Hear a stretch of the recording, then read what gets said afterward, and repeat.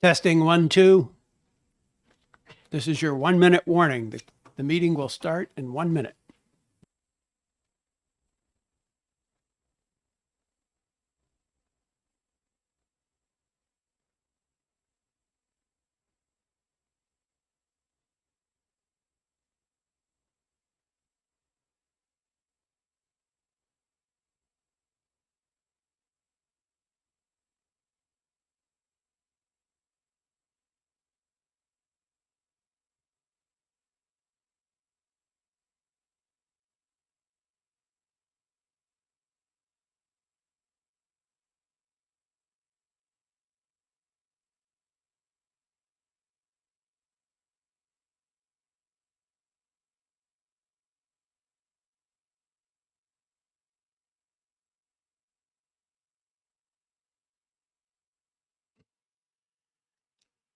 Okay, well, good morning, everyone, and welcome to the first meeting of the Science, Technology, and Energy Committee for the General Court Session of 2023 and 2024.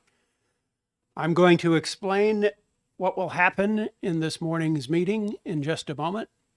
But first, I'd like you all to stand and join Representative Lex Berezhny as he leads us in the Pledge of Allegiance.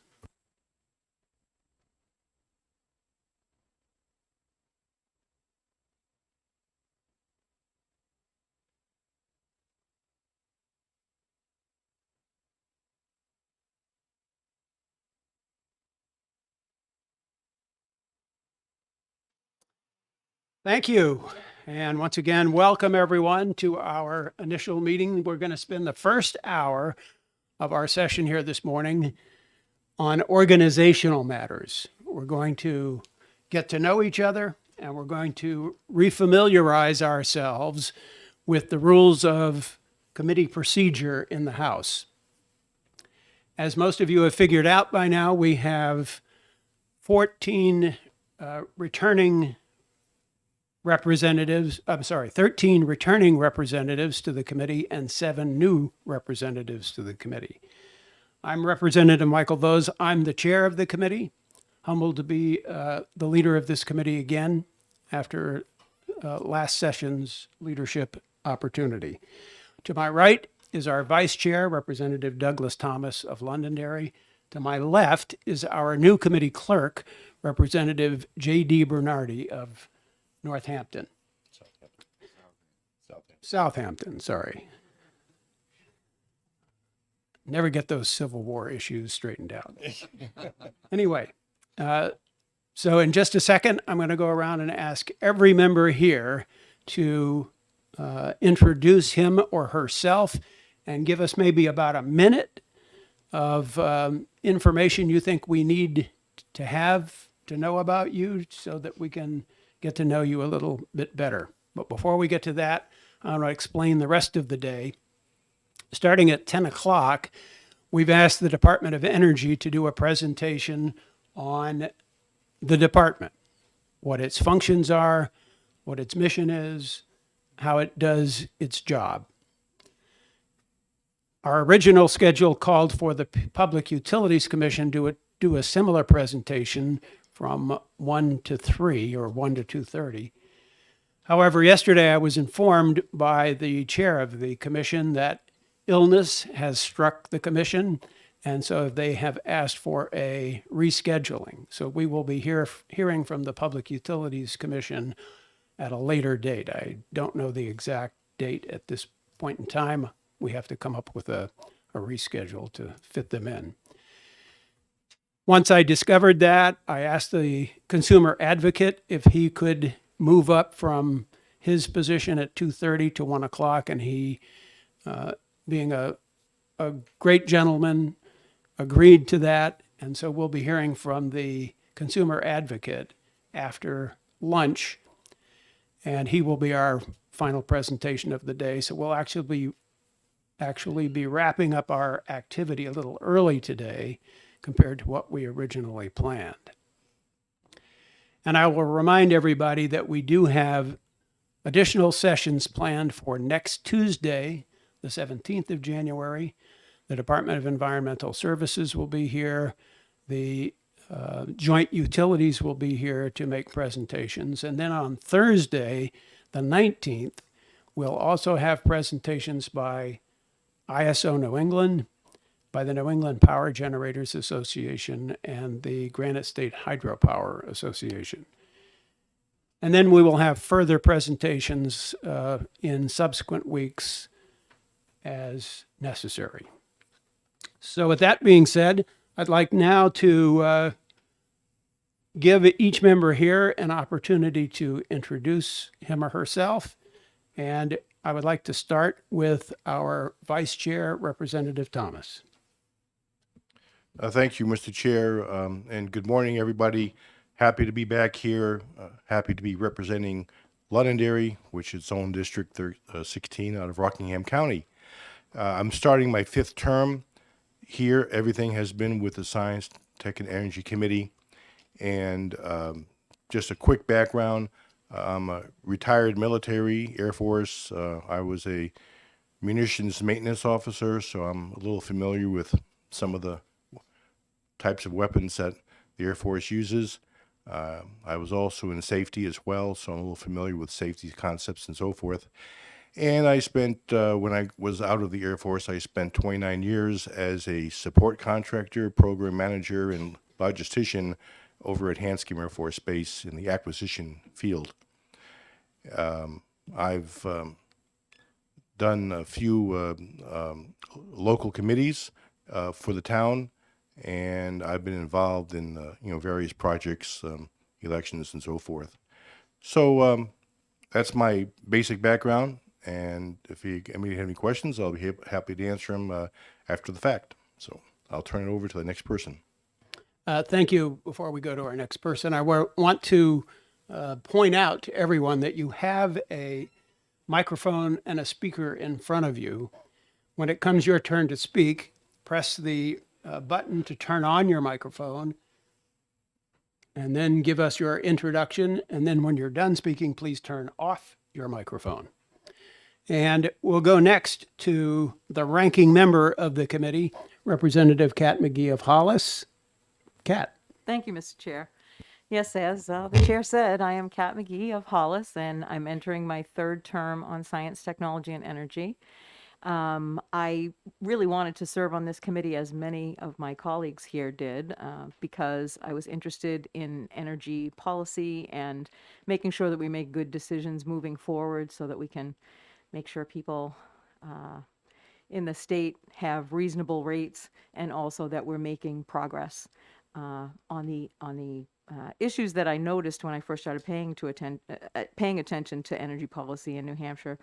Trying to make strides on those original policies, that we make gains on environmental issues, as well as modernizing and keeping our grid reliable. So all those issues matter a lot to me. I've learned a lot in this committee.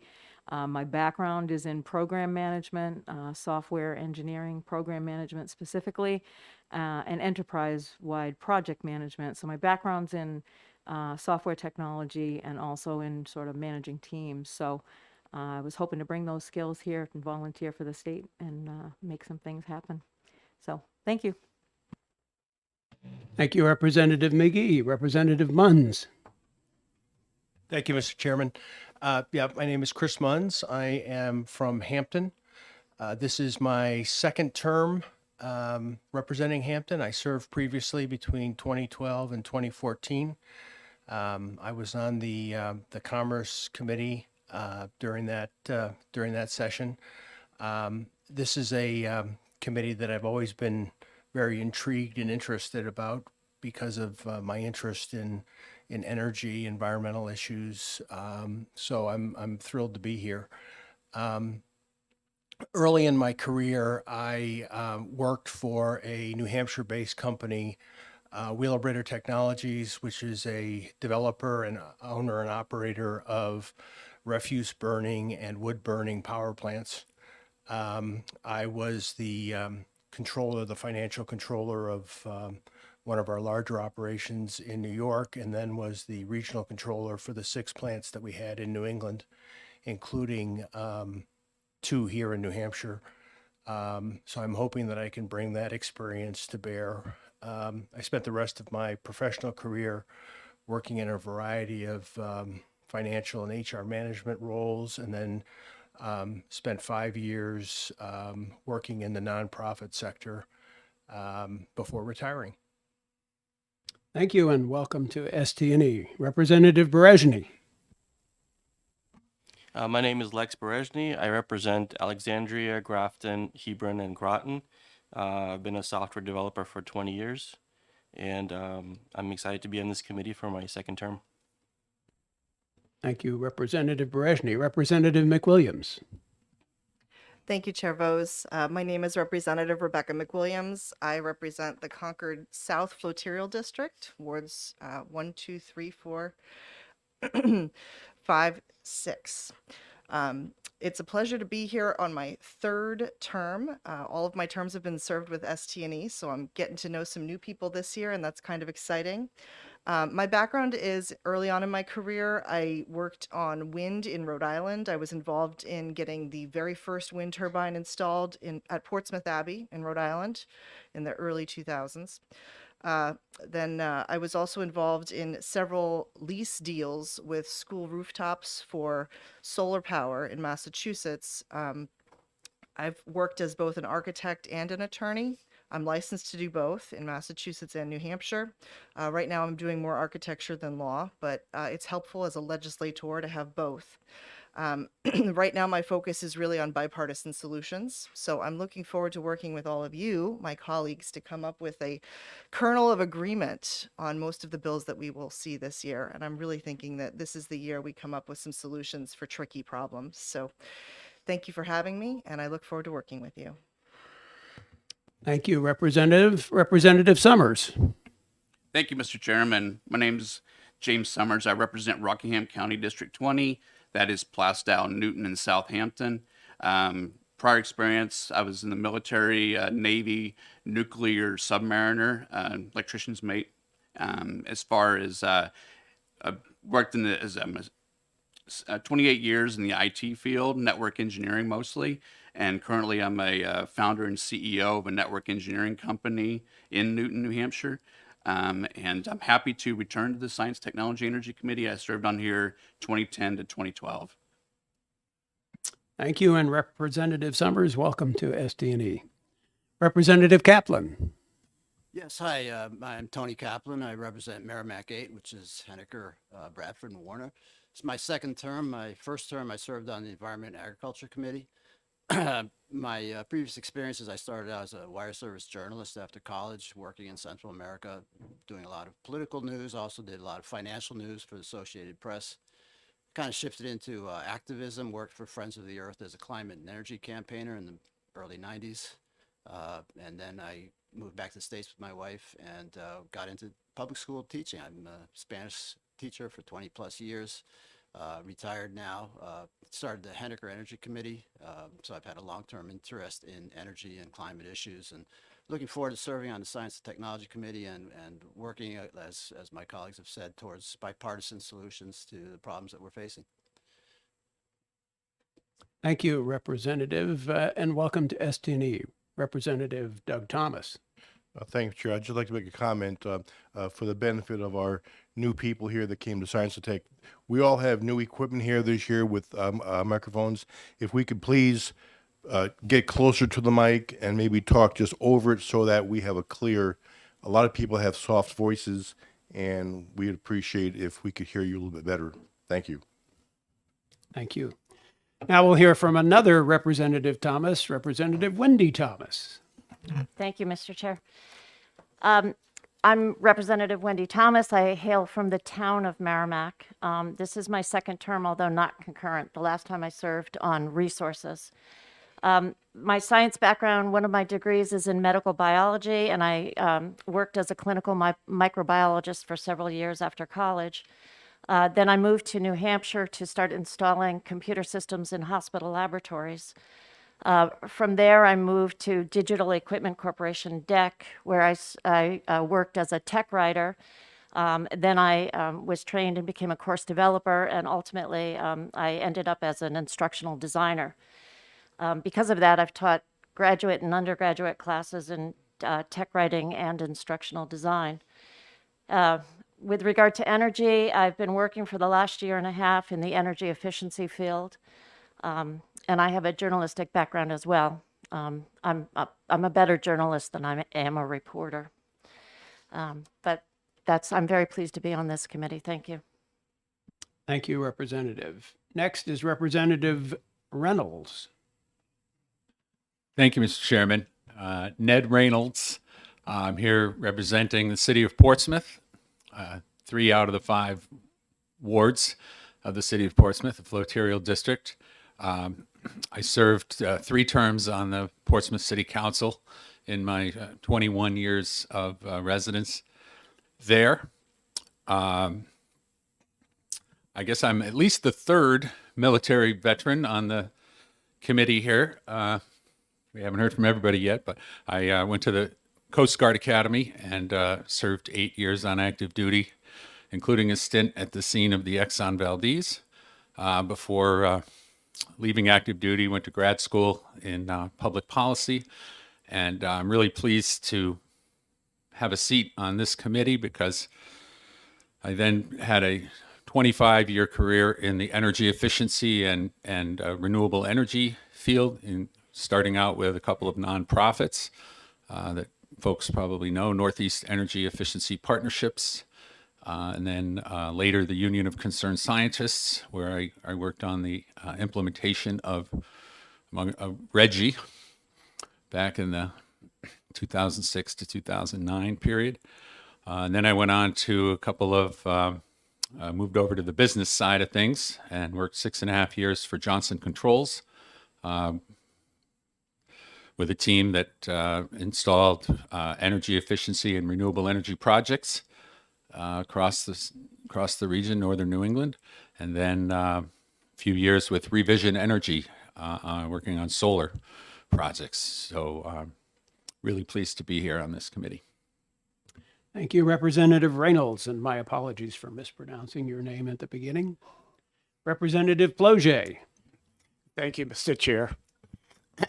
I'm Tom Ploget. I have a lifelong career in EMS, mostly as an EMT.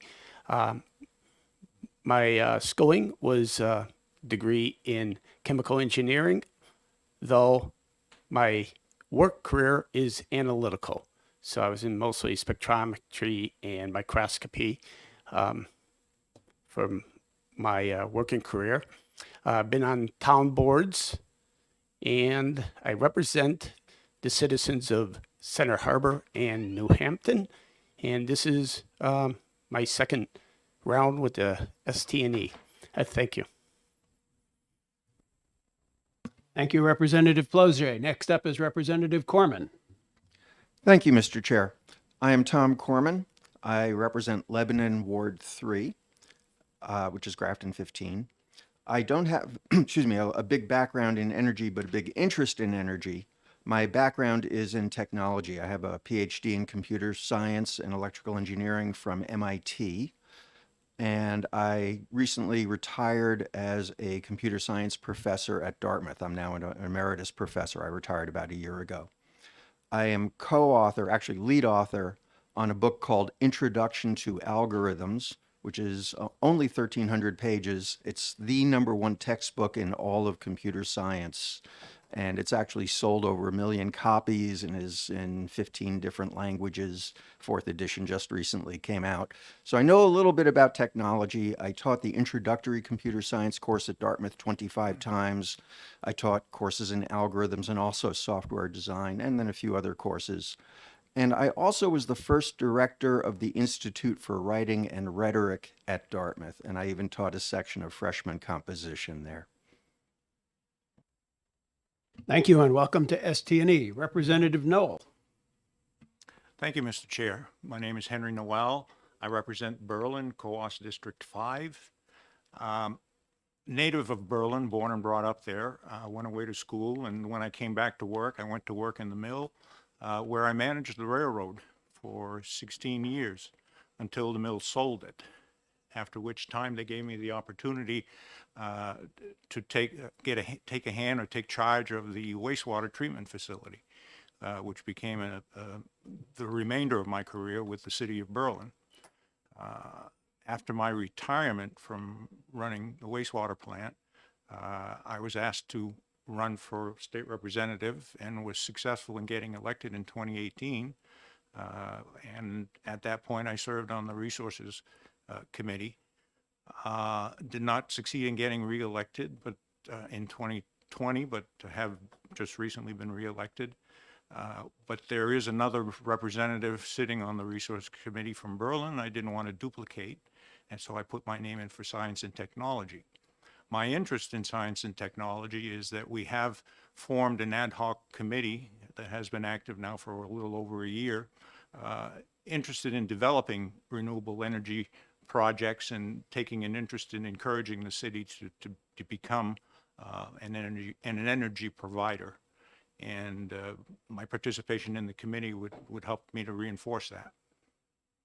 Thank you. Excellent. Well, welcome aboard, Representative Lewicki. Thank you, Mr. Chairman. My name's John Lewicki. I represent currently Hillsborough 36, which is Brookline, Mason, and Greenville. This is my third term, and will be the beginning of my second year on science, technology, and energy. My background has been in startup companies primarily, but I've also worked at a few big companies, mostly in product development, electrical and systems engineering, and I also was on a school committee for a while, have done other things within my town and within my school district. And now I am mostly retired like most of us. I also do have a military background, but I kept it as brief as possible. Great, thank you. Next up is Representative Murner. Thank you, Mr. Chairman. My name is Troy Murner. I represent COAS District 1. I'm from the town of Lancaster. I represent Lancaster, Northumberland, and Dalton. That's it, right? Yeah, because I got redistricted this year. It's my fourth term here. I am also the selectman for the town of Lancaster. I am also the county delegation chair for COAS County.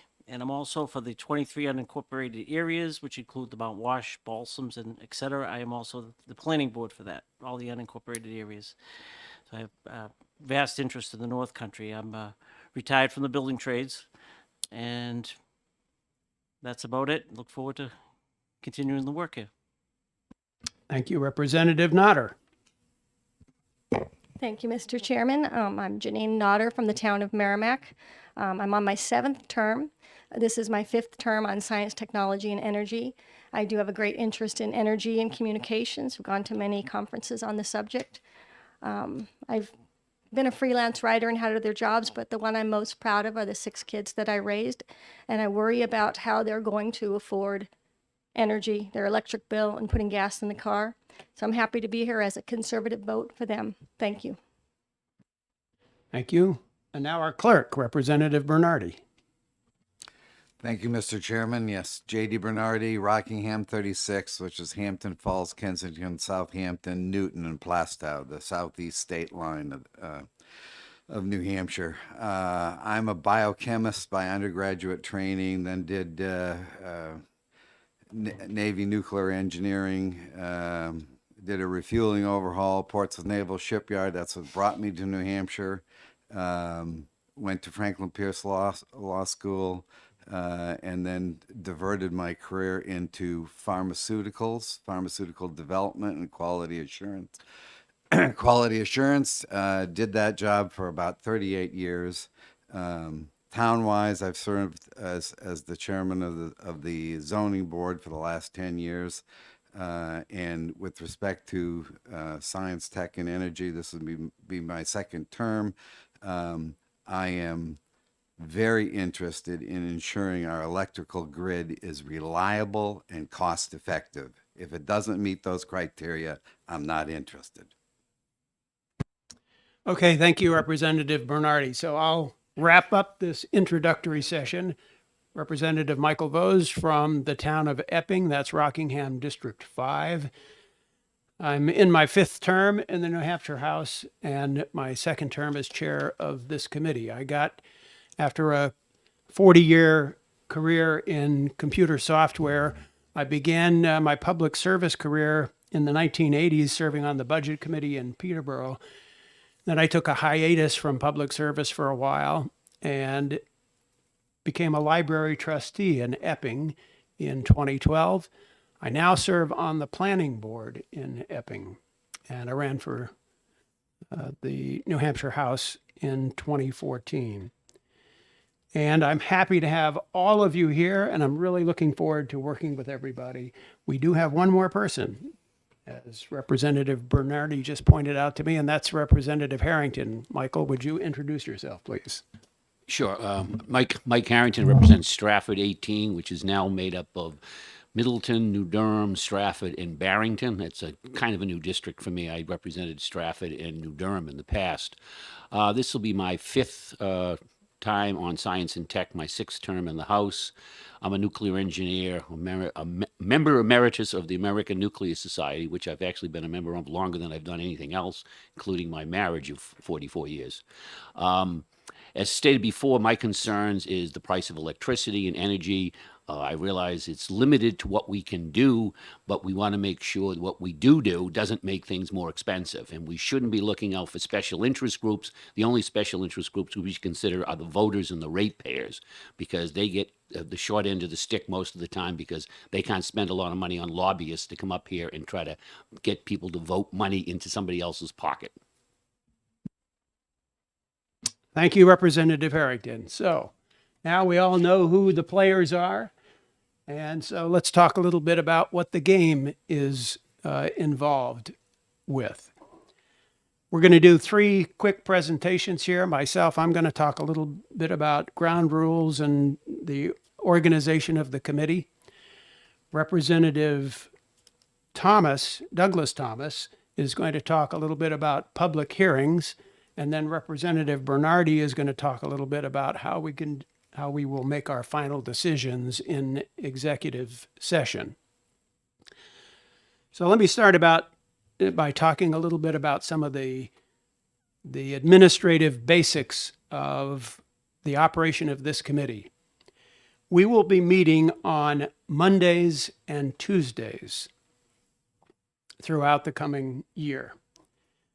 That does not mean we will meet every Monday and every Tuesday, but those are the 2 days that have been given to us for the use of this room. So those are the 2 days that we will meet most often.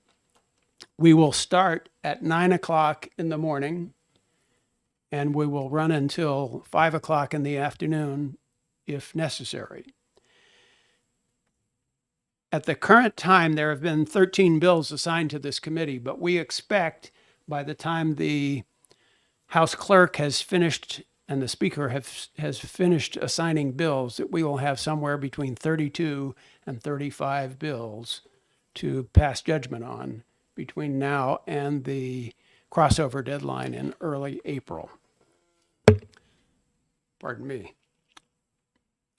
We'll be using a single email account for legislative business. That's the House Science, Technology, and Energy email account.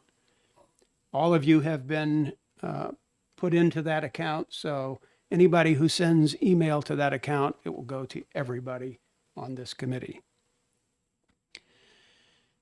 Our dress code, such as it is business casual, and we would encourage the men to wear ties unless you have a medical situation that prevents that.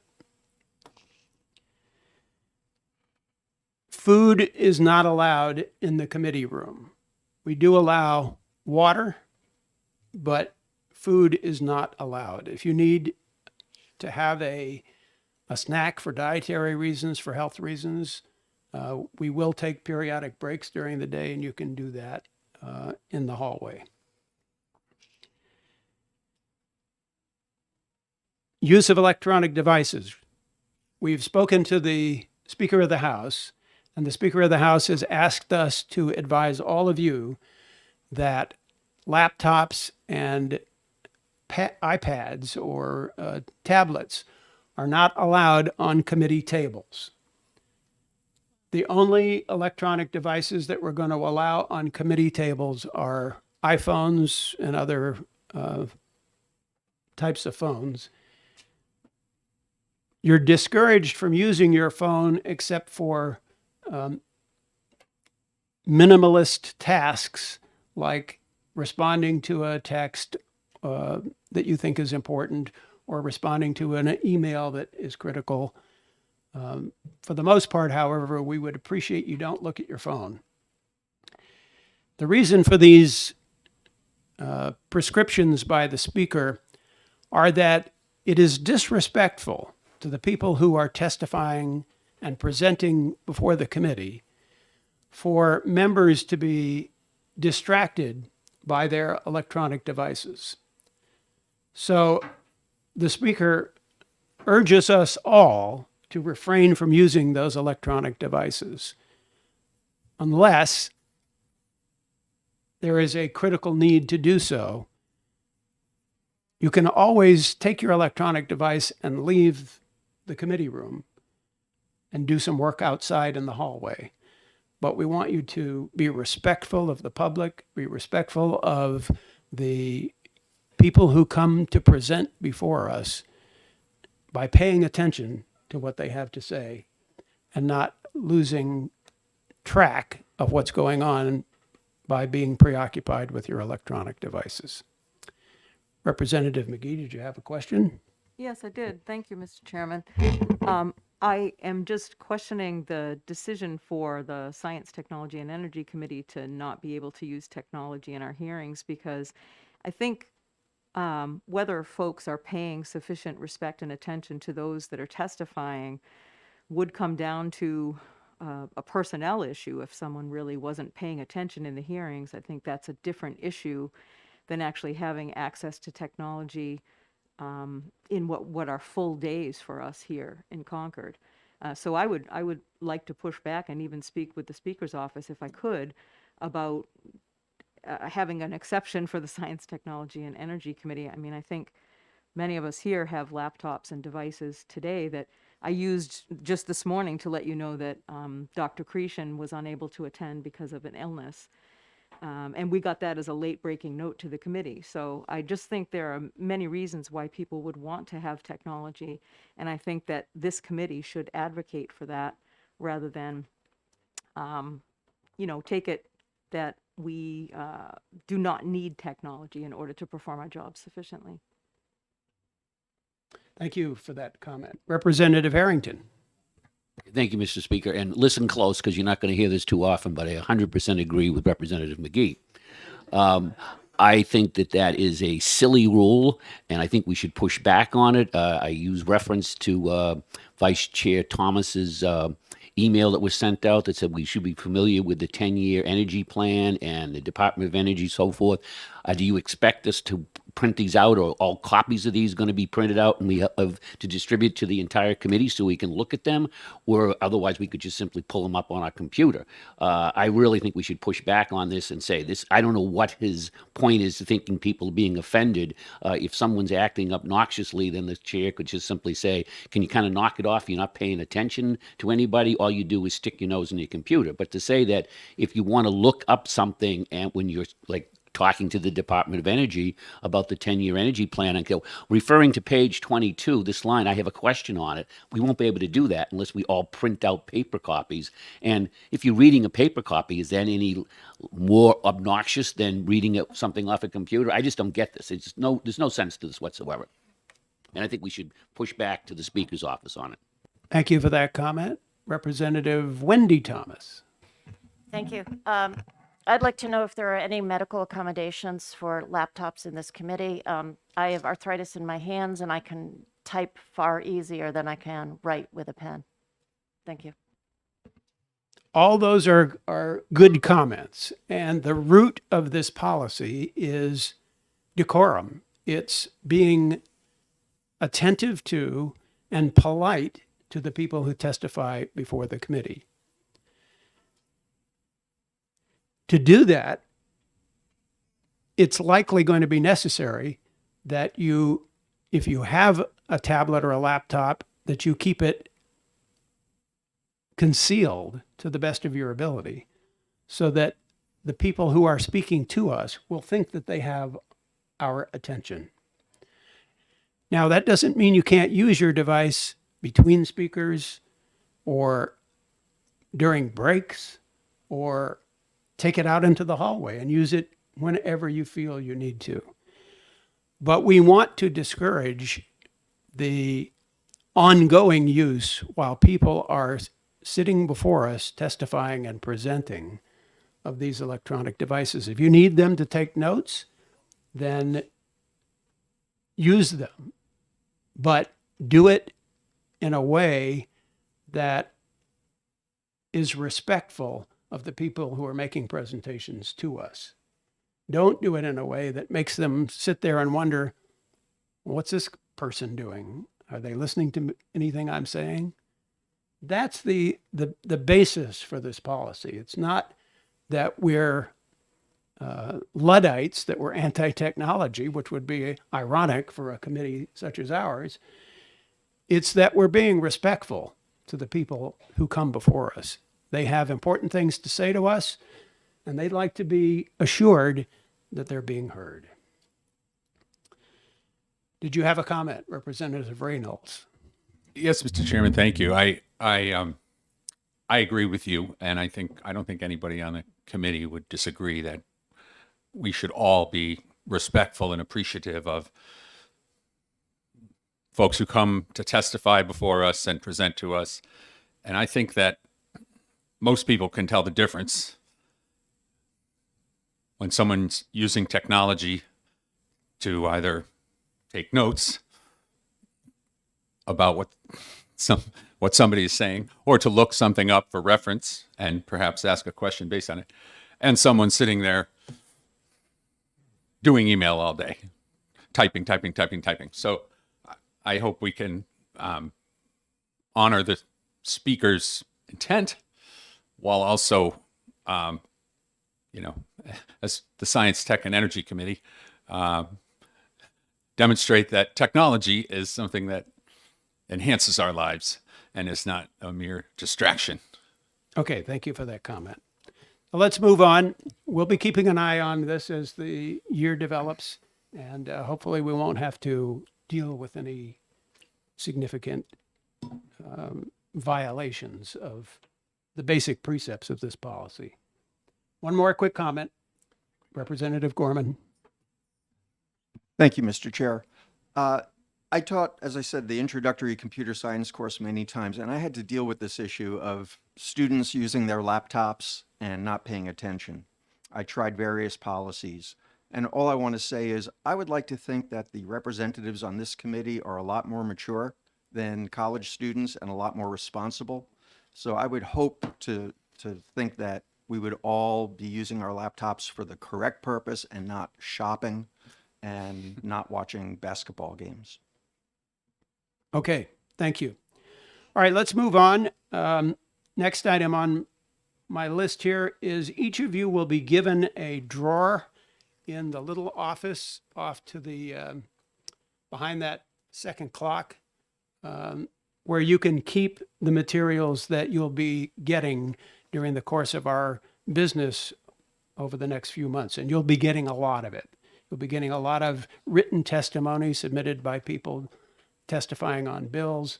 You'll be getting a lot of illustrative materials. You'll be getting copies of all the bills. So you're going to have a need to find a place to put all this stuff. So you'll have a drawer assigned to you in that back office. And I urge you to use it and keep it neat and keep all your materials together so that you can access them easily. The end three seats over here on my left in the committee are assigned for security notifications. So I'll be talking to the three representatives there about security issues should they arise during the course of the year. As you probably are well aware by now, we have a partisan balance on this committee. We have 10 Democratic members and we have 10 Republican members. I have chosen a seating arrangement for the committee that I think will work for us. The speaker has requested that we alternate Republicans and Democrats wherever possible this year. And so I've tried to do that within the constraints of having the leadership group here together up at the front of the table. The kinds of bill topics that we typically get in this committee are mostly energy topics. We don't get a lot of raw science or raw technology kind of bills. It's mostly energy. That may require at some point in the distant future a change of the title of this committee. I don't know. But for now, it's primarily an energy committee. Representative Thomas in a few minutes is going to talk a little bit about second committee work and subcommittees. Calendars and notices. All of our meetings will be noticed in the calendar at least 3 business days before the date of the meeting. So that is your first point of reference to find out when we're meeting. I will try to keep you informed. At the end of a current meeting, I'll mention when our next meeting is scheduled, but you should always rely on our calendar for the final word on when we'll be meeting. The files that you put together on individual bills are supposed to be kept in this building. They're not supposed to leave the building.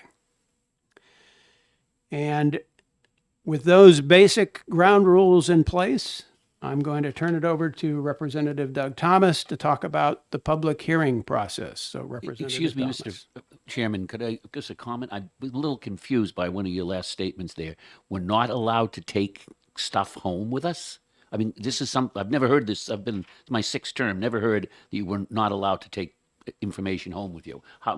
It is a rule of the House that bill files are not supposed to leave the building. I've never heard of it either, but Representative Thomas has more information. I believe that refers to the official files that that our assistant has that is kept here. Your own notes and copies of bills obviously can be taken home. I believe that's what this refers to. It's poorly worded, but I believe that's what it's referred Thank you for to. the clarification. I appreciate it. I guess I'm on. Thank you, Mr. Chair. I'll hurry on because we're running out of time here. Just on public hearings, on the scheduled hearings, if we have an unexpected large crowd that comes to this room, we will contact our assistant, and they have a protocol set up to move us to a larger place on that day. However, if you happen to know, because you have an in with the internet, that there is going to be a very large crowd here, it would be helpful to know that in advance just to avoid wasting some time. And of course, on any recesses that are called for public hearings will be rescheduled to a date and time certain so that we know when we're going to be reconvening again. I'd like to talk a little bit about the organizing the speakers. And I believe this topic is very important this year, and I think we're going to try and hold to it just as closely as we possibly can. The famous pink cards. The pink cards are really important to be turned in as soon as you come into this room. They should be given directly to the chair, and they should be filled out. Don't be wordy, but they should be filled out so that we know who you are, who you represent, and what your topic is. But the main point I'll talk to now is we may have situations where we may have a large amount of pink cards. Everybody will have a chance to speak. We want to allot a fair time to everybody to speak. If we only have 45 minutes and we have 2 pink cards, we know how much time we can give each speaker. If we have 30 speakers, we're going to drastically alternate that time per speaker so everyone has a chance to speak. If someone comes in late, or if they decide they're going to put a pink card in later, after we decided how much time to give each person to speak, they are going to be subject to time remaining. Their time to speak could be much less. So please get your cards in early so we can have a fair opportunity to allot. Naturally, if a topic is that deep and developed, and we obviously are going to need much more time, the chair may make a decision to recess to a time certain so we can have more time to discuss the actual bill. So please get your pink cards in early, and please tell your internet friends to do the same thing too if they're going to come here to speak. We'd appreciate that. Yes, Representative McGee. Thank you, Representative Thomas. My question is if we will know in advance that a particular bill might be more controversial than another, will we be scheduling additional time, or will they all be uniform regardless of whether we can anticipate that they might be more well attended than others? I think there'll be a question for the chair to answer. As we've done in the past, we'll try to give more time to bill subjects that we think will be controversial. Yes. Moving on, as we've covered before in the past, sponsors are generally recognized first to speak and introduce the bill, followed by other representatives, and let's see. And we will try to the best of our ability, and depending on who is coming here to speak, we will try to alternate between pros and cons speakers, if they so designate on their green card, or even if they're neutral, we'll alternate. We will announce a lunch break, depending on the type of bill and how much time we think we have. It will depend on the exact time of the lunch break. I'd like to talk a little bit about receiving testimony. Okay, decorum. We're following some rules that were given here in our training. It says we ask people to remove stickers or buttons as they come in here that show advocacy. So, so please inform your groups. They should be doing that. We know that we do not allow any signs in the committee room. They should be kept outside if at all possible. They certainly shall not be held up, displayed in any way while we're in testimony here. Let's see, we covered the drinks thing. And we covered the time testimony. That's good. Questions from committee members. Again, this year we are going to be very formal now that we're coming back to normal times after the pandemic. This is a science and tech committee. We expect that both testimony and questions should be factually based. So therefore, our request to our members is to ask questions that are for information or for clarification on what is being testified. And I think a fair question would be, if someone is expressing an opinion, then a fair question might be, where did you get your opinion from? Do you have some reference point as to, so we can check the facts on that?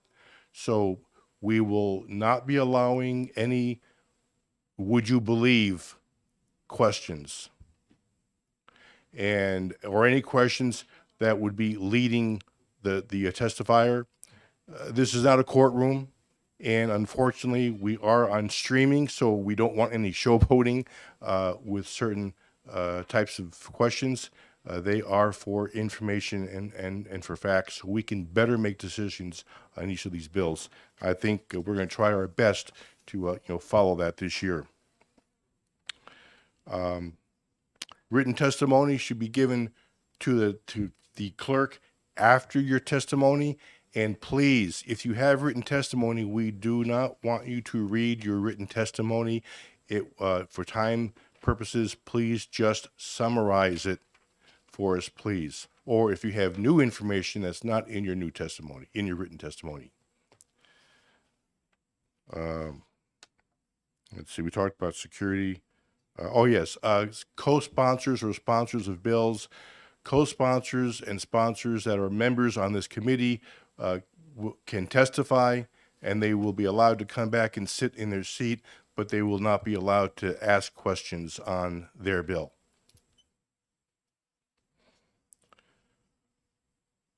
Testimony is not accepted by email. Only paper copies of testimony, letters, or other documents that are delivered by hand or U.S. commercial mail are required to be included in the public record. Discs and thumb drives are not accepted for official files. Yep. Yes, Representative McGee. Yep, I just would like to take exception to that and wonder whether we can vote on any of these rules, because the idea of not allowing electronic testimony seems antithetical to being a science, technology, and energy committee. I think a lot of people do present their testimonies that way, and it's a convenience for the public to be able to express their positions. So if we don't allow it, it's really discouraging people from participating in the process where May I jump in here? Sure. We're not discouraging electronic testimony. We're just discouraging email testimony. We have a established process within the House about how to submit electronic testimony, and we're asking people to follow that oh, established. so that will still be allowed, yeah. Yes. Okay, great, thanks. Thank you. I was going to comment that on my next sentence, saying that the online testimony submission tool may be used to submit testimony. Okay. So, yes, Representative Harrington. Maybe I misunderstood you, or maybe I'm just confused. You said something about co-sponsors. I thought the rule now allowed a co-sponsor to make a decision. They could either speak in favor of the bill, or they could stay at their seat and then ask questions, but they couldn't do both.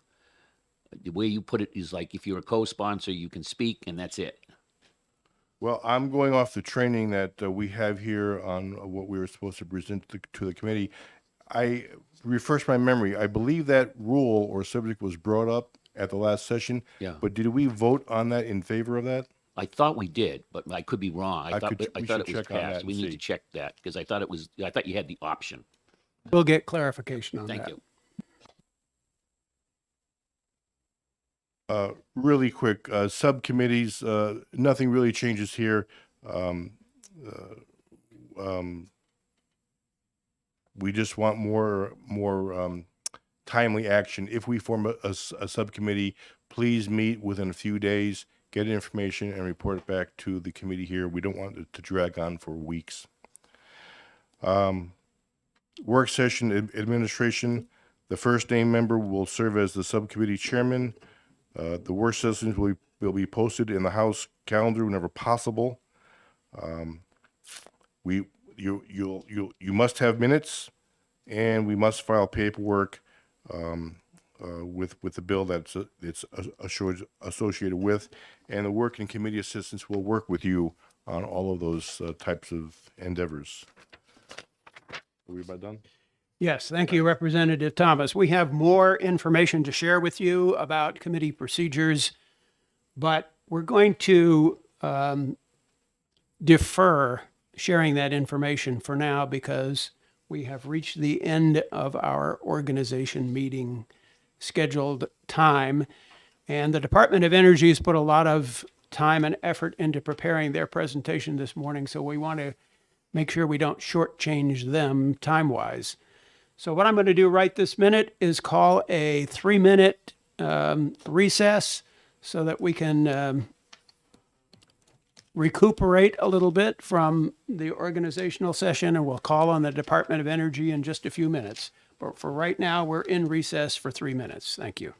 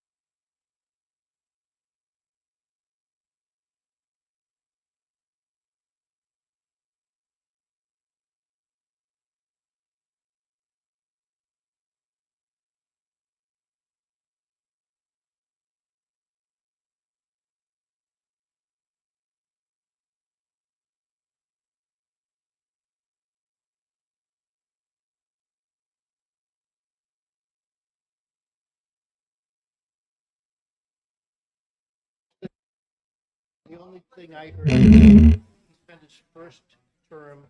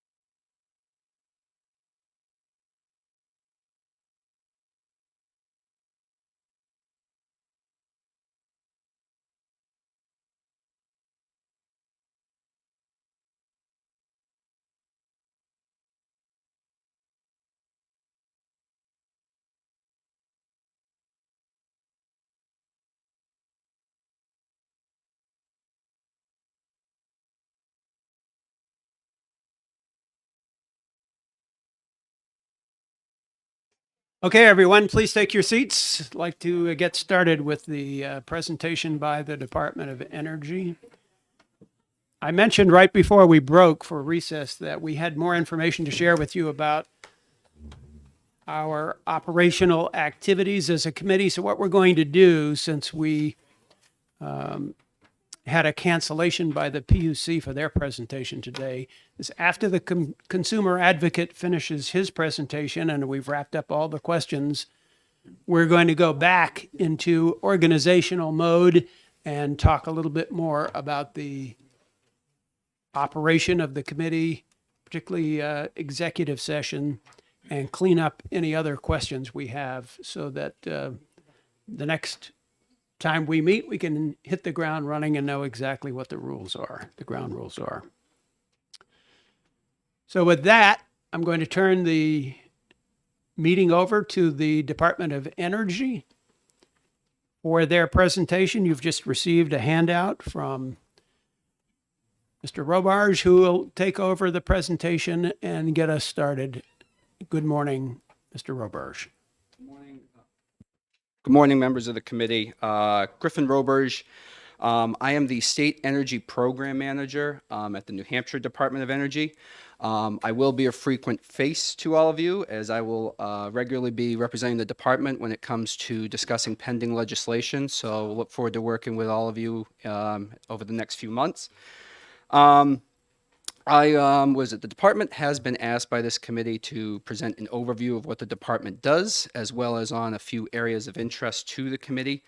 As you'll see, our presentation includes just a short introduction by me, then we'll have an overview of the department by our commissioner and deputy commissioner, followed by an overview of retail utility issues, then an overview of our Division of Policy and Programs, renewable portfolio standard, net metering, consumer services within our department, how the department and federal funding, and then a closing with a summary of our state energy strategy. There are several hyperlinks in our presentation that the committee may wish to take a look at, but please know we will be sending along an electronic copy of the presentation following today's meeting, so you'll have that accessible to you. Before I do turn it over to the Commissioner and Deputy Commissioner, I do want to share with you some points of contact in case any of you have any energy-related questions over the next few months. As I mentioned, I will be the one regularly representing the department to this committee, so please feel free to reach out to me anytime.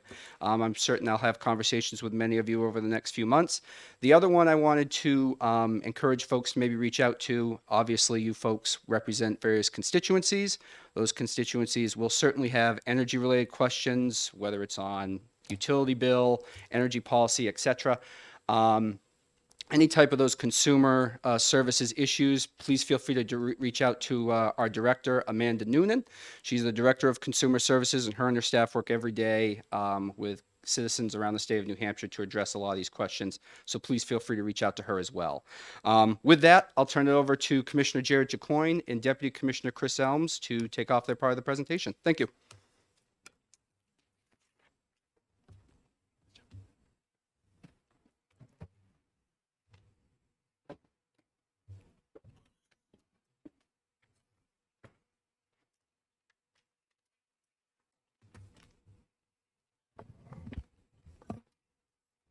Thank you, Griffin.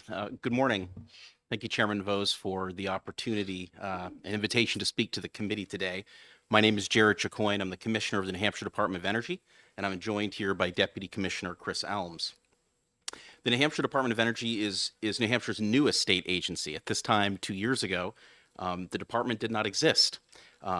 In the previous budget, Governor Sununu and the legislature created the department to, quote, provide unified direction of policies, programs, and personnel in the field of energy, end quote, and to make possible increased efficiencies in the administration of energy-related functions of the executive branch.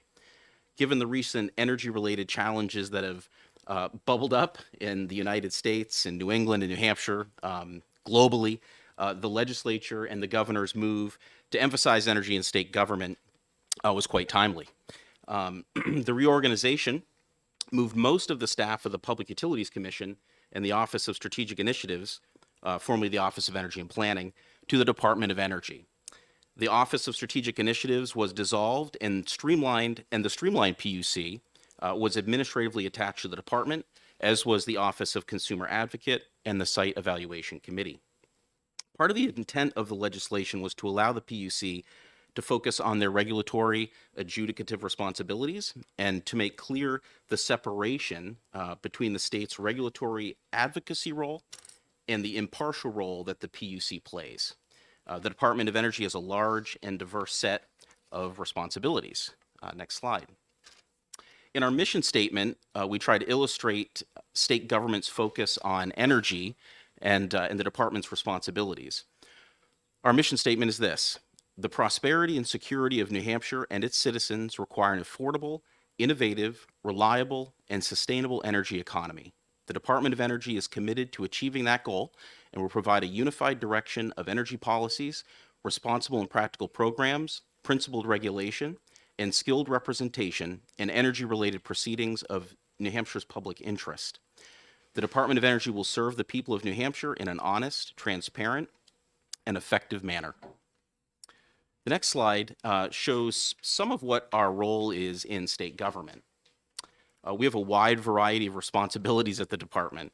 We provide the regulatory advocacy and record-building role at proceedings before the PUC. We administer assistance programs and other energy-related programs. We provide support to consumers and take in consumer complaints against utilities. We have a substantial role in utility safety and enforcement of the state's laws, rules, and regulations. We also have a strong policy role. You will see our staff at almost every energy-related public hearing that this committee holds, and we will provide technical support, information, and assistance as needed. Please never hesitate to engage with our staff. If you have any questions, as Griffin emphasized at the beginning, please reach out. We're here as a resource to all of you. You will also, in some cases, see us advocate for or against certain policies, depending on how they align with the policy direction as laid out in the 10-year state energy strategy, which our department crafts. Next slide. The department has 4 divisions: regulatory support, policy and programs, enforcement, and administration. Most of the staff were PUC employees before July 2021, and many came from the Office of Strategic Initiatives, which was dissolved. And we'll just take a minute to look at each of those divisions. We obviously have the Commissioner's Office. Here are email addresses. In our office, please never hesitate to reach out to either Chris or me. We have a division of regulatory support. This division is led by Director Tom Franz. Many of you know Tom, and you'll hear from him later this morning. The Department of Energy is an automatic party at the PUC and helps build the record in those proceedings and advocates for the public interest. The Division of Policy and Programs has a large set of responsibilities. Josh Elliott is the division director, and he will speak after Tom and give you an overview of his team's work. The Division of Enforcement enforces compliance with safety-related laws, rules, and regulations applicable to electric utilities and natural gas utilities and pipelines. The division director is Paul Casper and includes the department's safety, audit, and cybersecurity staff. The cybersecurity position, I will just add, was created in the budget, in the last budget. That position is now filled, and we're excited about this new role that we have at the department. The division maintains a GIS for critical and major energy and telecommunications infrastructure and participates in emergency preparedness and response. So when there was a recent winter storm that created many outages, our team obviously works with the utilities as the state agency to monitor the status of those outages and restoration. Finally, we have the Division of Administration, which is led by Director Rory Patterson.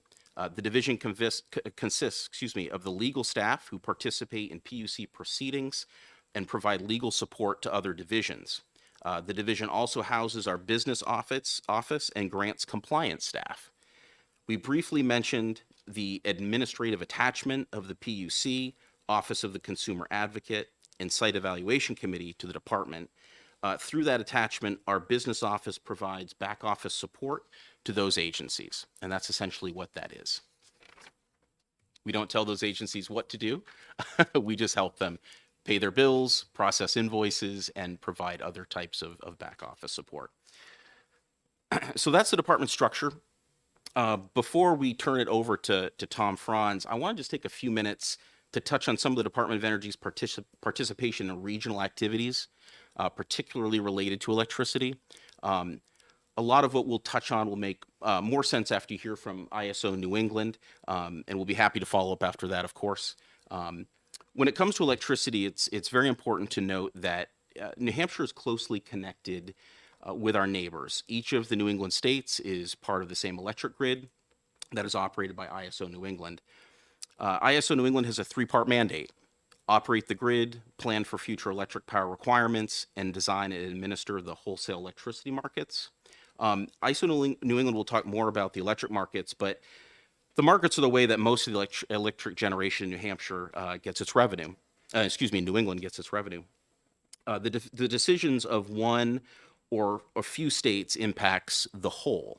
So there's a great deal of discussion, coordination, and negotiation between the states. For the New Hampshire Department of Energy, much of this happens at the New England States Committee on Electricity, NESCO, where each state is represented. Of the New England states, New Hampshire has been the most market-oriented. We have supported well-designed markets and the competitive outcomes that they provide. We have advocated for policies that allow market principles to drive investment and opposed policies that distort markets and inhibit price signals. We have opposed regional efforts that unreasonably shift costs to New Hampshire ratepayers, and we will continue to do so. In fact, we have a statutory mandate to do just that, as you can see on this slide. New England is facing some very real challenges, both in terms of reliability and cost. We've all seen our electric bills increase over the course of the last year, and ISO New England has warned that a severe enough winter could lead to electricity shortages. So let's talk briefly about reliability. Over the last decade, about 7,000 megawatts of electric generation have gone offline, many of which might be considered to be more reliable resources. Many of the resources needed for reliability face market uncertainty despite their necessity to the grid. This is in part because of out-of-market actions that other states have undertaken to meet their decarbonization goals and have introduced distortions that affect those resources that require market revenues to stay economical.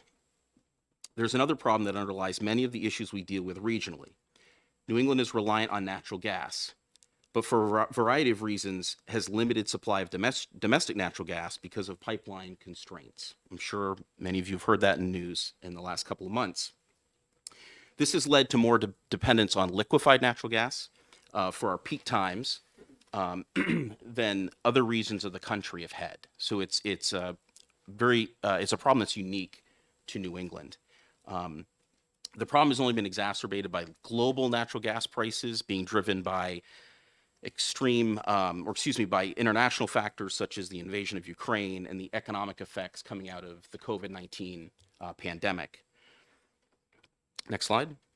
This slide that we borrowed from ISO New England is illustrative on how closely the wholesale price of electricity in New England is tied to the price of natural gas. It also shows both historical prices and makes clear some of the volatility in the markets. Thought that'd be a very helpful slide for all of you. This next slide, also from ISO New England, gives you a sense of scale of the New England electric market. 2022 will probably look a lot, or look more like 2008 than previous years.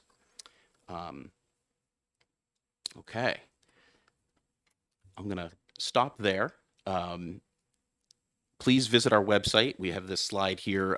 It's up to date. We try to do our best to make sure that the information is up to date and relevant for consumers and, of course, for policymakers. With that, we'd be happy to take any questions. Representative Thomas is recognized. Douglas Thomas is recognized for a question. Thank you, Mr. Chair. I'm the taller one. Thank you for your testimony. I just kind of curious. Could you give us just a little more insight on how NESCO can affect the residents here in New Hampshire? Sure. So the New England States Committee on Electricity, it's essentially we represent the governors, our respective governors, and we, as a group, we discuss the challenges facing the region as it relates to electricity and the regional grid and markets. And you know, although we are not voting members of NEPOOL, our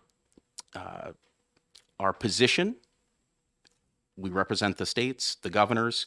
That position is whatever position we take on any issue regionally, you know, that is taken into consideration by ISO New England and other you know, market participants.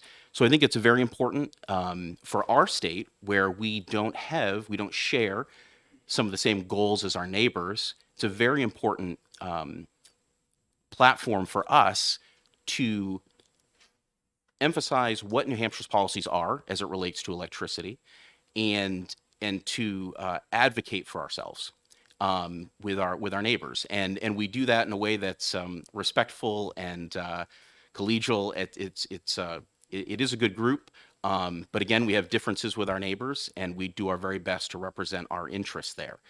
So positions that NESCO takes on a variety of issues, we make sure that if we're not in 100% agreement, the state of New Hampshire, that is noted in any policy statement that's issued by the group. At times, you'll notice there are footnotes to letters that NESCO issues with a particular statement, and there may be a footnote that says New Hampshire has this particular position that differs from the other states. So it is the participation in that group is very valuable, I believe, to New Hampshire and its ratepayers. Follow up? Thank you. Really quick, do they have a binding set of rules that, or can they directly affect our rates here in New Hampshire for our residents and industries? NESCO? Yes, NESCO. Not as an organization, no. Sorry, no. It's again, we take a position as a group. Typically, we're all on the same page as states. But you know, I guess I would say that if we were to advance a policy, support a policy that had impacts on the region's ratepayers, yes, I guess that could be the case. But generally speaking, no. Representative Harrington. Thank you, Mr. Chairman. I'm going to ask the nasty question, I guess. Given what's happened over Christmas Day, we went into an OP4 event. We came close to blackouts. We're looking 2 years in the future. The two Mystic plants are going to close. They're RMR plants right now. And probably District Gas is going to go away as well. At least, what's the plan to make sure we have sufficient LNG 2 years from now when those two plants close and there's no, there's District Gas loses 60% of their market? I know it's a tough question. That's a great question. There is an inventoried energy program that will roll out next winter that may provide some security there. The Mystic agreement lasts through next winter. That's it. I don't know. It's a real challenge. As I'm sure all of you are aware, it is very difficult when it comes to natural gas, to expand pipeline capacity into the region. There are a number of regional and local challenges to doing that. So we will be reliant on liquefied natural gas for some time. Where it all lands in a couple of years, I don't know. But it's a serious challenge for the region. Quick follow-up. Well, if I just may continue on that, Representative, there are a great deal of conversations and analyses happening, looking at topics from, increasing energy storage in the region or reserves to, looking at different market mechanisms that might help. So when we say we don't know, there's no easy solution, but there are a great deal of resources and conversations, efforts being undertaken to find solutions. Right, and we are working with the federal government on what some of those solutions could look like, but obviously that takes time, and it would have to work its way through Congress if there was an appropriation needed. And Follow up, Representative Thank Harrington. you, Mr. Chairman. Just on that same subject, with the minimum offer price rule going away in 2 years, and the fact that we looked at the last week of the year here, where sometimes we had 40% of our electricity being produced by oil, and those plants rely on capacity payments. Is there any effort now to suspend that, getting rid of that minimum offer price, so those oil plants will be around when we need them 5 years from now? With the current composition of FERC, I don't think bringing back, we did not support elimination of the MOPR, but with the current composition of FERC, I don't see the MOPR coming back. And just, sorry to continue on that, there are obviously a lot of conversations related to other market changes in light of the MOPR elimination that might be able to more effectively, keep plants online. Representative Munns has a question. Thank you, Mr. Chairman, and Mr. Commissioner, thank you for your service and thank you for being here. I had a question on page 14 of your presentation. There's a comment about New Hampshire is the most market-oriented of New Hampshire states. Markets are characterized by risks and rewards. So I would assume that as the most market-oriented state, we may be more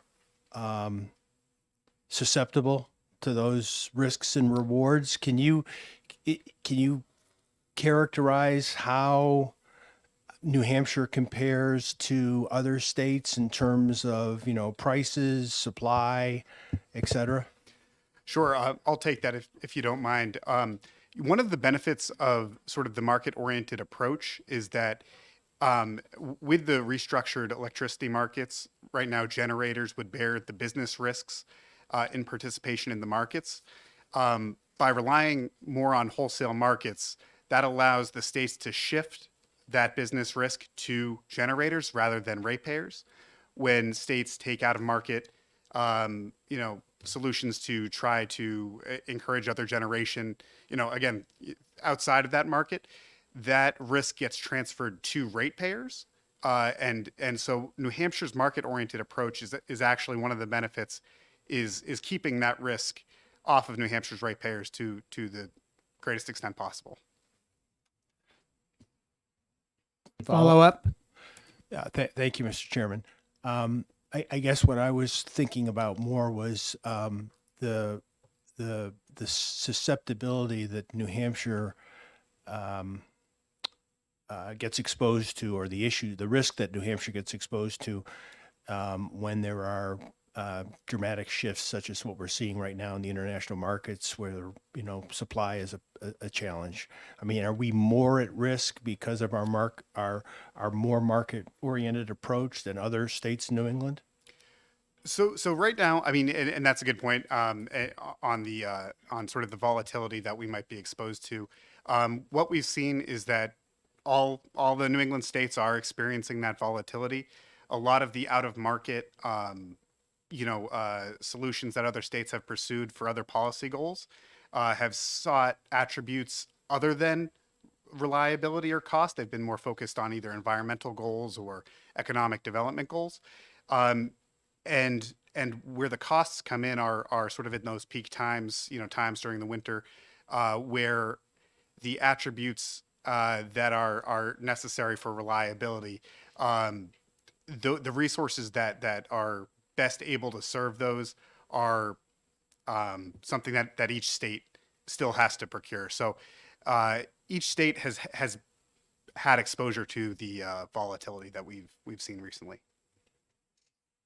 Representative Summers has a question. Thank you, Mr. Chairman. Quick question for you now. This is about reliability. Myself being from Texas, knowing Hugoton National Gas Field is one of the largest natural gas fields in the U.S., and with plentiful gas in Pennsylvania. But the gas can't get here from Texas because of the Jones Act, from what I understand. And Pennsylvania, it's blocked because of New York and Massachusetts not allowing pipelines across their states. Are we completely reliant, as of right now, from getting our LNG from West Indies? Yes. Yeah, there have been severe siting challenges in trying to get natural gas pipeline capacity to New England. That's been continued. That's likely to continue. There is certainly not enough infrastructure to make sure we have the natural gas to meet the demands of a system that is pretty reliant on natural gas. The Jones Act does present a hurdle. There are no Jones Act compliant vessels that would allow us to get American liquefied natural gas.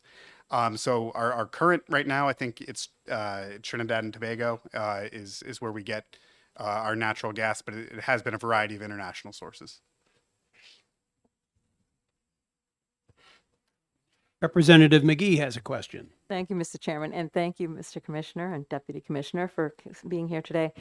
My question is about, I'm listening to you talk about these limitations, but I can recall a time when we were managing a portfolio pie that showed us the various places that our energy was divided up into, and we had plans around each of those sectors of the energy economy, if you will, in order to lower demand over time. And so my question is, rather than being reactive, does the department have any positions around how to be proactive in order to lower peak? We do have options for doing those things, and it doesn't have to be a political position. It could be more economic, keeping the energy dollars in the state, basically. to allow people to do more with local energy. Sure. So, as I'm sure you've seen in our 10-year state energy strategy, it's technology neutral, right? We believe that's important, that state government doesn't favor any one source of energy over another, and that there are few barriers to that type of development. We have an RPS, which I'm sure you're aware of, and I think that from a policy standpoint, if you look at the 10-year state energy strategy, we focused on technology being technology neutral, cost-effective energy sources. One other challenge would be even if we want to build other types of generating assets in New Hampshire, whether that be solar, wind, the expansion of a gas pipeline, those are challenging in this environment. And even for us to pursue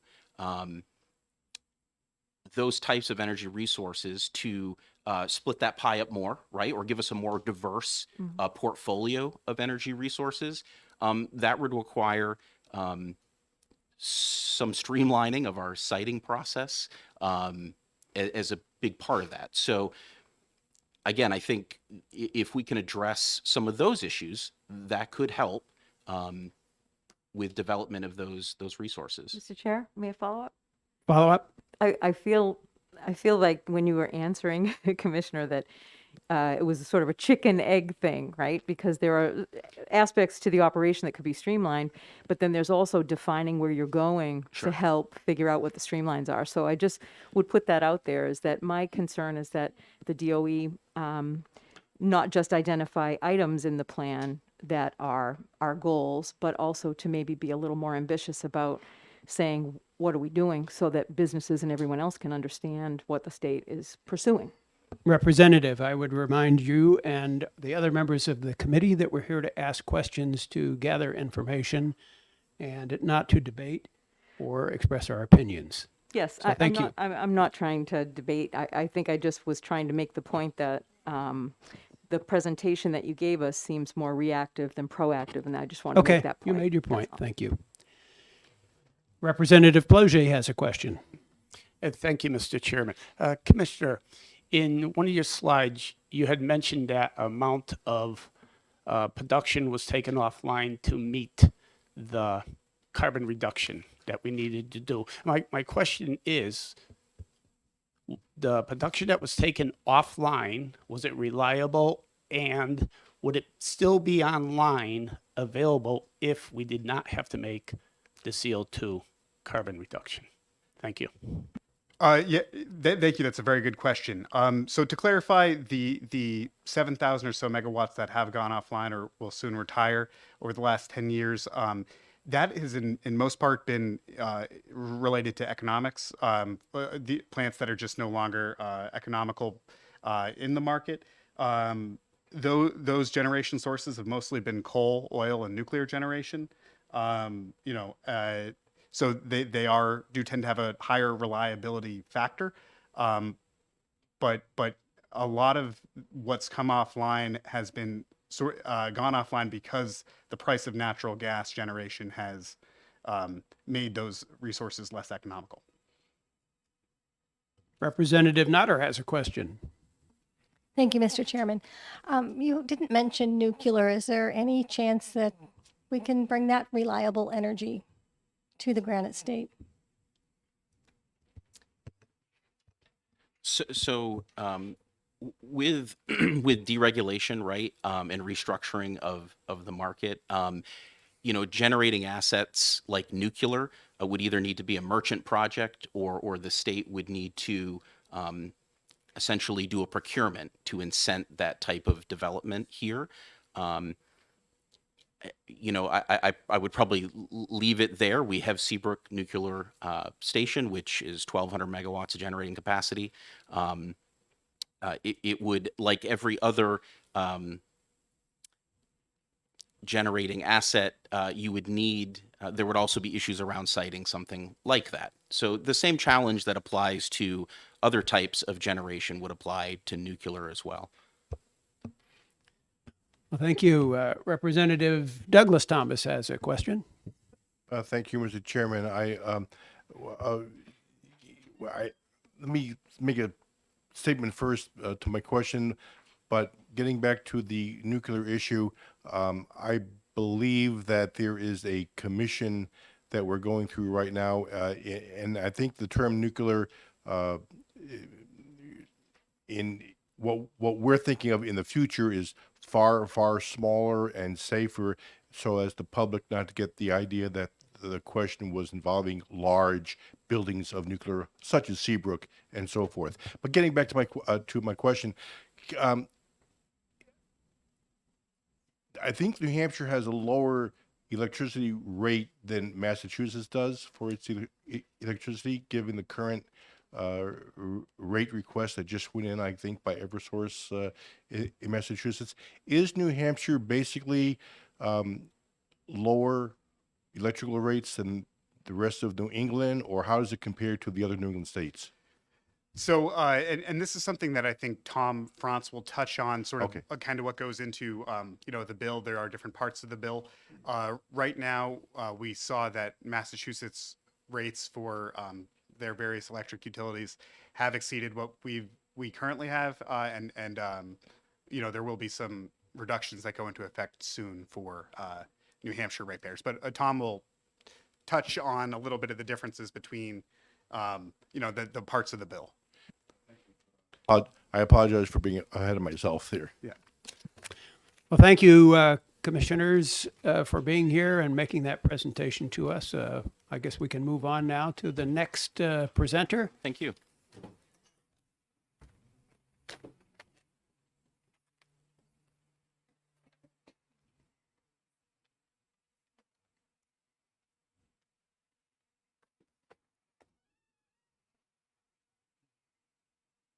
Good morning, Mr. Franz.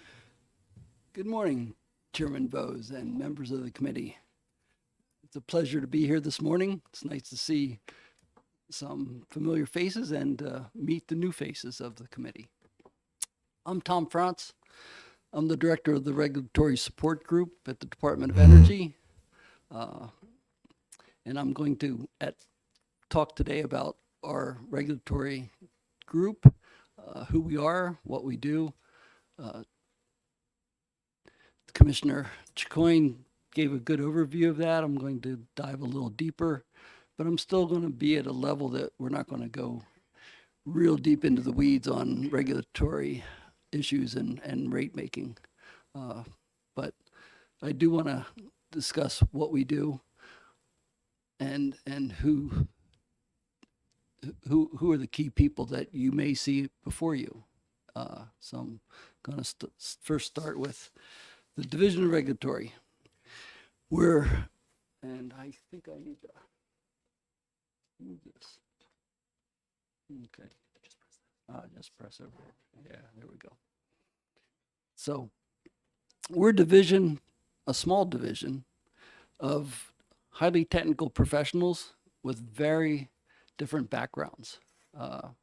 If you're smart, inquisitive, like to ask questions, like to dig deep into the details, and have a background in engineering, economics, business, math, accounting, we'd love to talk to you. It's the kind of division that we look for those type of people because they are analysts and have that kind of trust but verify mind. And so we have a sewer and water division. So these are all subdivisions of regulatory, and of course gas, and of course electricity. And with me today are the directors of the electric group as well as the gas group, Liz Nixon, Dina Riff. Meet them. You may see them again. So what do? We basically look at all regulatory filings that go before the Public Utilities Commission. If it has to do with rates, we're going to review it, analyze it, and make recommendations at the PUC. And we will also, as part of that, ask a lot of questions. And a lot of dockets are opened at the PUC, as you well know. If it has to do with rates, it has to go to the PUC for approval to change rates, which are part of a tariff. So if a utility wants to change its default service rate, cost of gas rate, distribution rate, the energy efficiency rates, all those go and are filed by the utilities at the Public Utilities Commission. We get copies of those filings. We are a group that will take a deep look at those filings and participate fully at the Public Utilities Commission in those proceedings. So lots of proceedings. As if you looked at the Public Utilities Commission's website, you'd see that over a course of a year, there are hundreds of open dockets, and probably 60 to 70% of them are electric. Another 25% are probably gas, and then water and sewer. So mergers and acquisitions, lease cost plans, and then of course rate cases, which are massive dockets, and we seem to have one or two of those a year. Those are all filings that we will participate in fully. And by fully also, I mean that we will ultimately, for many of these proceedings and all the big proceedings, file testimony, pre-filed testimony, and then testify at the hearing on the issues. So, and regulatory also supports other divisions within the Department of Energy, as well as works with groups and state agencies, other state agencies. So if you have questions as I go, feel free to just jump in and ask them. I'm happy to go. Representative Wendy Thomas has a question. Yes. Thank you, Mr. Chair. Can't see you, but I'm over here. I just want a clarification on the water and sewer. Are you at all concerned with biosolids, or is this simply rates? Concerned with Biosolids in water and sewer, or is this just rates? mostly it's economic regulation. Yes. Okay. All right. Thank The environmental regulation obviously affects the overall determination of what is a used and useful or prudently incurred rate that customers will pay. So but we don't mandate, we're not the environmental regulators. We are first and foremost economic regulators. Thank you for very the much. question. Quick overview. Yes, Representative McGee. Representative McGee has a question. How are you, Mr. Franz? Fine, thank you. Good to see you. So my question was whether your group, it sounds like you're a group of subject matter experts, so you're providing input to the Public Utilities Commissioners. And I was wondering if the recent docket that was resolved on the value of distributed energy, if that was something that your office was involved with creating economics on, or? Our group was involved with it, but it was actually led by someone you'll see a little later, Deandra. Okay. So, and you're going to talk about value of DER. Oh, great. So, we'll, and we can chat about it too later. Thank you. So, back to a quick overview of the regulated gas utilities in New Hampshire. For those who are been here before, you know this, but perhaps the new members don't. We have two regulated gas utilities in New Hampshire, Energy North and Northern. Northern's an affiliate subsidiary of Unitil, and Energy North with Liberty Utilities. And you can see their service distribution area is basically the areas that are highly populated in the state of New Hampshire. The Merrimack Valley Corridor and then the Seacoast are the areas where gas is, where there's pipeline has been built out, deliveries there. So Energy North is the larger gas utility in the state. It's about 96,000 total customers, and Northern's about one third of that. So still major industry. One thing I want to mention about gas is that the utilities purchase long-term contracts for gas, and that has an effect on electric rates. As some of you know, the priority for gas first goes to those who are contracted for it, and then the energy generators that use natural gas, the combined cycle plants that make up a large group of New England. For the most part, they buy off the spot market. So if that gas is already contracted for, they don't have gas available on the really cold days to generate electricity.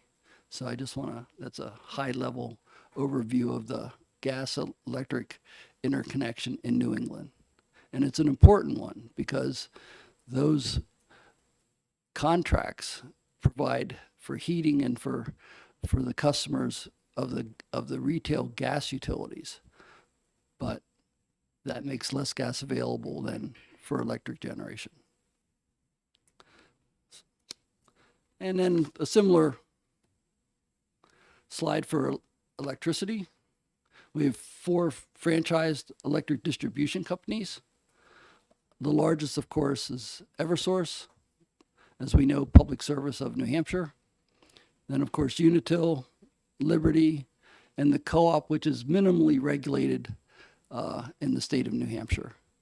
It's a member-owned cooperative, and it can change rates basically overnight without coming to the Public Utilities Commission, depending on what kind of rate that is that it's changing. But it doesn't come to the PUC for changes in default service, doesn't come to the PUC for changes in distribution rates. It does have some regulation with stranded costs and with energy efficiency, though. We have 5 municipal utilities in New Hampshire also, and this is a big business. I kind of like to put these numbers in there. Utility regulation touches everybody in the state, and it is a very significant economic business for New Hampshire. We have $1.9 billion of annual retail sales. A lot of megawatt hours are sold, and everybody's happy if the rates are low and the lights always stay on, and everyone gets upset quickly when the rates go up and the lights go off. So, and that is nothing new to anyone in this room. So, how do we regulate? What do we do? What is the basis for it? I'm sure others, perhaps Mr. Kreese, will talk about the legal issues associated with regulation, but at the heart, and I'll just mention them quickly, utilities must, and we look at this, make that their investments are prudently incurred and that they are used and useful. Those are really nice words that come from the courts, but we take them seriously and we look at all the costs when they come in and ask for a rate increase. We look at their capital costs, we look at their expenses, we look at what they're spending it on, if it could have been lower. And so all that gets thrown together in what we call determining the revenue requirement. And the revenue requirement is a very simple formula with a lot of details and about a foot of information that goes behind it. So the revenue, yes, oh yeah, I keep forgetting. So the revenue requirement, basically, we look at the O&M costs, and then depreciation and amortization, depreciation of poles, wires, conductor, things like that. And then, of course, taxes are thrown in there. And then one of the highly controversial aspects of any revenue requirement in a rate case is the return on investment. And the return's basically the overall cost of capital, which is a combination of the cost of debt, short-term and long-term. That's pretty straightforward. They have to file at the PUC for an approval of a financing for debt issuance, so that's well known. But also then the return on equity. What should investors get for their return on this company's operations and profit? And that is always controversial. So in New Hampshire, we have always been in the lower end of that return on equity range, although most people think it's still way too high if you ask someone. But it's not just pulled out of the air. There's a lot of economic theory that goes into determining the return on equity, and we have a lot of decisions to make on that. And I won't get into the details, but we've approved return on equities over the last literally 20 years that have been lower than average across the country, and currently are in the very high eights to low to middle 9% return on equities. Now I want to mention something that I hear a lot, and I want to correct it. That's not a guaranteed return. It's a return that is reasonable at the time based on the economic conditions in the markets, and that they have the opportunity to actually earn that return. But it's by no means guaranteed that they get that return.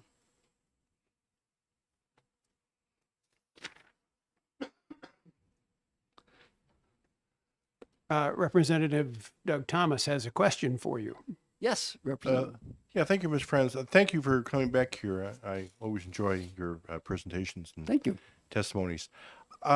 So I'm a little bit confused now. When you say that the return on investment is not guaranteed, and the utilities are regulated, so could you just go and maybe dive just a little bit deeper into what you mean by that? But isn't there some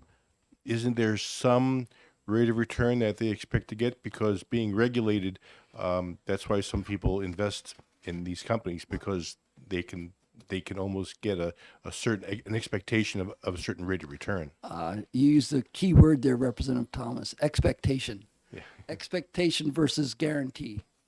And that's the key. So at the time the utility makes the filing, they'll have a certain level of revenue. They'll look at what their costs are, all the aspects I had in that revenue requirement formula, and then they'll file that and say, this is what we should get.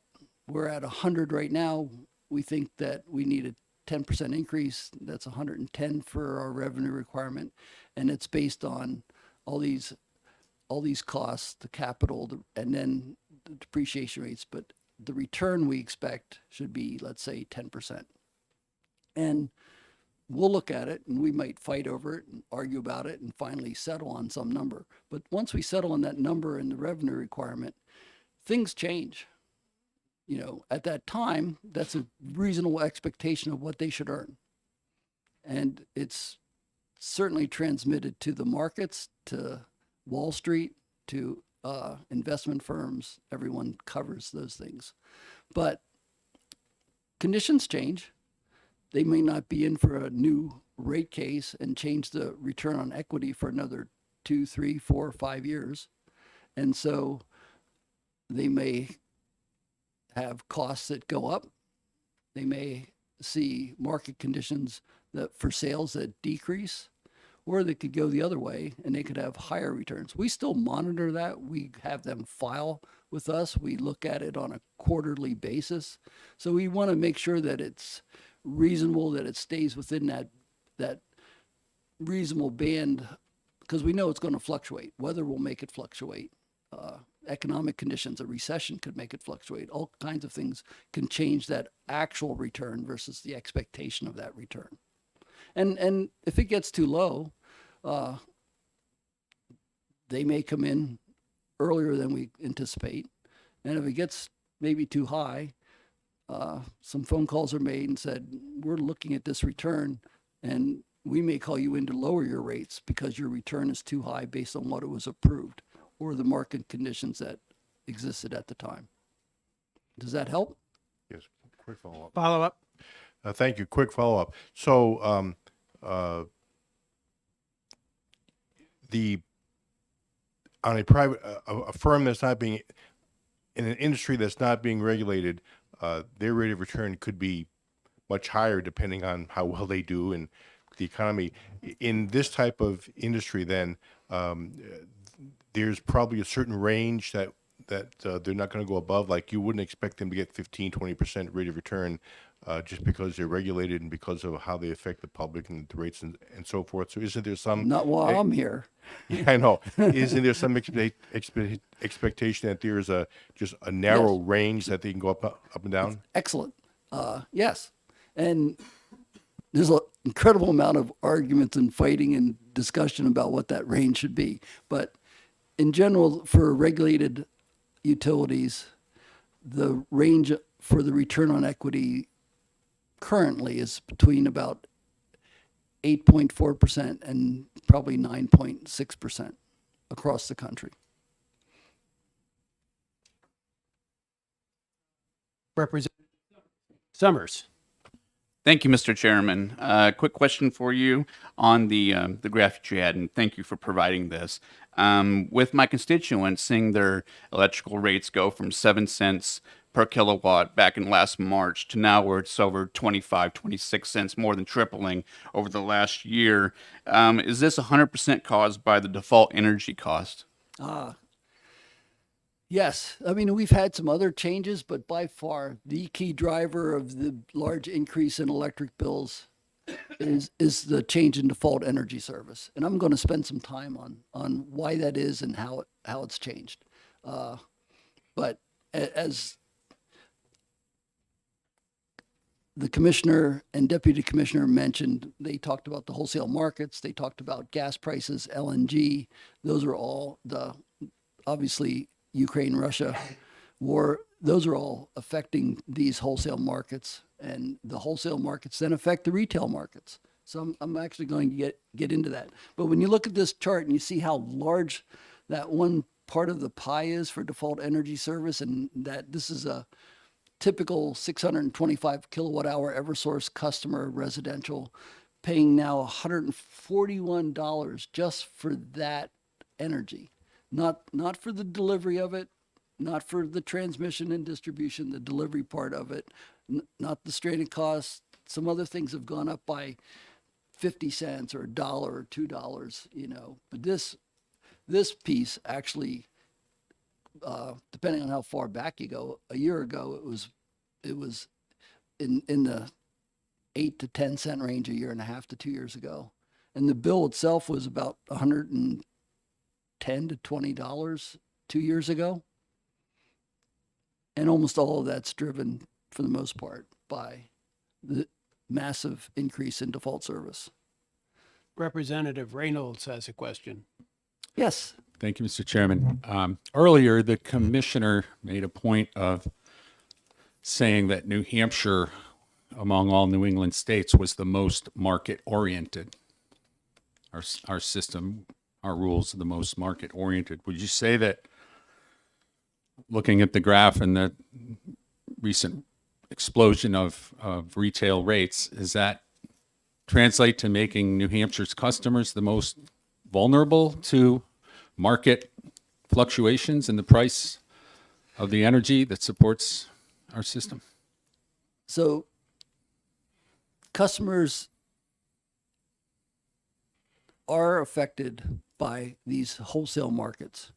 And so let me take you back, if I may, for just quickly to talk about what it was like before we restructured the electricity markets, because that's important to this question.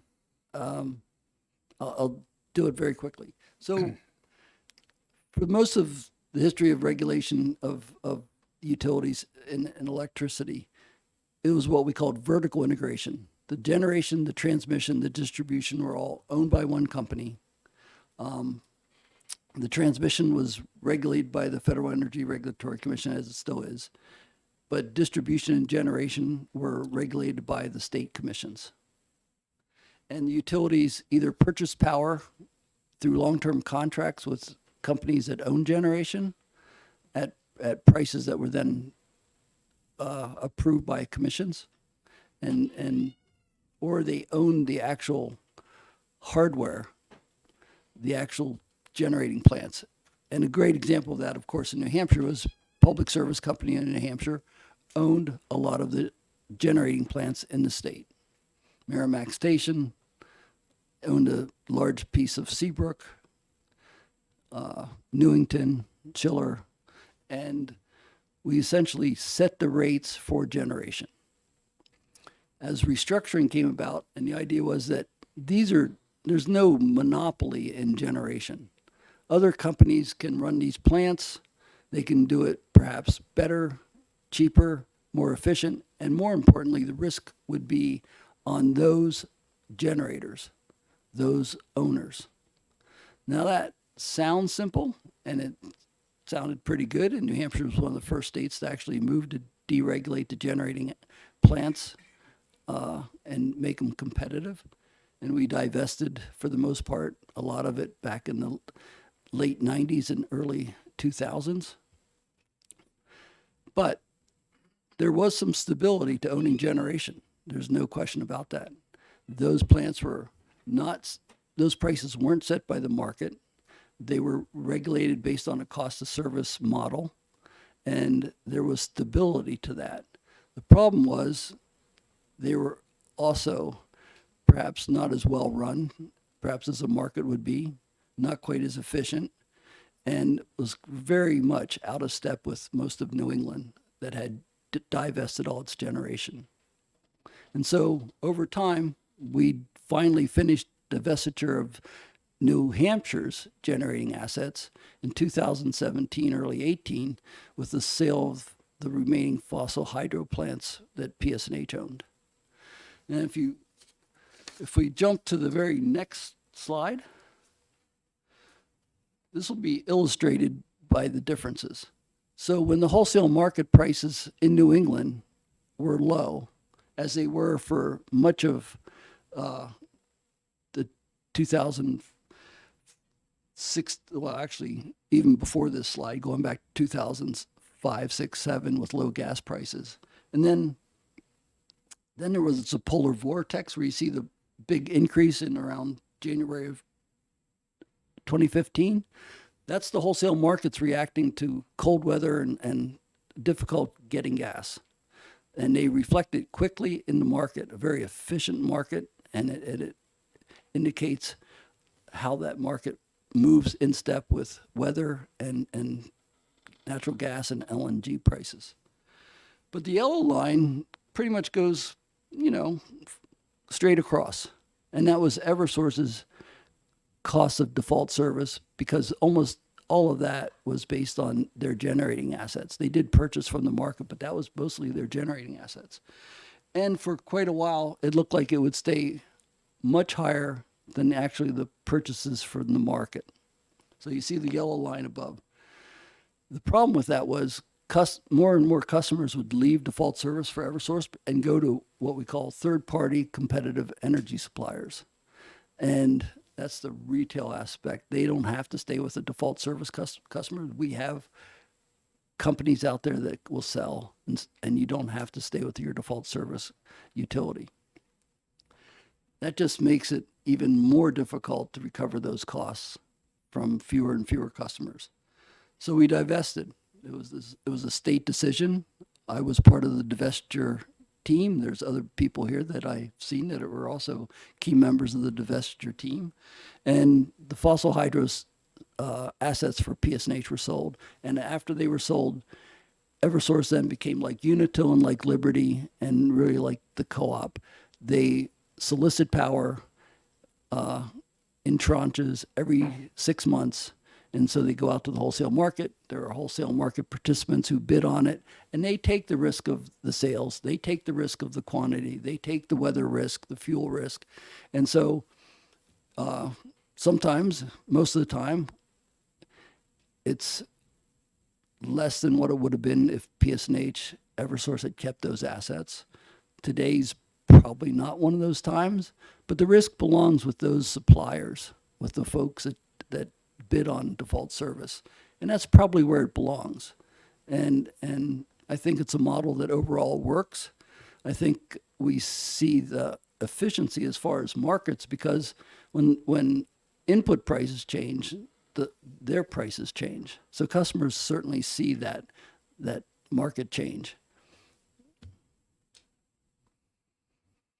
And right now it's high, as you can see. It's not as high as it is in Massachusetts or potentially in Connecticut, but these are markets across all New England. And so we're not immune. We share a lot of the same pain and we share a lot of the same benefit. It also depends on when you go out to get default service.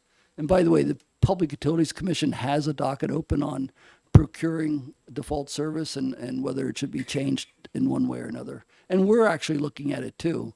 Our group in regulatory had a really nice presentation from a consulting firm about descending clock auctions instead of sealed bids and things like that. But so we're always trying to see, is there a better way to get it just a little bit cheaper? Representative Munns has a question for you. Thank you, Mr. Chairman, and thank you, Mr. Franz. You talk about the risk being transferred to the distribution companies, the Eversources of the world. Yeah, but the risk for default service, that energy piece, being right. transferred to a third party bidder for default service. But is it really transferred to them because don't the ratepayers ultimately absorb the cost? Well, they absorb the price that's actually been approved by the commission and that was submitted by the bidder. And so there are bidders out there that get a nice little packet from all the utilities every 6 months that says, we are looking for 6 months of power, and you essentially take those risks. And then they bid on that and say, well, based on gas prices, based on my weather forecasting folks back in Houston and somewhere else, and I'll bid, 22 cents right now for the next 6 months power. Now, they may make some real money on that 6 months at 22 cents if they are well hedged and prices go down or something like that. But if a large customer leaves or a number of customers leave, or if the weather's really bad and their prices go high, that price doesn't change for the customers. That default service price is locked in, it's fixed, and it goes forward. So I guess it's a little bit like, what do you mean by the risk? Well, the wholesale supplier takes two types of risk when they bid and are selected. They take a quantity risk that they expect, let's say it's about 3 million megawatt hours for the first 6 months of Eversource. So they're going to supply all the power that's needed. And if that power is a lot higher and it goes up 10% because of really cold winter, they're going to have to sell more megawatt hours, but they're going to have to find those megawatt hours, and they're going to have to still supply it at the price that's been approved. Or if a large customer leaves, now they're going to have to, or if a lot of the weather's really warm, they may have excess power that they now won't be able to sell in default service, that they'll have to find a customer for, or a number of customers in the market that then sell that excess power, which may be at a lower price than they had expected from the default service. So when I say risk, they're taking a quantity and a price risk for that period of time. Thank you. Continue on, please. I will. I'll try to speed this up. So as I mentioned, you don't have to stay with your default service supplier. You don't have to stay with Eversource and get the power for those prices that are approved by the PUC. You can go to a competitive energy supplier, and we have a number of them that are registered in New Hampshire. And you can go to the website there and check out prices, and a lot of people do. The large commercial industrial customers moved away from default service to competitive suppliers early on and have stayed there. You can see that in this, especially in the next slide, where you can see that for the C&I class for Eversource, 87% are with a competitive supplier, but only 17% of residential customers. Inertia is a tough thing. So, but with these higher prices, I think we're seeing that it's increased somewhat. There was a lot of discussion just even 3-4 months ago that you could get a 14, 15 maybe 16-cent rate, which is certainly lower than the default service rate. And so customers, to the extent we let them know that, and others do, they get educated and they switch. Representative Harrington has a question for you. Thank you, Mr. Chairman. Thank you for taking my question, Tom. Just right on that subject, I've run into it personally trying to educate people on this, and I'm wondering if the department has any type of an outreach program. You try to tell people, go to a competitive supplier, and I was trying to tell people when they were getting 12 cents and Eversource was 23 cents. And there's this built-in fear that somehow they're going to, if they lose electricity, no one will come and fix the wires, that they won't, they'll have to get multiple bills, and there'll be no one to call if they have a problem. And how do we get over that? Is the department have some type of a web page or some kind of outreach to people so that they can be more, be assured that they think they're taking this big risk and there's no risk at all to them? No, you're right. And Amanda Noonan's worked on this for years and years and years and has done a great job of trying to educate customers and get them over the hump, this fear of that if I switch from my default service company, they're not going to come fix the wires. We can always probably do more. There's a whole list of discussions about that, and you can click on that and there's questions and answers frequent, so FAQs about that. Amanda, do you want to add more? For all of you, if you get constituent calls, feel free to direct them to the department. My staff works with folks regularly and explains it to them, walks them through the process, helps reassure them for some of the questions. Ms. Noonan, we can't really hear you, so I'm going to ask you to come up and speak into the microphone. Thank you.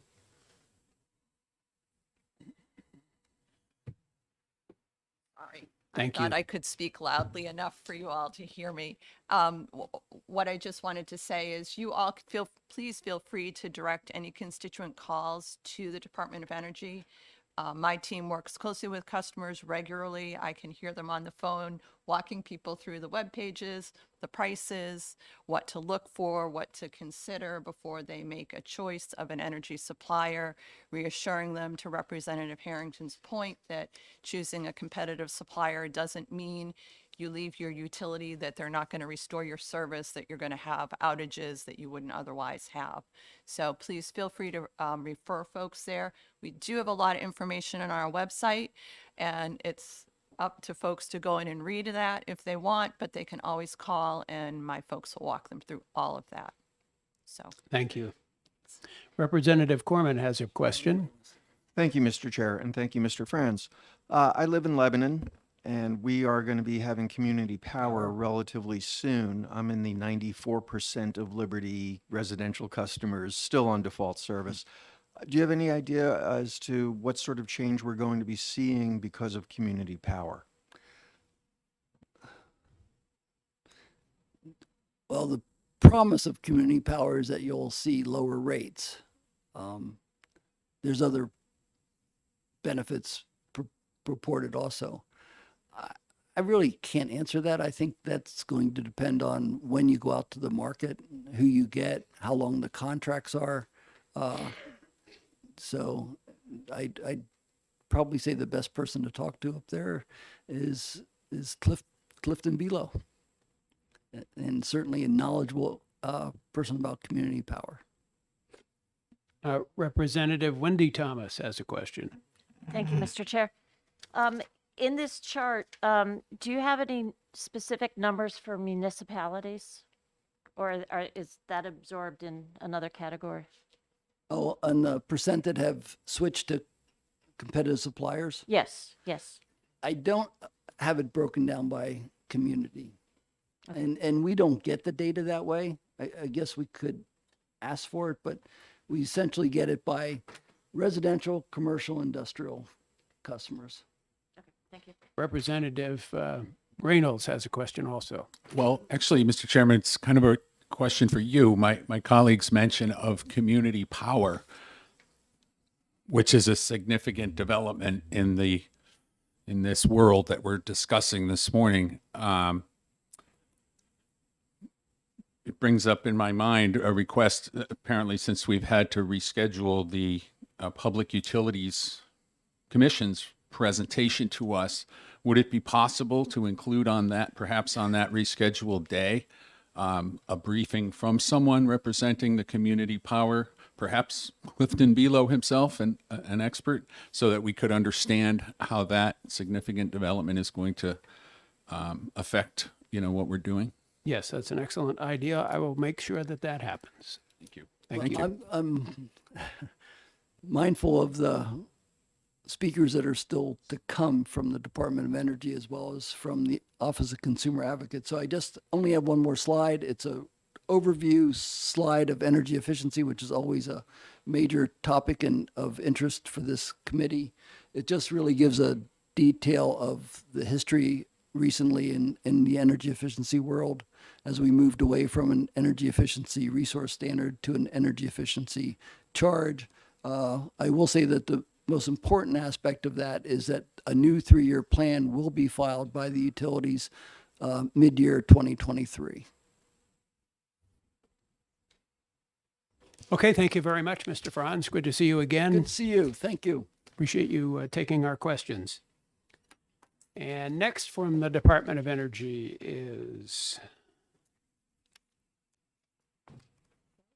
Josh Elliott. Welcome, Mr. Elliott.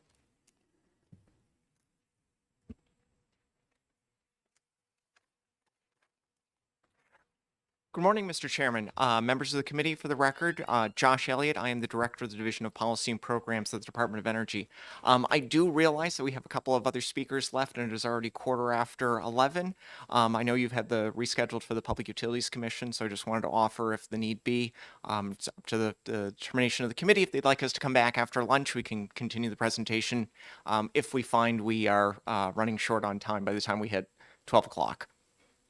So, Thank you for that offer. We'll have to negotiate that with the consumer advocate, but he's been very flexible so far, so I think we can probably work something out. Fair enough. So the Division of Policy and Programs has a wide policy portfolio, as you can see on your screen here. They have the staff that work on the regional market issues, which I know we've discussed in detail. We also have the Office of Offshore Wind Industry Development, Sustainable Energy Office, Fuel Assistance Program, the Weatherization Assistance Program, the Electric Assistance Program, which we participate sort of halfway in between, if you will. We also manage the Emergency Benefits Program that was established by the legislature in the last session in House Bill 2023. We also have the Consumer Services Group, which Amanda Noonan, as previously mentioned, runs, and then the State Energy Program that Griffin Roberge runs, as well as some of the federal funding coming through the BIL and the IRA. So regional markets, I'll just leave this slide up. I know we've discussed this extensively, and I know we're short on time, so I'll just continue on here. But again, the staff look to ensure the interests of New Hampshire ratepayers are being protected at the regional level. The next one, this is a very popular topic, the development of offshore wind in the Gulf of Maine. We have been tasked with having the Office of Offshore Wind Industry Development. So we have one person in there currently, and she works with either other state agencies, primarily DES, BEA, Fish and Game, as well as our federal counterparts and other industry constituency groups, whether it's labor organizations, fisheries, etc., on working through this offshore wind process.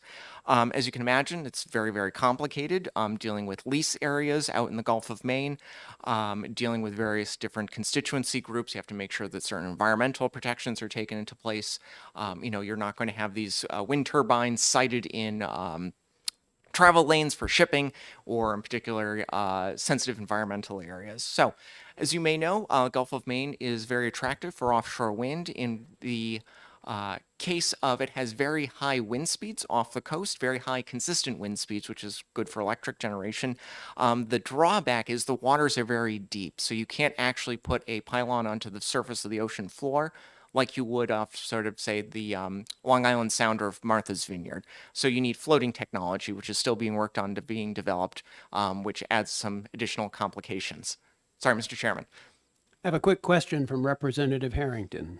Thank you, Mr. Chairman. Thank you for taking my question. While we're speaking of offshore wind, I wonder if you could update us on what's going on with the Massachusetts projects, because they have active offshore wind projects. I understand that the prices are being renegotiated. There's talk about delays due to supply chain problems. And can you sort of give us an update on where that's at now? Because it's an active one being built. Yes, sure. So I can provide just a little bit of overview of that, and I can get you a more detailed answer afterwards. As you may be aware, they have gone out. I believe it's Avangrid, and I apologize if I have the name of the company incorrect, for several of these offshore wind turbine facilities off the coast of Massachusetts. There were PPAs in place, purchase power agreements, to by various utilities to acquire this electricity generated by these offshore wind farms. One of the developers came back through the Massachusetts Department of Public Utilities Commission process, essentially saying that the guaranteed PPA rate wasn't enough to make the project economically viable. There were some negotiations that went back and forth. Essentially, the DPU down there said either you go forward or you don't. So the project is going forward. However, I remain skeptical that it actually will, based on the developer saying that they can't make any money doing it. So I don't know what the next path forward is for that developer. If they sell their interest in the project, if they find some other means of getting out of the project, I'm not privy to what their path forward is for that, but Thank you.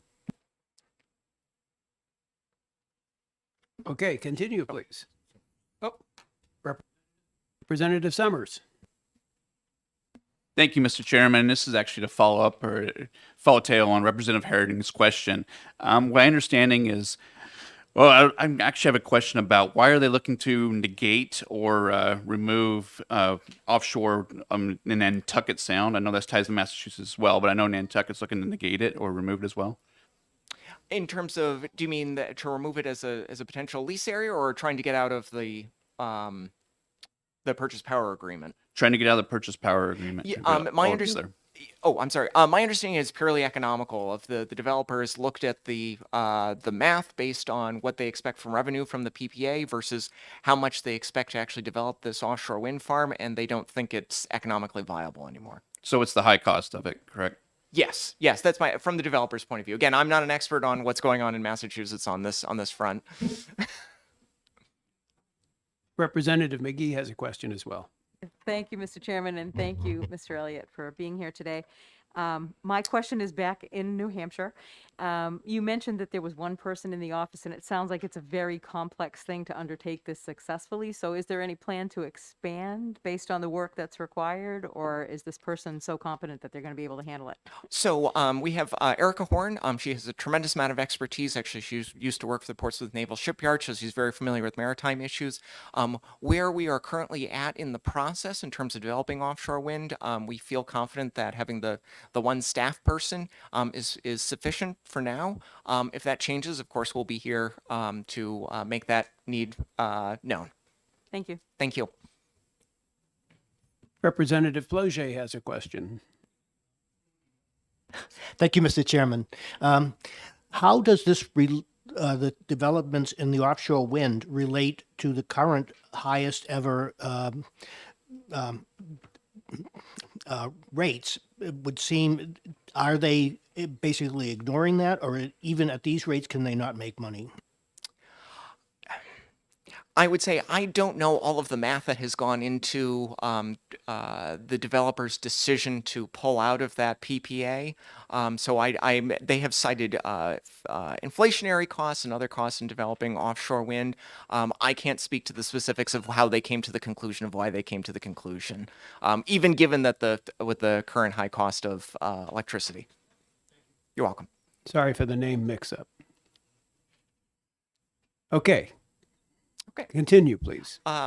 Next slide, sustainable energy. So the department also, and the division, I should say, manages the oversight of the compliance with the renewable portfolio standards. So in statute, there's a requirement that both the providers of electricity, i.e. the electric distribution utilities, as well as the competitive suppliers, procure a certain percentage of their electricity from certain renewable resources. Those are Class 1, which is a assorted various different types of sources, including wind, class 2, which is solar, class 3, which is biomass, and class 4, which is small scale hydro. So all those combined come to in 2022 will come to 22.5% of the total. So there is, and I should say, one of my colleagues, Deandra Peruccio, who runs the Sustainable Energy Group. Some of you may remember Karen Crampton. She is the new Karen Crampton, if you will. We'll go into more detail about this, but this is just sort of an overview, and then she'll dive into the details. So the way that the energy suppliers can comply with the renewable portfolio standard is they can do one of two things. They can purchase or acquire, which are called renewable energy certificates. So essentially, it's the renewable attributes of energy generation. So they can do that. They then retire those certificates, which then count towards their RPS compliance. They can also do what is called an ACP, or an alternative compliance payment. If they are unable or unwilling to acquire renewable energy certificates, they can essentially make a penalty payment, for lack of a better way of putting it, to the state in order to make up for those renewable energy certificates they weren't able to acquire.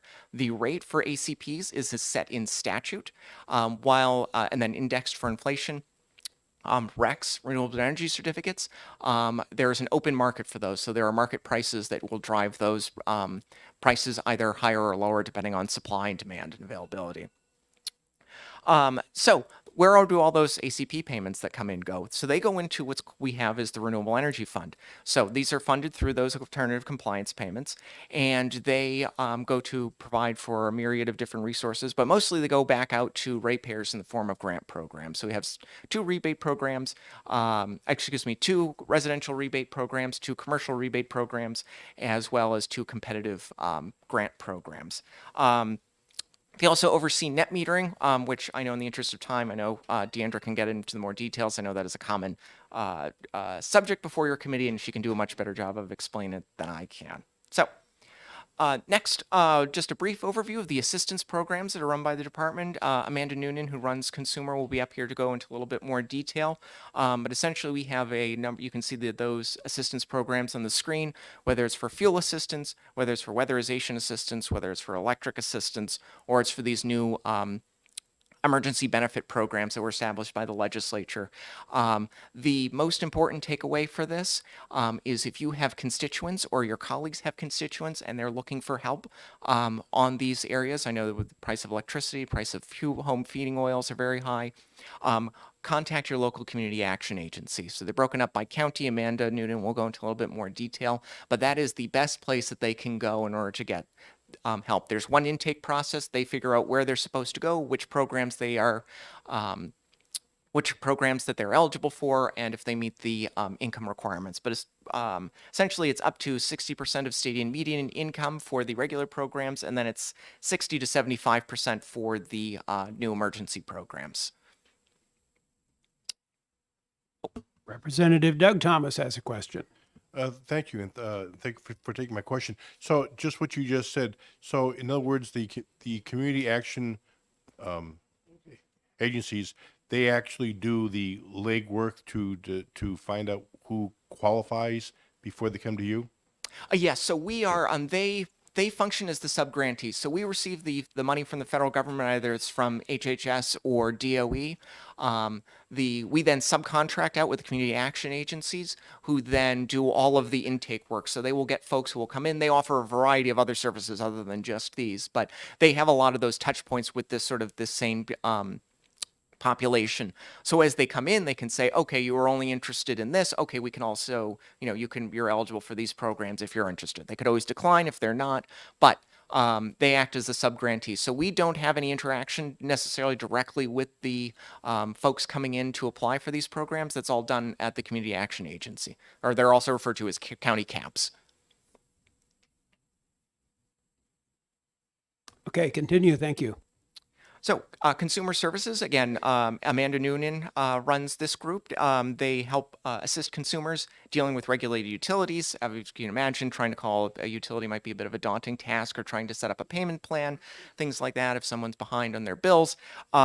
They can, she has a very capable staff down there who know all the folks at the utilities. They can help the consumers to get the best possible outcome as they're dealing with utilities. They also, as we mentioned earlier, help provide some education experience resources for consumers. Competitive suppliers, a perfect example of that. There's a lot of information available on our website about what to think about as you may or may not be going over to a competitive supplier, how you may want to do that. And lastly, and again, this is sort of a very broad overview, but they also participate in the regulatory processes that Tom Franz mentioned earlier to make sure that there are certain things for the consumer that are taken into account when maybe new methods or new processes are being considered as part of the utilities regular course of business. Finally, and this is a very hot topic, federal funding for the department. So currently, we have our standard program, which is SEP, State Energy Program, that Griffin Roberge, who you will come to know and love if you don't already, manages. Part of that money pays for staff at the DOE. New Hampshire DOE, we also run our SEED program, which provides grants to school districts to do energy efficiency projects. Also do the 10-year state energy strategy, which given our time here, I'm not sure if I'm going to be able to go into detail, but I'm always happy to come back. The two biggest things in terms of the federal funding that we're looking at is the bipartisan infrastructure law. It's either referred to as the BIL or the IIJA. They're both the same thing, as well as the Inflation Reduction Act, or the IRA.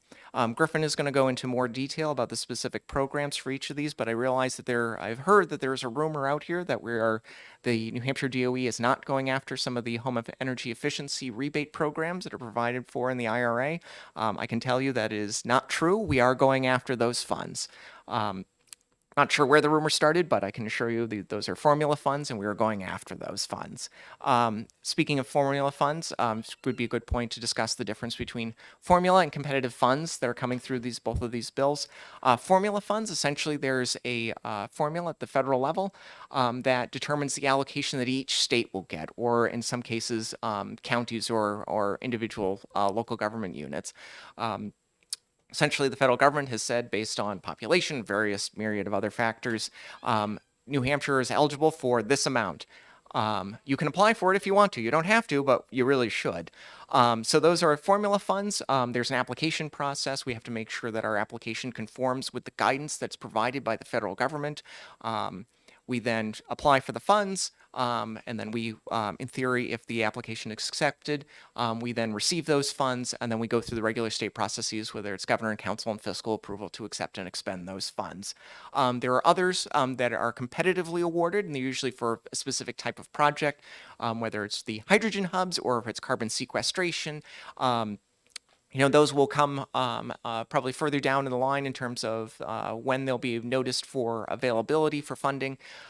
Just in terms of the processes, it is a very long, drawn-out process. You can imagine US DOE has got a lot of programs to set out in a very short amount of time with not a lot of staff to do it. So they are trying their best, and we're working through those processes.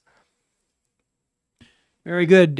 Representative Harrington has a question for you. Thank you, Mr. Chairman. Thank you for taking my question. You mentioned the hydrogen hubs. I've been seeing that there's been some activity with some other states. I think Wyoming was one of them, to try to work with other states to come up with a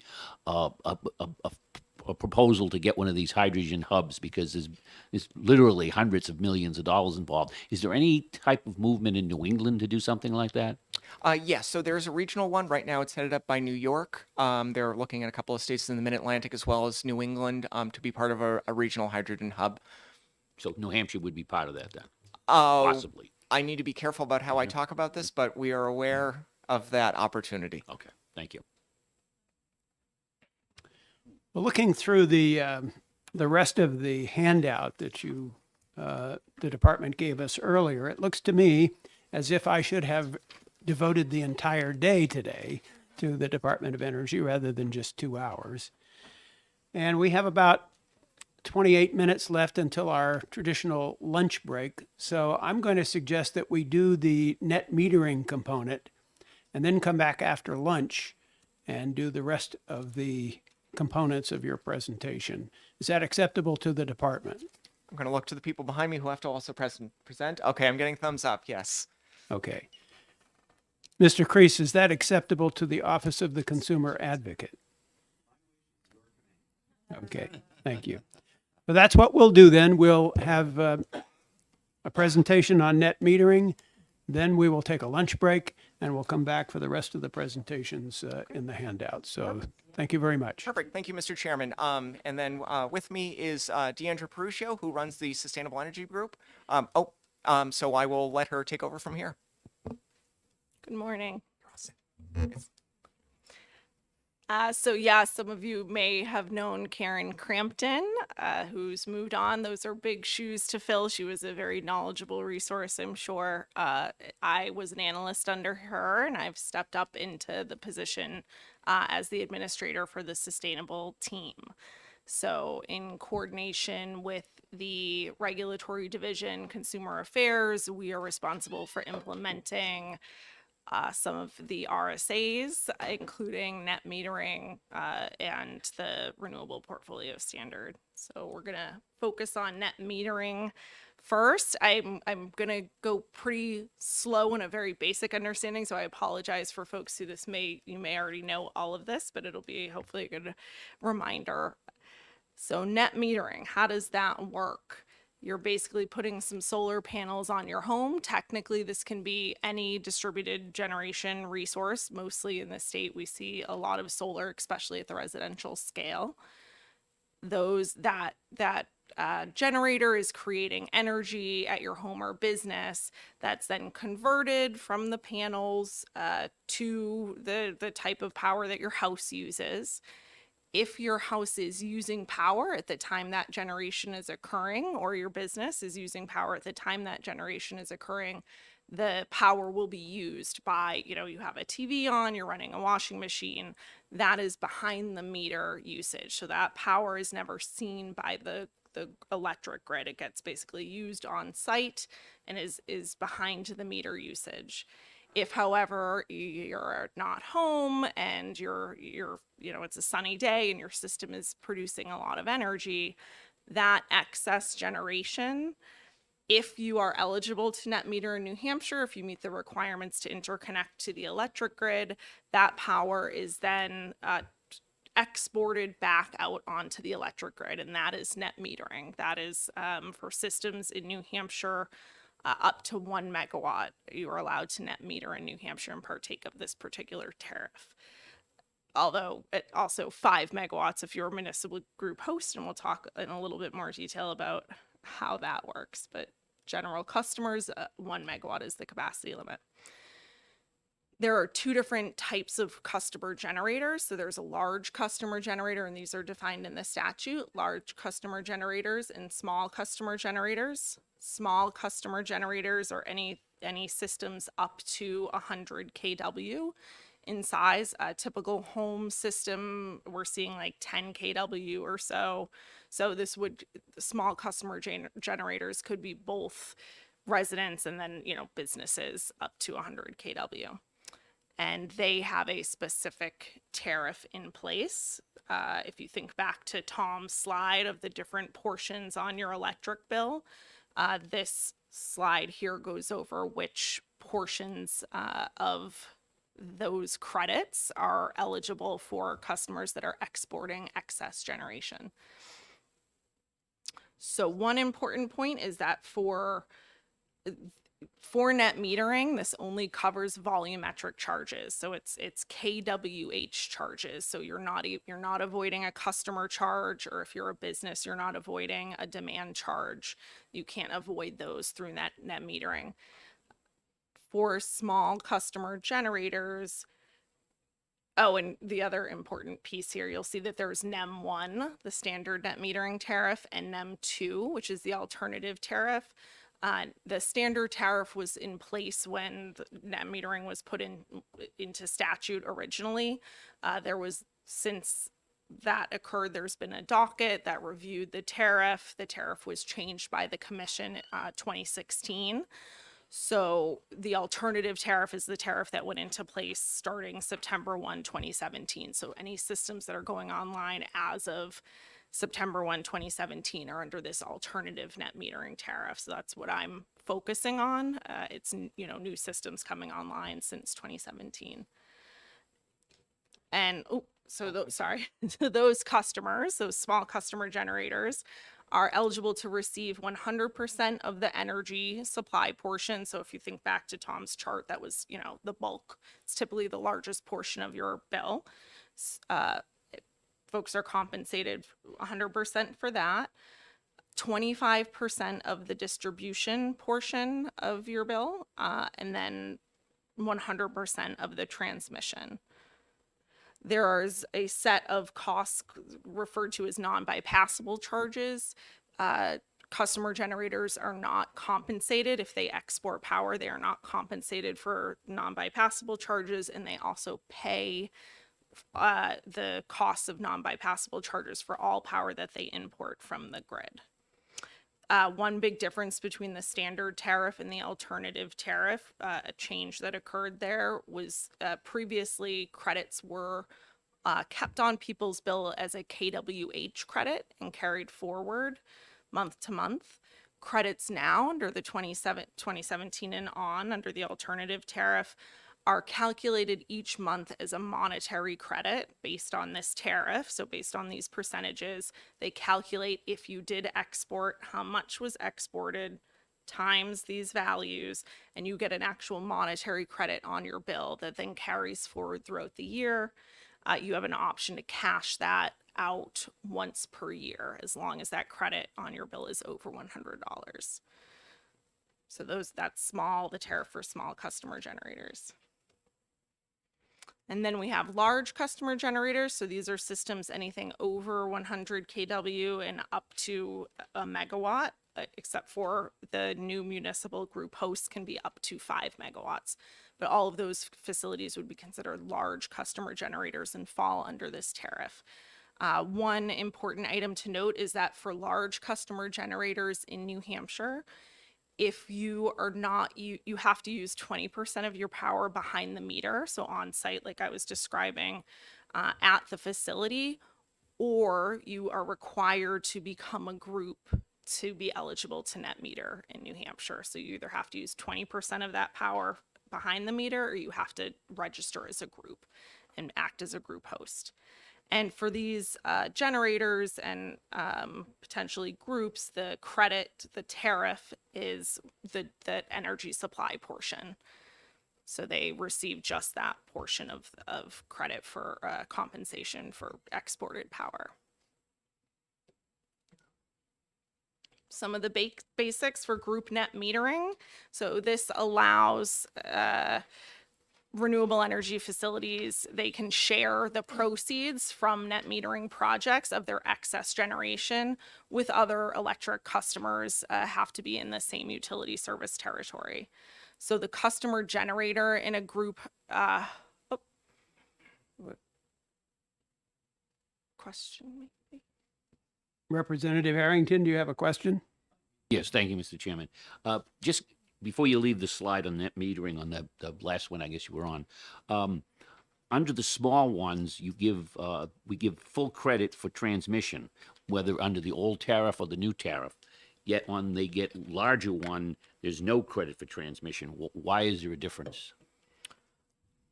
That is a decision that was made by the commission in determining the tariff. I don't know that particular item changed from from the original legislative net metering tariff to the new one.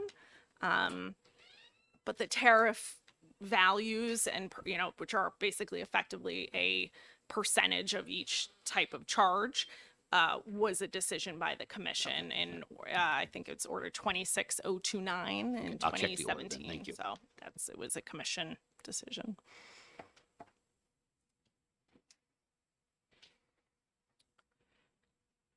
So group net metering. So the basics here is you have your facility, your customer generator. That's the solar, the hydro. That is the host. That meter is the host meter. These can be, again, up to 1 megawatt, or if you are a municipal group host, which is a newly enabled type of group, those can be up to 5 megawatts. And as I stated previously, large customer generators, if you're not using more than 20% behind the meter, you are required to become a group host in order to net meter. The programs that we offer under group net metering, these are all enabled through statute. So we have the municipal group host. This was, I believe, 2021 House Bill 315 that enabled municipal group hosts. These are for political subdivisions as defined in the statute. I think I have another slide on that that'll go over that in a little more detail, and they can be up to 5 megawatts in capacity. We have LMI community solar projects. We refer to this informally as the LMI adder groups. This was 2019 SB 165 that enabled these projects. They have to meet a number of requirements that are defined in the statute, and then are therefore as a group eligible for an additional 2.5 cents per kilowatt hour for the exported power that they generate. And then newly in 2022, SB 270 is an additional LMI community solar project type of group arrangement, which focuses specifically on the electric assistance program and customers that are eligible for that program. And we are currently developing that at the department. I won't spend, although we will be coming back, so I guess maybe we do have some time, but the municipal group hosts projects, so these are effectively designed to support towns, I believe, and state government facilities. So all of the members are required to be political subdivisions, which is outlined in the definition in the statute. The host itself, the host could be a private developer, it could be a town or government entity, and if it's a new facility, it is required that the host project be in the same municipality as all of the members. And then the members are, effectively need to be town entities or state entities. It's outlined there, political subdivisions. So folks would come in again, they apply to us, any people that would like to register as group hosts and create groups in New Hampshire. They register, they submit an application to our department. We review that in coordination with the utilities, and we would approve it. So we would review all of these items to make sure they're meeting the requirements and approve their projects. The LMI adder, it is designed to create additional credit for low to moderate income residents in New Hampshire. So there's the addition of 2.5 cents per kilowatt hour for excess generation for these projects, should they meet all of the eligibility requirements, which are outlined within the statute. A number of different requirements on load and generation, but probably one of the most important is that you have to have a group of at least 5 residential end user customers, of which the majority of those need to be low moderate income as defined by the statute. And then the new EAP LMI adder projects. This was enabled through SB 270 just last session in 2022. That establishes a similar 2.5 cent. They will also be taking advantage of the LMI adder. This focuses specifically on a set of customers that are either already on the electric assistance program or eligible for the assistance program, which will be, the list will be developed by the utility. Up to 6 megawatts per year can be selected and deemed eligible as projects for this type of incentive. And it will enroll customers on an opt-out basis. So folks will, members of the EAP list will be notified. It will be opt-out. They will be notified that they are, being signed up for this program. They will have the option to talk to their utility and opt out at any time. But it is meant to reduce some of the administrative costs and burden of trying to have to go out and recruit customers. So that will be an opt-out option. Stop you there for a second. Representative Munns has a question. Thank you, Mr. Chair, and thank you for your testimony. The six megawatts per year, is that a statewide maximum? That is a statewide cap. Yep. So we're currently working on the details of how this program would be implemented based on the statute. I think we're actually written comments from stakeholders. We're doing a stakeholder process are due today by the end of today. We're currently proposing that is a cap across the state, and that potential projects will submit proposals for an RFP that will be reviewed by the department to distribute those 6 megawatts based on, as is clear in the statute, the highest credit to the LMI participants. Thank you very much. Mr. Chairman, I think I jumped ahead of the line from Mr. Representative Lewicki. Representative Lewicki.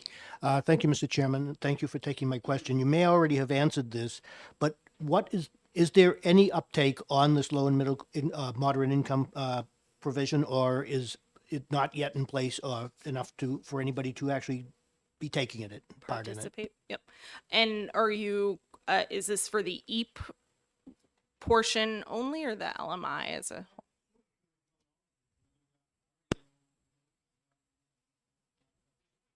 Yep. So we did the LMI adder, which I think became effective out of 2019. We have a grant program that was also enabled through that statute, and we've had a few projects come online. We have one group net metering project that is taking advantage and has registered for the LMI adder. So relatively new. We did actually submit a report to the legislature, I believe this past October, giving an update on specifically the adder, but we also talk about the grant programs that we're running focused on LMI as well. So I think I have a link a little bit later in the slides on that, but it's definitely new. And then the EAP program, we are taking final comments on the proposal for implementing that, hoping to then submit a formal proposal for approval by our commissioner to run that program this calendar year. So we are hoping to have an RFP out and be able to administer that program for this year, hopefully first quarter. That's our goal.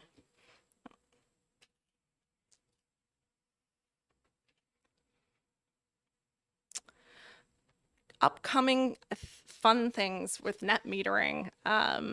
You may be aware, but there is, and I think we did get a question around the value of distributed energy resources. So there is a new docket opened at the Commission, 22060, that is an investigation into the net metering tariff structure, other matters related to net metering for customer generators. The value, the VDER, value of distributed energy resources study, that study was ordered as part of the commission order from the 2016 docket. So 2016, the commission changed the tariff to this alternative net metering tariff. They also ordered a number of studies and pilot projects to inform a future review of the tariff. So over the past few years, we were at the commission when this was ordered. Now the department, we have had 2 studies completed. One is the locational value of distributed resources, and then also the value of distributed energy resources, which is a system-wide value study. So both of those were completed and submitted into the new docket for consideration to inform, both meant to not necessarily provide a number, but provide additional data to inform the conversation about a tariff regarding, the avoided costs that are being achieved, as well as rate and bill impacts, which look at cost shifting and magnitude and direction of that. So we look forward to participating. The pre-hearing conference was just this week, and we look forward to being involved in that docket as it proceeds. SB 270, the LMI adder program, the EAP program specifically, we were working on implementing that. And then the New Hampshire Administrative 900 rules, which oversee all of these net metering items. We are looking at updating those rules based on some of these statutes that have come in so that they are up to date. Wonderful. Well, that was like a perfect place for us to take a break here. So, excellent presentation from the department so far this morning. And with everybody's, without objection from everybody, we'll come back at 1 o'clock and start again with the renewable portfolio standard, continue on with the rest of the DOE presentation, and then immediately following that, the Office of the Consumer Advocate will present to the committee. So for right now, we're in recess until 1 o'clock. Thank you.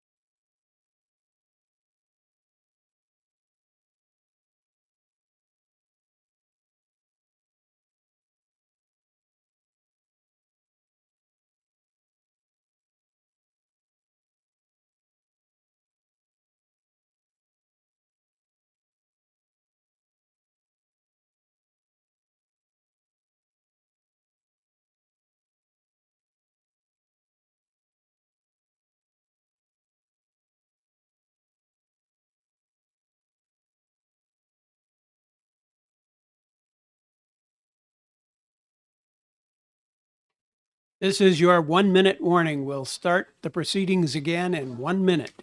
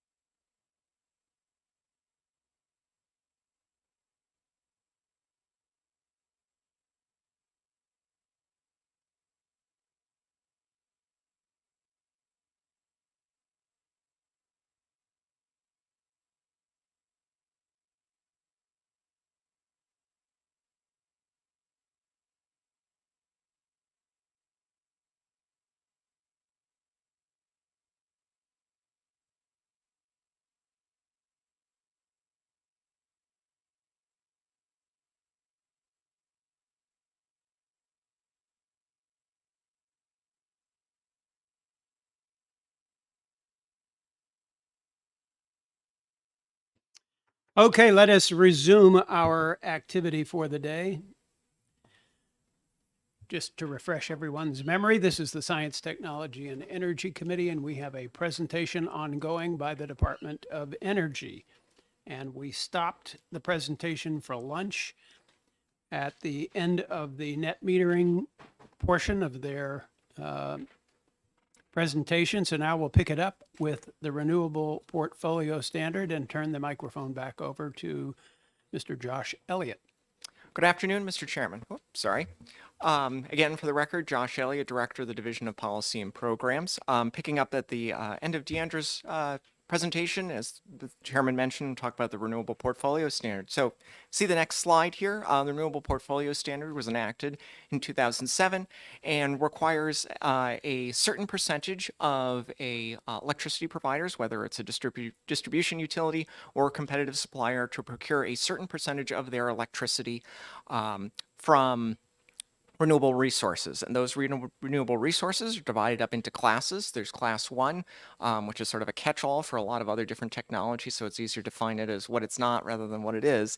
Class 2 is new solar. Class 3 is biomass. Class 4 is small-scale hydro. And again, going back to class 1, it's wind, geothermal, some of the other smaller technologies that don't necessarily fit into the other 3 classes.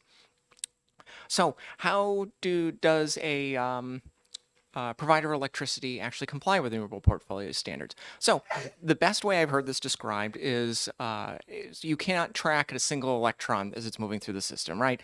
So the best way I've heard it described is you take a glass of water, you dump it into a swimming pool. Okay, I want my glass of water back, right? You can't find it. You're never going to find it.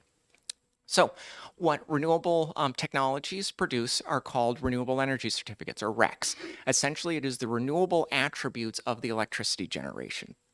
As you can imagine, with any other, with electricity generation, it goes to wherever the demand is. So, for example, I live in Goffstown. Chances are, if I were to actually figure out exactly what's coming in through my meter, it's probably either solar that's in the neighborhood, natural gas from Granite Ridge, or from the hydroelectric dam at Glen Lake. So, in order to actually be able to sell and trade those renewable attributes, because I didn't pay for those specific renewable attributes, the generators create what are called, or mint what are called RECs, and those are certified through the department that if they meet the certain criteria, that they're eligible to mint a certain type of class REC. So it's either class 1, class 2, class 3, class 4. So the providers of electricity, the distribution utilities, or the competitive suppliers then have to acquire these renewable energy certificates in order to meet their RPS compliance. So they have to get a certain number to match their megawatt hours of energy sold, electricity sold, excuse me, to match up for each of those classes. So they can do that in either the way that I just described. Here's a little, sorry, there's a chart, makes it a little bit easier. They can either acquire those renewable energy certificates, or they can do something else called making an alternative compliance payment, or an ACP. Essentially, if there are not enough RECs available in the market for purchase, they can make one of these this alternative compliance payment. Now, most of the time, the alternative compliance payment is set in statute. It's set at a rate higher than what would normally trade on the market for a REC. So there's a financial incentive to go out and procure these renewable energy certificates, and this is meant as sort of as a backup option if for whatever reason the RECs are not available on the market or there are other distortions. These RECs are publicly traded. You can acquire them. They're bought and sold. So it's just a general market. The price goes up and down depending on the supply, the demand, as well as obviously different state policy decisions.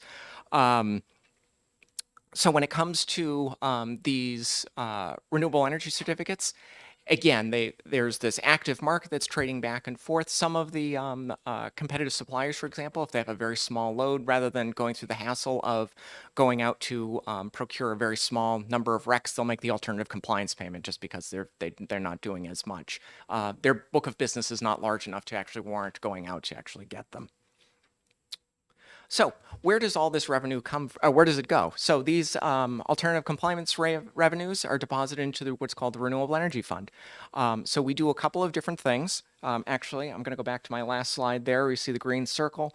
A small portion of it goes to pay for the administrative costs of actually managing the fund, ensuring the compliance, as well as overseeing the proper minting of those renewable energy certificates. And then the balance goes into two different programs. It either goes into the residential rebate programs or it goes into the commercial industrial or C&I rebate and grant programs. So on the residential side, we offer rebates for photovoltaic or solar or wind based on a per watt basis. It is currently $1,000 per installation. We have a solar water heating rebate program, which that is currently closed. And then we have a residential wood pellet program. So this offers up to $10,000 with additional benefit bonus payments depending on the size of the actual, it's not a tank, but it's a container where the wood pellets sit in the basement. There's an adder based on the size of that container. And these are programs available to regular residential ratepayers. For example, the wood pellet with the increase in oil, natural gas, propane, et cetera, has actually seen a strong uptick in demand of people swapping over to move off of fossil fuels. We also have the LMI competitive grant program. I know there was a question earlier about that. We offer grants to folks who create these essentially solar arrays that the benefits then go to benefit low and moderate income residential ratepayers. As Deandra mentioned in her presentation, there's some administrative difficulty in trying to track down those folks, which is what Senate Bill 270 is seeking to rectify. But I don't know if any of you happen to live in the Dunbarton area or go up and down Route 13 between Goffstown and Concord. There's actually the latest grantee, Oris, has a solar field that they just completed off of Route 13 in Dunbarton. On the non-residential side, we also do the same similar programs where we have a solar rebate program for businesses. And again, the same similar for commercial industrial customers for if they want to swap over to wood pellet programs. We do, the final program is a non-competitive, is a competitive program. Essentially, if it's something that's not solar or not a biomass type of project for a business, it's sort of an outside-the-box project, if you will. We offer funds available on a competitive basis to do these types of projects. So we've seen everything from schools coming in to do different projects. A lot of them are actually upgrading and refurbishing existing hydroelectric dams in order to get either greater output or bring them back online to actually generate electricity and generate those RECs. Representative Wendy Thomas has a question for you. Thank you, Mr. Chair. This is a question regarding the RECs. Is there a finite number that's available at any time? The only thing that, sorry, oh, there you are. Okay, my apologies. So the only thing that determines, the only limiting factor on the number of available RECs is the number of generators creating them. So there's not a cap of say 1 million RECs and that's all that can be produced. In theory, it's infinite. It's just the matter of how many generators are actually creating them. Representative McGee has a question. Thank you, Mr. Chairman. My question is around, I've seen a lot of signs around now for people wanting to do geothermal. people are trying to convert their homes in that way. And I was wondering whether there are, I don't think the current statutes cover that in terms of this funding for renewable. But is there federal funding, or is there any way for people to get any offset on that? Because I know I have people in my community that are looking into that. That is something we could certainly look at doing, because geothermal, if I recall correctly, would be eligible for Class 1 as a renewable resource. The department has a certain amount of latitude in terms of what we can and can't use the Renewable Energy Fund for in terms of setting up new programs. It's particularly circumscribed in the statute, but that is certainly something we could look at doing. I am not aware of any specific federal program that helps in terms of beyond sort of like tax rebate sort of program to actually provide actual funding for it. I'm not aware of anything off the top of my head, but I can do some digging and get an answer back for you. Thank you. Representative Summers is recognized for a question. Thank you, Mr. Chairman. Quick question for you. You mentioned on here about RECs, and I'm curious, we talked earlier about how rates for electricity have increased recently due to supply issues. And with RECs being traded at a premium, how much of the rate of the cost of RECs is being passed on to those residents that do not provide their own power, and how much does their bill increase over that period of time? Sure. That's a very good question, and actually reminds me of something that Tom Franz, as he was leaving, mentioned. Make sure you mention this when you're talking about RECs, and I had forgotten, so thank you for that prompt. So the cost of compliance with the Renewable Portfolio Standard, whether it's the making those ACPs or acquiring those RECs, is passed through to the ratepayers. It is of that pie chart that Tom Franz had on his slide. It is baked into the default service. So it is part of that number that you see on that you saw on that pie chart. I was going to say I should have grabbed this number ahead of time. We do produce an annual report that has the exact breakdown of how much the RPS compliance costs. I don't have it right at my fingertips and off the top of my head, but while someone else is doing a presentation, I can get that figure. Thank you. Follow up. Okay. Excuse me, I'm being prompted from the audience. Last year was roughly 55 million across statewide. 55 million. So would that incremental across, if we went from 1 megawatt to, let's say, 5 megawatt generation, would that multiply quintupled? No, because that would just be in terms of generation. It wouldn't quintuple that because those are all the RECs and the RPS compliance outside of net metering. So that is everything including biomass, small scale hydro, things like that may not necessarily be net metered. Representative Kaplan has a question. Yeah, speaking of thank you, Mr. Chair. And speaking of costs, is there any calculation ever made of the cost savings produced by the renewable energy program and its allied end uses? Is there any calculation made of the demand side savings? So the only way we would be able to quantify that would be through the programs, I guess, that we have sort of the development that has been incented through those ACPs. That would be the only firm number that I could think of off the top of my head, because we wouldn't necessarily know, okay, are those, renewable sources, are they cited somewhere else? Would they have occurred otherwise? Would they have occurred only because of this program? Would that money have gone somewhere else? And so I suppose it would probably require a larger economic analysis rather than what I have at my fingertips. Follow up? Yeah, follow-up question. Thank you, Mr. Chair. What is the budget for the ACPs year by year? Is that a bit going up, or is that it varies? I was going to say, is there a slide in here? No, there's not.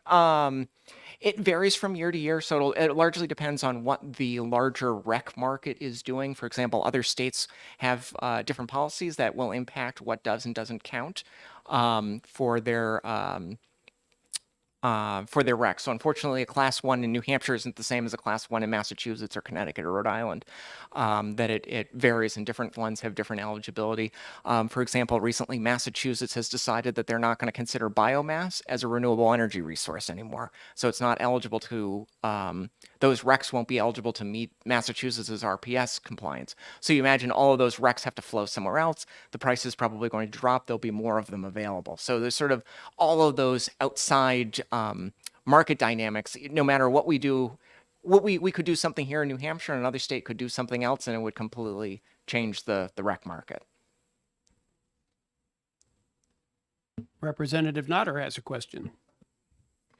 Thank you. I was writing down my question as Representative Summers was asking his, so I think it may have been the same one, but I missed it. So, do you have like a chart or something, a rundown of how much the biomass program, RPS program costs to run, including salaries, overhead, all that, and then compare it to the benefits?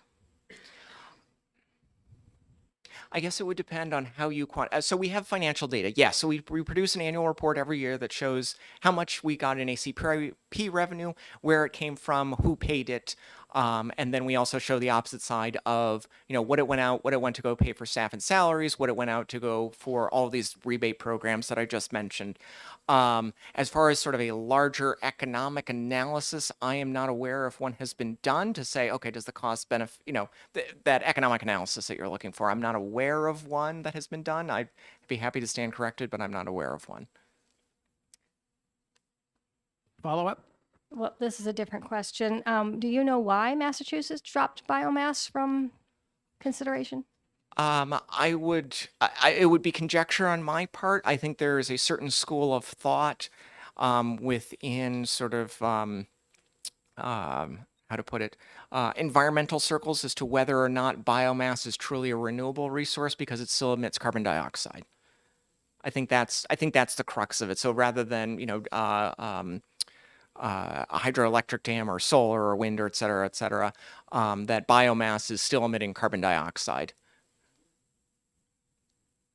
I'm not taking a position on that. I'm just assuming that's what what somebody from Massachusetts may say. Continue, please. So here's a breakdown of the what we've outlaid since inception of the various REF program rebates. So you can see the number of solar residential, solar hot water, residential wood pellet, CNI solar, as well as CNI wood pellet programs, as well as the you can see in the second to last columns the aggregate applicant investment. So we see how much the state has put in, how much other investment that has drawn. Again, there's the economic analysis that's a very basic economic analysis, but in terms of, okay, would that development have happened otherwise? It's hard to say without an actual economic analysis. The very last column, you do have the total number of generation that has been brought online that is at least in part attributable to these programs. Next slide. This is just an overview of the competitive grant program. So for example, there's a couple of examples on the right-hand side there. Fall Mountain, Regional School District for wood pellet boilers, as well as a couple of other different school districts. Plymouth Wastewater Treatment Facility, as well as the High Mowing School. And again, I mentioned ORIS, which is a program that benefits immigrants, new immigrants to the United States, especially in who are working on working in the agricultural sector, like they're trying to get their own farms up and going. That's the latest one of the. Oh, excuse me, I'm sorry, mixing programs. This is a competitive grant program. Some of the latest ones have actually been upgrading hydroelectric facilities. There's one out in Dover, I believe. There's a couple around the state of where they're, they're bringing them back up online, replacing valves and things like that to make them actually eligible to generate RECs. And that's sort of the underlying premise behind the REF and how it funds programs. In theory, it should be incenting additional development of renewable energy resources, which then creates more renewable energy certificates, which in theory makes more available, drives down the price, reduces the need for ACP. So in theory, it should be a self-fulfilling cycle that goes further and further and essentially works itself out of existence, because at some point, no ACPs would be needed because you'd be able to acquire all these RECs through the open market. Again, this is a slide on the LMI competitive grant program. You can see the number of applicants, the awardees, the amount of money, as well as the number of participants. Last year was a little bit of a tough year where we had 2 applications. Unfortunately, neither of them were eligible based on the eligibility criteria. However, we have gone out again. We've heard from a number of folks who are interested, so we're hoping to have a robust round this time in terms of that program, because that's really a program geared towards folks who can't, if you think of the LMI community, they can't afford the $10,000, $15,000, $20,000 to put a solar array on their roof. This is a way that they can benefit from from that energy transition. So there's additional information on the LMI program available on our website. That's the 2020 LMI Competitive Grant Legislative Report that Deandra had mentioned earlier, and as well as the 2020 LMI Adder and Market Status Legislative Report. So with that, I'm happy to take any questions on that. Representative Lewicki has a question. Thank you, Mr. Chairman. Thank you for taking the question. Just looking at the numbers, I see 9 total awardees for $1.5 million. That's roughly $100,000 per. Figuring on my energy consumption, I could probably heat my house for 50 years on $100,000. This does not look like a wise investment. Is there a question there? I don't, I'm sorry, I can't really formulate it as a question. It's just a simple arithmetic. Okay. Representative McWilliams has a question. Just to follow up on that question, I do have a separate question after this one, but to follow up on Representative Lewicki's question, can you just tell me of these previous awardees, what type of applicants they were? Were these like, multifamily housing? What are we looking at for people that are getting awarded an LMI grant? Yeah, so the best example is the one that I know the best is the most recent one that I mentioned in Dunbarton. So it's an organization that works with recent immigrants to the country who are looking to get into the agricultural sector.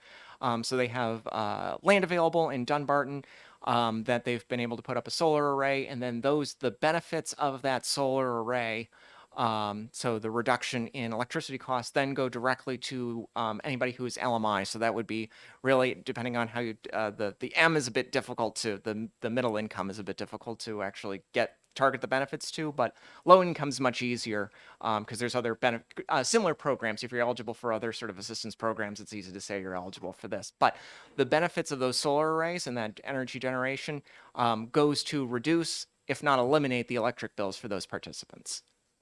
Follow up?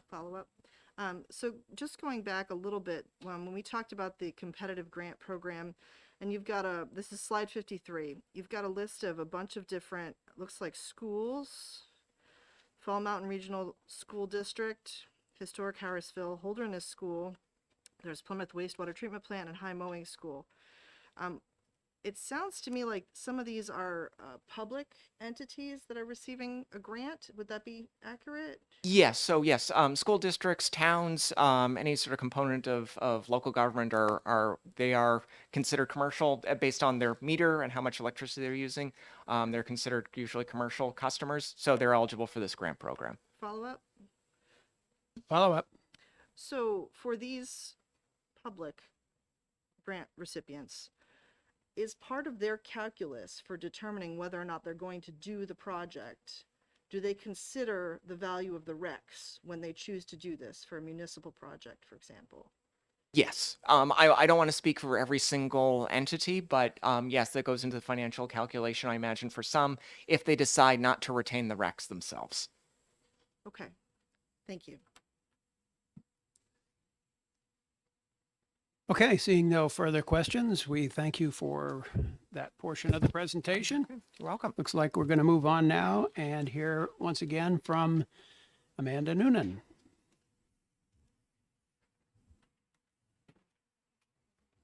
Welcome again. Thank you. Good afternoon, everybody. It's a pleasure to be here today. And as Tom said earlier, see some familiar faces and meet some new faces. So, as Josh had mentioned earlier, the department oversees a number of different programs, which, sorry, that's okay, which provide services to consumers throughout the state. These are primarily residential consumers. Josh had mentioned the Low Income Home Energy Assistance Program, or what we call FAP, Fuel Assistance Program in New Hampshire. It's a federally funded program through the U.S. Department of Health and Human Services, and the state receives a block grant each year to provide assistance to low-income households within the state. The income eligibility level is 60% of the state median income in New Hampshire, and there's a chart that shows you for your household size what that upper income limit is. For the current program year that we're in right now, The state received close to $34 million in a block grant for fuel assistance for customers within the state. As was mentioned earlier, application, eligibility determination, and benefit determination is all done by the community action agencies. There are 5 community action agencies regionally within the state, covering either 1 or 2 counties, or in the case of Tri-County, 3 counties. So they provide services in 5 distinct geographic areas throughout the state of New Hampshire. Customers go in there, kind of one-stop shopping. They fill out one application, and the community action agencies determine which programs they would be eligible for and what that benefit amount would be. For fuel assistance, the benefit determination is targeted to households with the lowest incomes and the highest energy costs. So it will look at things such as household income, but also your energy type and the cost of that energy, the degree days, how cold it is within the region that you're located in, your housing type, and so forth to determine the benefit. The benefit range for this program year is between $300 and just a little over $3,000. And the average, we'll see at the end of the program year what the average benefit to consumers in the state actually is. The program's been open for 8 weeks now. Typically it opens on December 1st of each year. Given the high energy costs, the volatility in the energy markets, the department opened the program on November 1st this year. So a little more than 8 weeks, but when I looked at statistics, we were 8 weeks in. And what we've seen this year is a considerably higher volume of applications and appointments at the community action agencies than in past years. For example, week 8 this year versus week 8 last year, there were 3,000 more applications had been received this year than for the same time period last year. Appointments were up 5,100 more appointments week 8 this year versus week 8 last year. So the need and the interest is out there, and the community action agencies are doing the best they can to keep up with everything. Quick highlights from last year. The state received about $28 million in the regular LIHEAP block grant. So we received more in the block grant this year than we did last year. There were some ERA funds received last year, $35.5 million received last year. 24,400 or so households received benefits. The average benefit was in the $1,300 range. As part of last year's program, for the first time, in part due to the ARPA funds that were available, a one-time cooling credit was provided on electric bills for customers who had been enrolled and received a benefit in the fuel assistance program. So they received some help on their electric bill this summer to help cover cooling costs during the hot summer weather. The Weatherization Assistance Program is another federally funded program through the U.S. Department of Energy, and it provides weatherization services to low-income households in the state, focusing on those most vulnerable to high energy costs and without the means to make the cost-effective improvements on their own. The funding for this is, in this year, $1.9 million was received at the beginning of July for the program year that will run through June 30, 2023. We anticipate, we don't anticipate, we've received additional funding through the bipartisan infrastructure law, which will, over the course of 5 years, ending June 30th, 2027, provide New Hampshire with an additional $18 million in weatherization assistance program funds. Yes. Representative Thomas has a question. Thank you, Mr. Chairman. Thank you for taking my question. Just as examples, what types of weatherization programs do you qualify, or doors, windows, attics, things like that? Yeah, absolutely. So when a customer applies and they're found eligible, an energy auditor goes out and does an energy audit of their home. And they identify all the things that can be done for energy efficiency improvements. And then they prioritize those based on the ones where they're going to get the most bang for the buck, so to speak, because there's a average cost per unit cap statewide. So when we're done at the end of this program year, the average cost of weatherization services provided statewide is a little over $8,000. I think it's $8,007 or $9.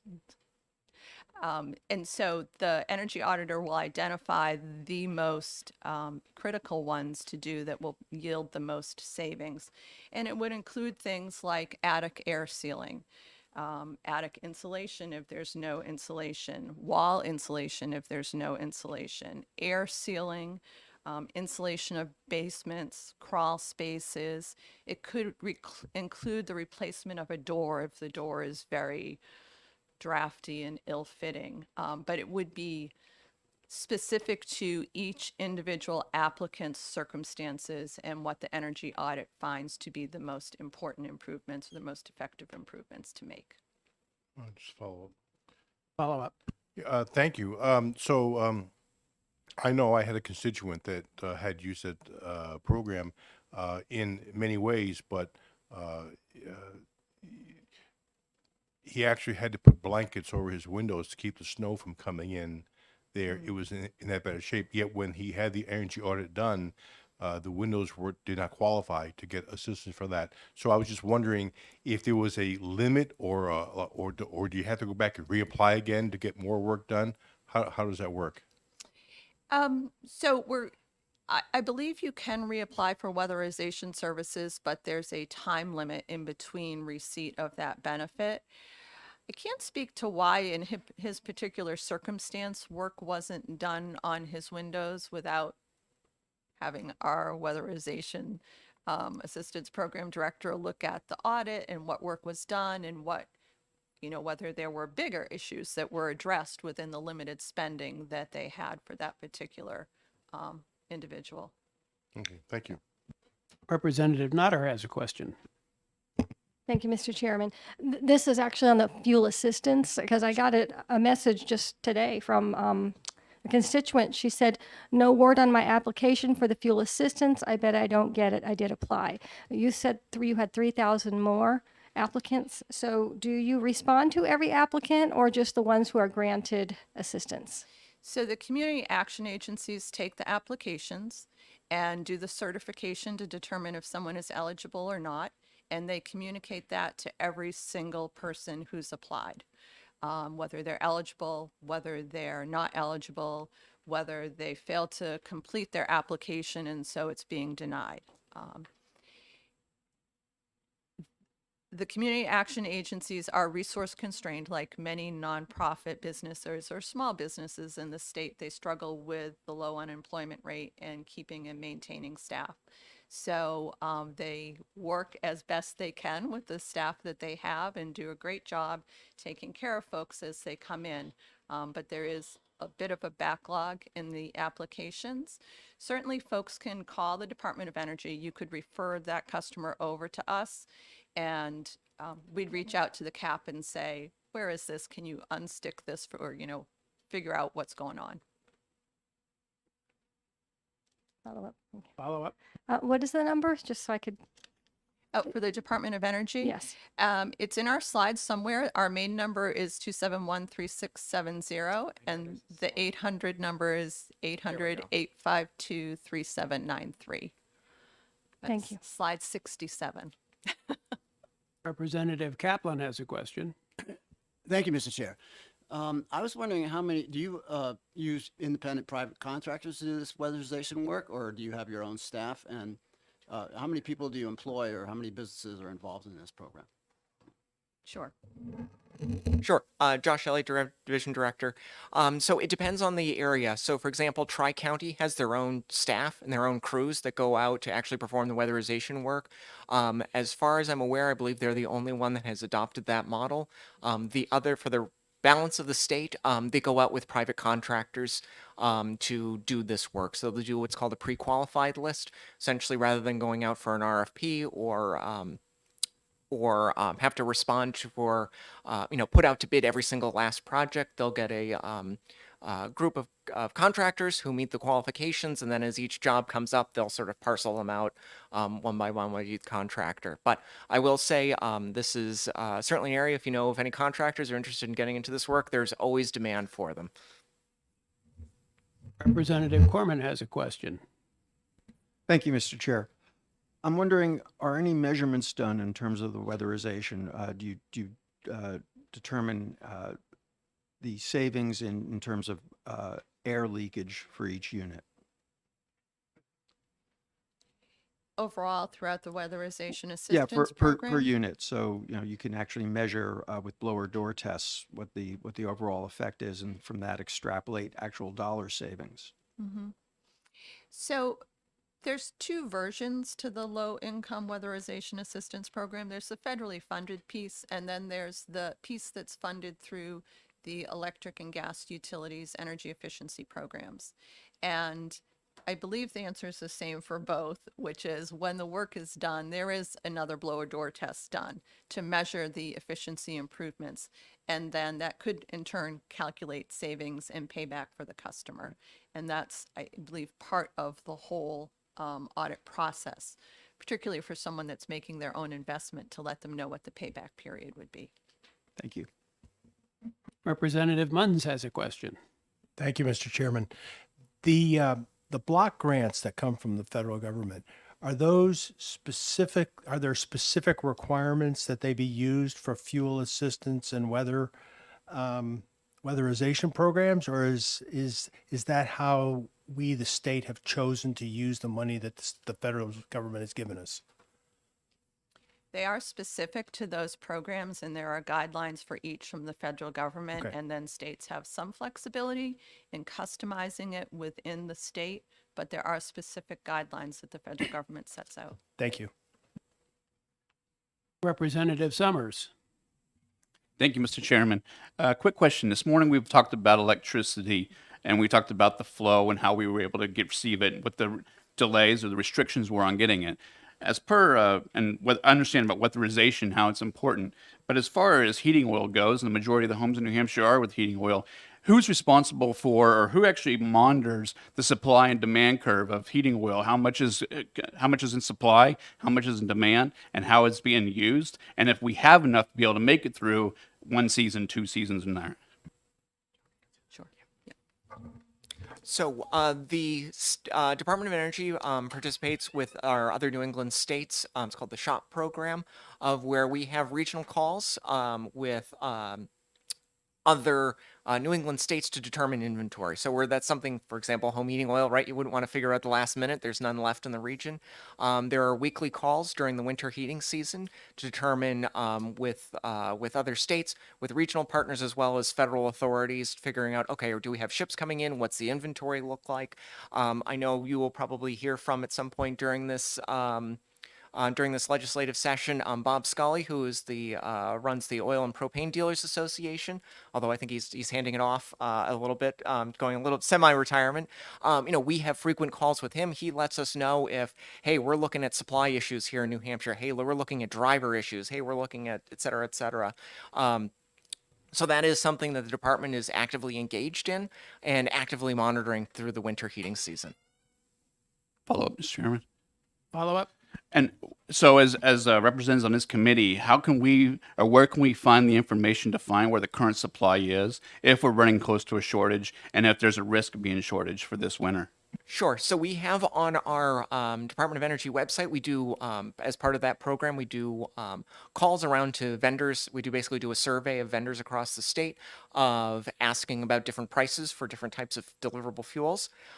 We've also we've added additional questions. I know there's been a discussion earlier this year about kerosene, where there have been issues with kerosene. That issue seems to have abated somewhat. It's still very expensive, but there's the supply there. I don't know if we necessarily have the exact supply figures on our website, but that would be certainly if we in those internal discussions, with other states and with other stakeholders, realize, hey, in a couple weeks we're going to have an issue. That's certainly something we wouldn't be sitting on any information. We'd be communicating that to folks. I will say the best thing to do for your constituents, as well as just anybody generally at large who's concerned about home heating fuels this winter, is to be rather than a will call customer, to be a regular customer with a particular fuel vendor. It helps them plan. You get in their system. They know exactly how much fuel to procure. They know exactly how much and when you're going to need it. It helps them do planning in terms of procurement. But if you're stuck somewhere, there's something you said about bouncing from place to place to get the best deal and the best amount for your home heating.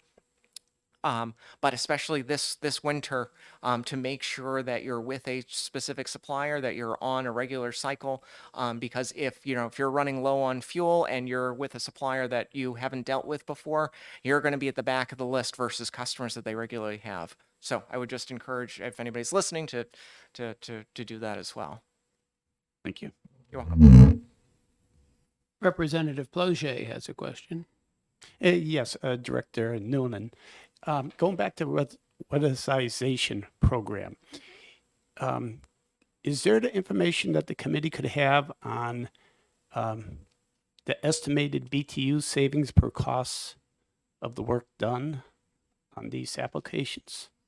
Sure, I don't know the answer to that question. I'll check with our Weatherization Assistance Program manager and see if he has that information available, unless you know offhand, Josh. I don't, but that there must be some metric that we can provide the committee. Yeah. Thank you. Representative Partial has a question. Thank you, Chairman. My question is about, well, first, I want to compliment you on using the CAP agencies as your pass-through agency. It seems like a genius idea in order to be able to get down on that level in the community. Could you tell me, does New Hampshire Save utilize the CAP programs in the same way? Are you aware of that? Could you? For their low income efficiency programs? Yes. For the weather, so the federal weatherization program coordinates closely with the utilities for their home energy assistance program, which is for low income customers. And the community action agencies are the driver for the application and eligibility determination for both those programs. The utilities they're not experts in low income, so if you were to call them, they would tell you they can't determine your income eligibility. They don't know how to do it, and they would send you to the CAP who could. But essentially, they're both being administered in the same fashion, so there's no chance of redundancy of services. Correct. Thank you. Yeah. I would remind members that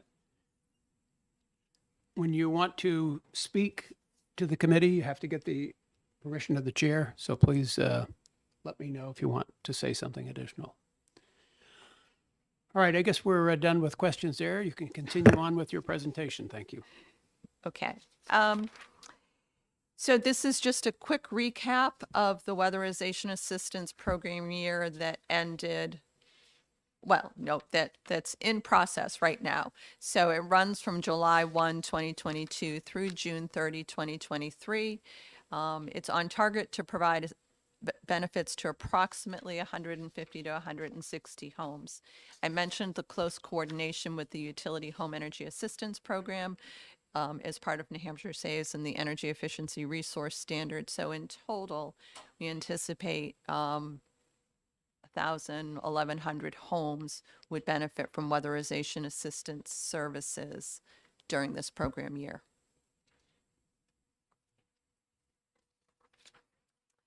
The Electric Assistance Program is a state-funded program, not a federally funded program. It's funded through a charge on customers' electric bills through the system benefits charge. It is legislatively capped at 1.5 mils per kilowatt hour. For the average customer using 625 kilowatt hours, which is, whether it's truly the average, it's how we define the average, it's 94 cents on their bill. It provides monthly bill assistance for customers with incomes at or below 60% of New Hampshire state median. So you've seen fuel assistance, weatherization assistance, and now electric assistance All these folks go into the cap. It's the same income eligibility level. There's no confusion for customers. They do one application and they can get benefits from the programs. As he said, it is monthly bill assistance. So unlike weatherization, where it's just not weatherization, the fuel assistance program, where it's just during the winter months for heating. The electric assistance program is a monthly discount on your bill for either 12 or 24 months. And that's determined by if you have all members of your household are age 65 and older and on a fixed income, it's a 24-month certification period. The discount percentage applies to the first 750 kilowatt hours of usage to incent some conservation by consumers, and the discount ranges range from 8% to 76%. And this is just an overview for you by household size and discount tier. As you can see, the highest discount, the 76% discount, is targeted to those households with the lowest income levels. In the 2021, Excuse me, 2022, Representative Douglas Thomas has a question. Thank you, Mr. Chairman. Thank you for taking my question. I'm curious, on my electric bill, there's an option if I want to, they ask, will you pay $1 towards electrical assistance fund or whatever it is. Is that part of your program?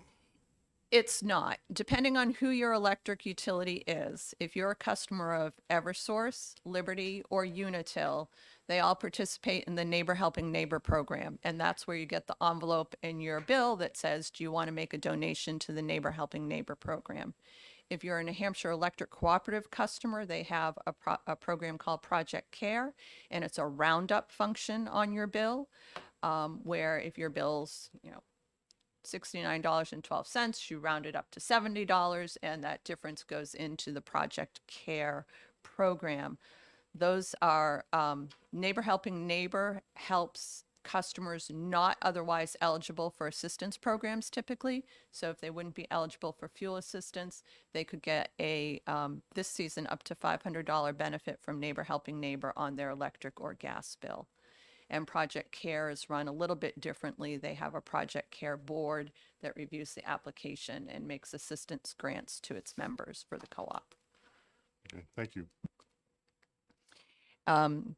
So for the program year that ended this past September, for the electric assistance program, there were about $14 million in benefits provided to customers. Average enrollment was slightly under 30,000 households, and the average monthly benefit was $40 or $480 for the year.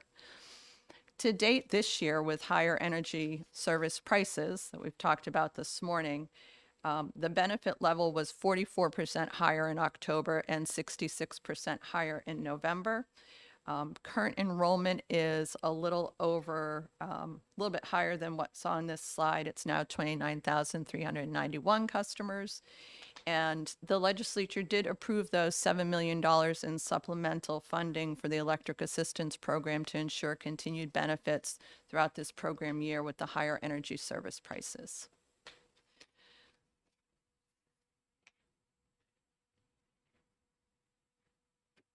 And the income eligibility guidelines by discount tier. Oops, sorry, I'm going backwards on my slides. The state emergency assistance programs that were approved by the legislature in September, those two programs, one is an emergency fuel assistance program, one is an emergency electric benefit or supplemental electric benefit.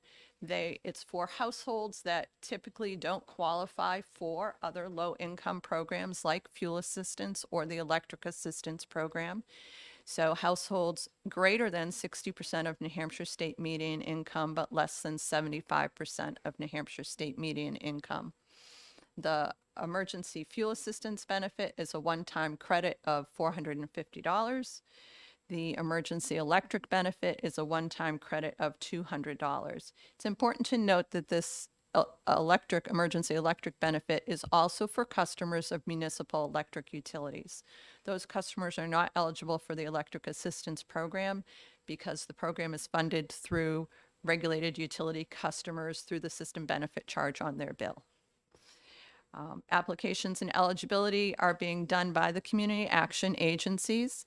I'm happy to say that benefits started to flow in December, the end of December. While we were able to leverage some of the existing infrastructure for the fuel assistance application and the electric assistance program application, there were enhancements that needed to be made to the software to accurately track benefits, funding, reporting, all those things that are separate from the federally funded fuel assistance program. And so those, as is always the case, software enhancements take longer than we'd like them to, but we did see benefits flow to customers at the end of December. So, and this is 75% of New Hampshire state median income. If you're wondering what that is broken down by household on this last slide. Representative Notter has a question. Since you're here, may I ask, because I was asked by a family in Manchester, where do they go? Where exactly do they go to apply for this state emergency assistance program? They go to the Community Action Agency. So someone in Manchester would go to Southern New Hampshire Services. We do have a list of all 5 community action agencies on our website, their phone numbers, links to their websites. But Southern New Hampshire Services would be the community action agency for someone in Manchester. Okay, thank you. Representative Munns has a question. Thank you, Mr. Chairman. How many times can someone apply for this one-time credit within, let's say, a calendar year? Once.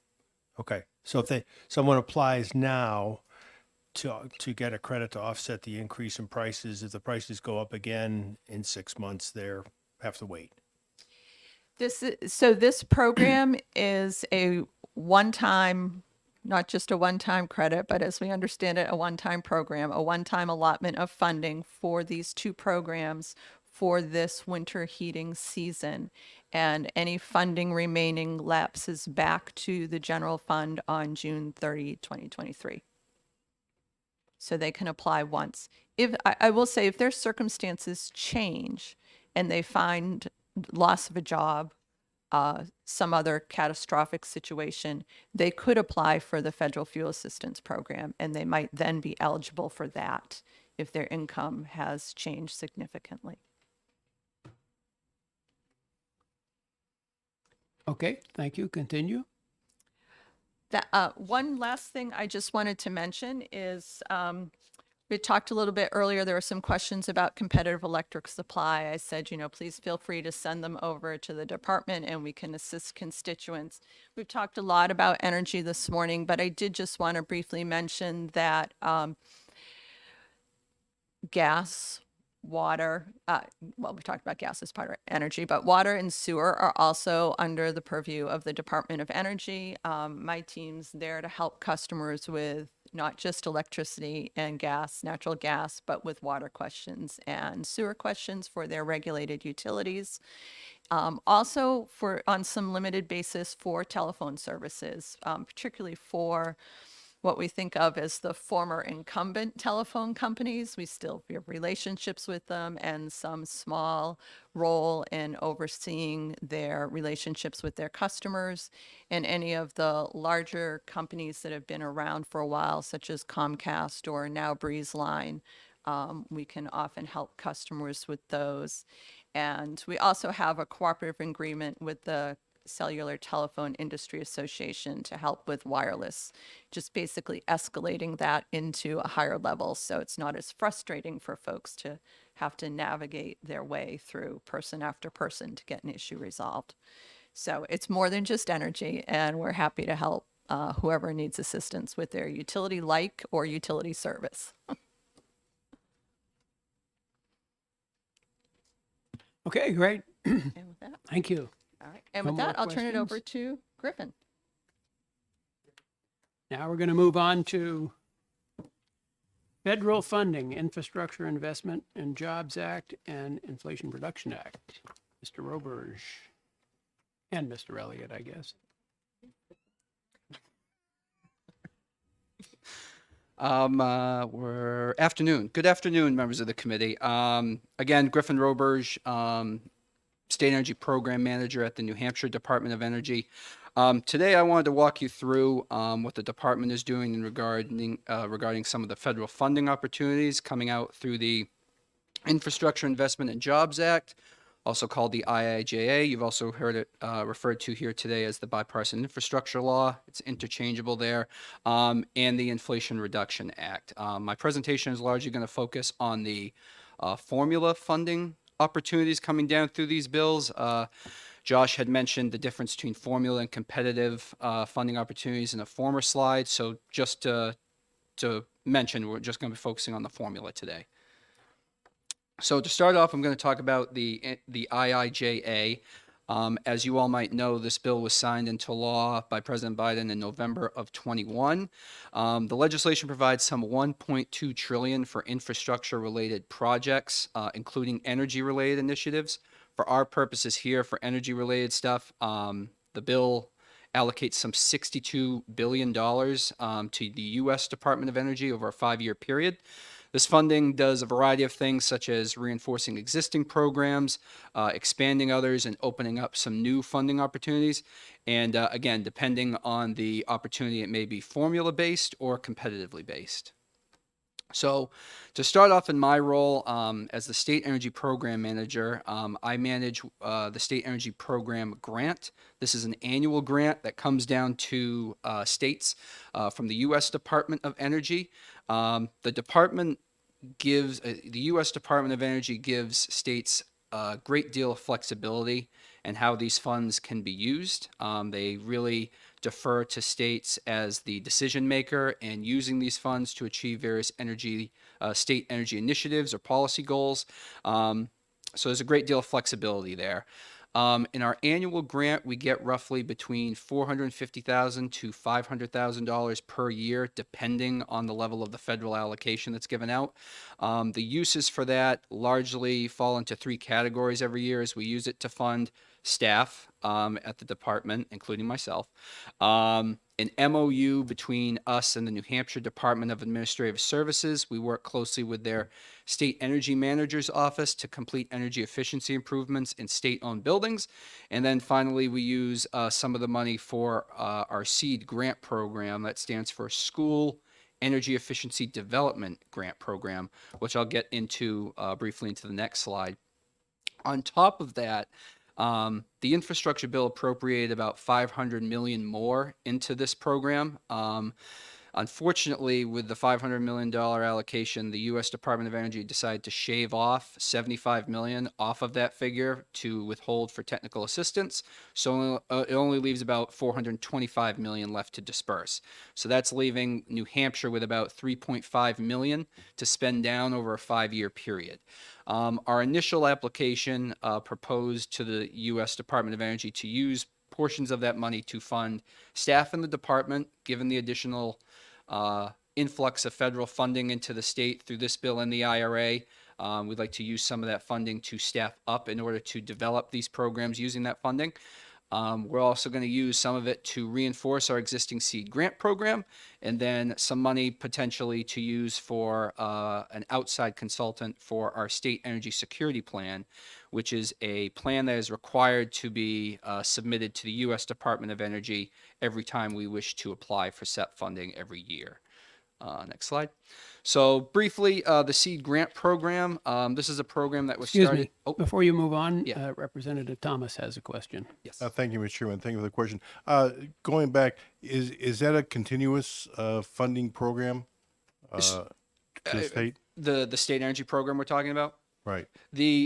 So if you look on the slide on the left side, you'll see annual SEP. That is usually an annual allocation that's given out to states every year. We apply for that money in 3-year increments. So this past year, at the end of the last fiscal year, we closed out a 3-year period. So we applied again. And so we do that every year going forward for the next 3 years. And so that's where we receive about that $450,000 to $500,000 allocation. Follow up? Yes, I guess, thank you. My point is that using some of the money for your staffing. So your staffing here is dependent upon that federal money coming in every year. Yes. Okay, thank you. Representative Wendy Thomas has a question. Thank you. Thank you, Mr. Chair. If somebody, if an entity uses, You don't need to get up. I'm just gonna. well, no, I'll get up after Okay, after all I right, speak. okay, all right. If an entity uses some of this grant money for energy efficiency, do they still qualify for NH Saves? Yes. So, for example, and I'll get into it in a second, but our New Hampshire Department of Administrative Services, to the extent that they can, will often leverage rebates from New Hampshire Saves. This helps kind of extend the money that they receive from us. So they're leveraging other funds. And we often see that in our seed grant program is where we have public schools also to fund a project in its entirety will leverage New Hampshire Saves rebates and couple that with it. Representative Munns has a question. Thank you, Mr. Chairman. I'm sorry if I'm math challenged, but I didn't understand the 3.5 million that New Hampshire has to spend down. Yes. Over a 5-year period. How does that relate to the $500 million in funding? So the 500 million was an allocation made through the infrastructure bill. The infrastructure bill said we're going to put $500 million into the state energy program, an additional appropriation. What then occurred was the money got to USDOE, and because this is an additional pot of money that states can use, they decided to set up, take a portion of that allocation for technical assistance. So that's where I'm talking about 75 million removed from the allocation. So that leaves us with about 425 million left. Based on a formula that was established by the department, that's where by the U.S. Department of Energy, that's where they came down with our allocation, New Hampshire getting 3.5 million. We get all of that money up front, and then we have to spend it down over the next course of 5 years. Follow up. Follow up. So the 500 million and the 75 million, that's nationally. That's nationally, Okay, correct. I thought yes. that was a I'm sorry. state If we, allocation. yeah, I think I might be a little bit more pleased if we were getting 500 million. Gotcha, But gotcha. no, it's just 3.5. I'm Thank sorry. you. Okay, continue, please. I'm sorry. I didn't see your hand. I'm sorry, Representative Kaplan. Thank you, Mr. Chair. I hate to be a curmudgeon, but when I think of the Infrastructure Act, I think of actual infrastructure. Sure.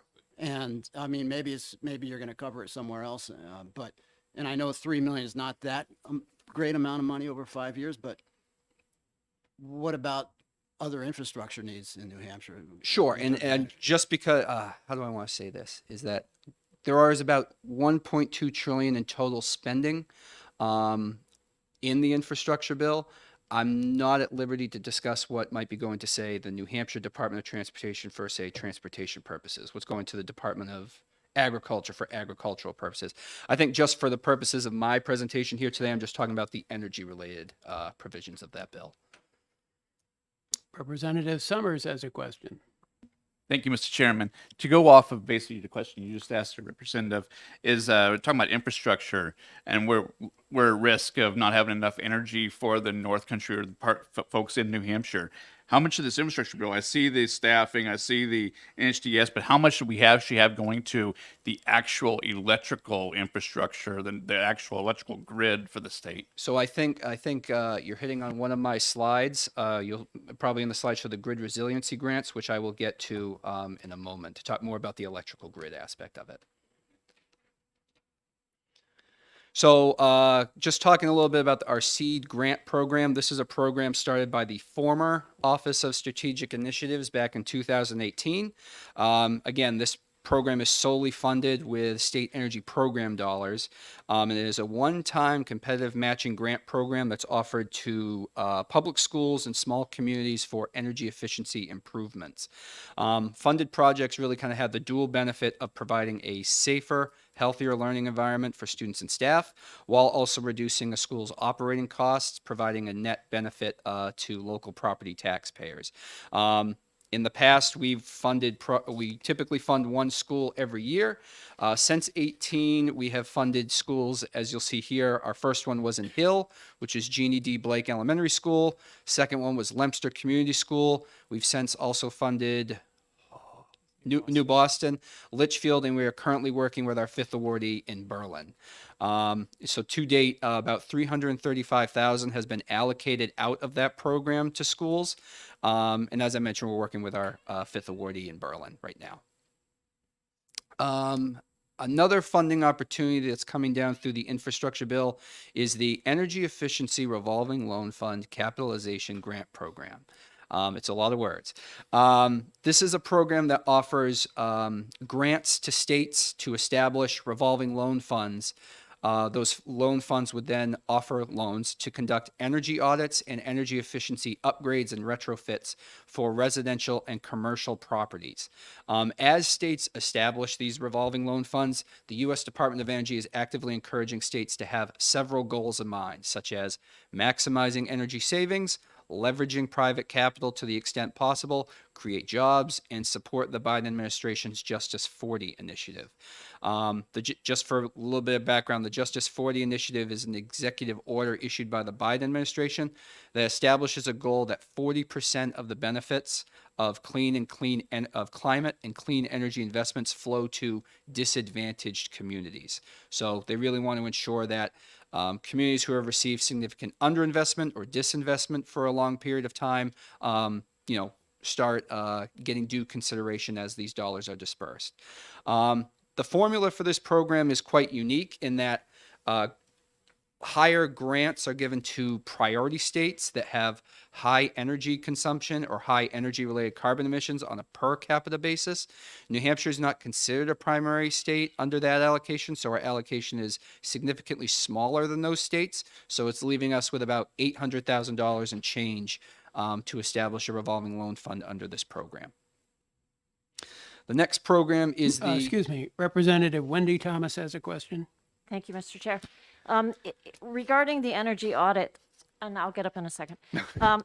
Regarding the energy audits, how do you qualify who does them? Do they have to be certified? Do they have to do some kind of training? Or is there something like that that qualifies who can do an energy audit? Sure. So that's something we're currently digesting with with guidance that's recently just come out on this grant program. Auditors do need to be certified and everything like that. Energy audits under this program also must meet certain criteria that the U.S. Department of Energy would like to see, such as the audits using technical assistance offered by the U.S. Department of Energy or using certain metrics offered by the U.S. Department of Energy. And then when it comes to funding the upgrades and retrofits, the department wants to see that those retrofits, those upgrades were conducted as a result of an energy audit performed under this program or some other similar looking audit. Follow up.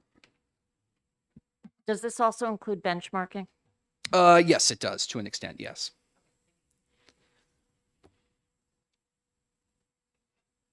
Okay. Thank you. Next slide. The next another federal funding opportunity coming down through the infrastructure bill is the Energy Efficiency and Conservation Block Grant Program, or the EECBG program.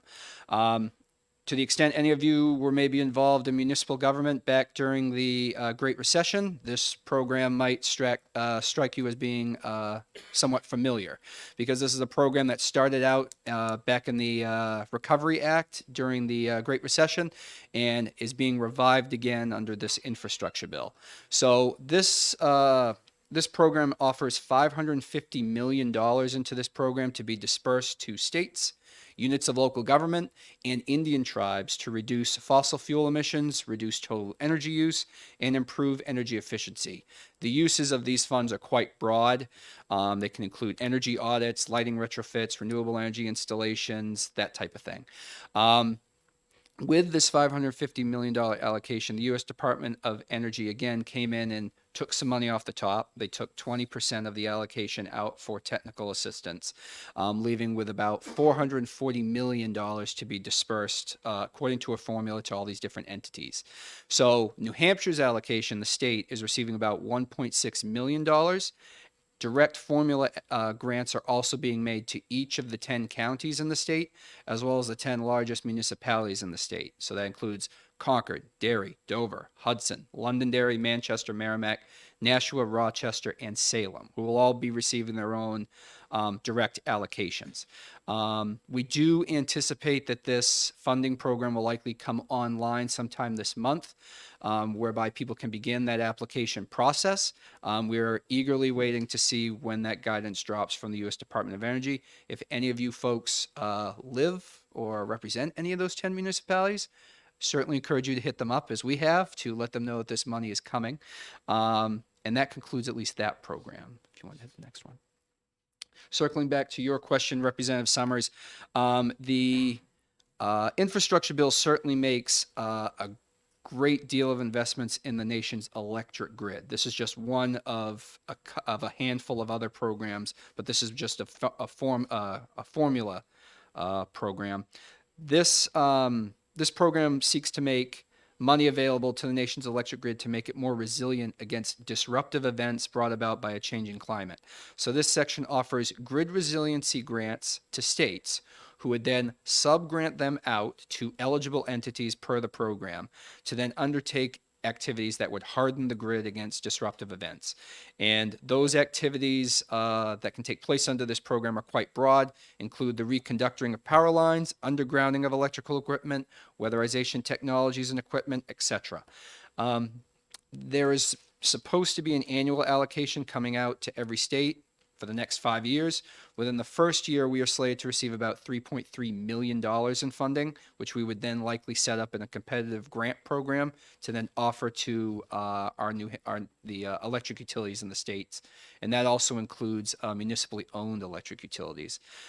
Considerations for this program, at least for the applications that would come in, want to hit some of the priorities that the infrastructure bill wants us to take note of, such as prioritizing disadvantaged communities, reducing the frequency of disruptive events, and leveraging workforce training programs and that type of thing. There are also other competitively based electric grid type funding opportunities, which I can talk more about offline. I just didn't include them in today's presentation. I'm just talking about the formula funding. Next slide, if that's all right. Next steps on the IIJA, program guidance does continue to develop across the programs I mentioned, as well as a lot of the other competitive opportunities. We continue to stay aware of the latest program developments. As I mentioned, there are a number of competitive funding opportunities that the department is continuing to review and consider next steps with. For you folks here, as resources, we did establish a web page on our website to kind of advertise select federal funding opportunities through this infrastructure bill. So if your municipality is asking questions, if you've got a municipal energy committee that's maybe discussing some of this stuff, that might be a good resource for them to consider. I've also included a link on there to the U.S. Department of Energy's webpage about infrastructure funding, as well as a guidebook from the White House with all the various funding opportunities through the infrastructure bill, and that includes transportation, agriculture, related investments, and that type of thing. And obviously, if anyone has any questions, feel free to reach out anytime. Representative Berezny has a question. Thank you, Chairman, and thank you for taking my question. On the previous slide, would smart meters be included in that? I can't remember. So, I'm sorry.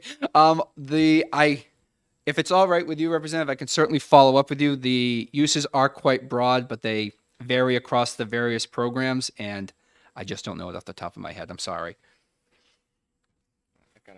Okay, thank you. First time you were stumped today. Okay, continue, please. So finally, just stepping on to the Inflation Reduction Act. This bill was signed into law in August of last year. This is a $391 billion investment to lower energy costs, accelerate private investment in clean energy, strengthen supply chains, and create jobs. About $35 billion is invested in clean energy investments that are managed by the U.S. Department of Energy. For our purposes here, I think I'm going to focus largely on two provisions that authorize about $8.8 billion in two rebate programs for home energy efficiency and electrification projects. The first rebate program is the Home Electrification Rebate Program. This is about $4.2 billion being made to this program. It would offer grants to states who would then offer rebates for the purchase or installation of high energy efficiency home appliances and equipment. New Hampshire, at least, is slated to receive about $34.7 million over the next 10 years. We have that money all up front. We get to spend it down over the next 10 years. Rebates are available Rebates are largely targeted toward low to moderate income households for electrification improvement projects. So rebates may apply to the purchase and installation of EPA certified Energy Star appliances, electric load service centers, electric stoves, installations, etc. I do want to mention from the outset, and I'll mention it again, is that these rebate programs have generated quite a bit of interest, as you can imagine, from residents and citizens across the state. But these rebates are not available yet, and they will likely not be available until the end of the year or early 2024, as the U.S. Department of Energy is still in the early stages of developing guidance for these rebate programs. So if you do get questions from constituents, it's great that they're interested, but unfortunately, just wait, be patient. If you want to go on to the next one. The last rebate program is the Whole Homes Rebate Program. This is about $4.3 billion in grants made to states. Again, similar to the other one, we get grants, which we then rebate out to eligible parties for projects that produce energy savings from a home energy upgrade. New Hampshire's slated to get about $34.9 million out of that allocation. Rebates are available to households of any income, but rebate amounts will vary based on the projected energy savings of a given improvement. The projects eligible for this rebate are based on actual energy performance savings, and the rebate includes costs. Rebate can also cover costs associated with the work performed for the improvement or the equipment needed to install the upgrades.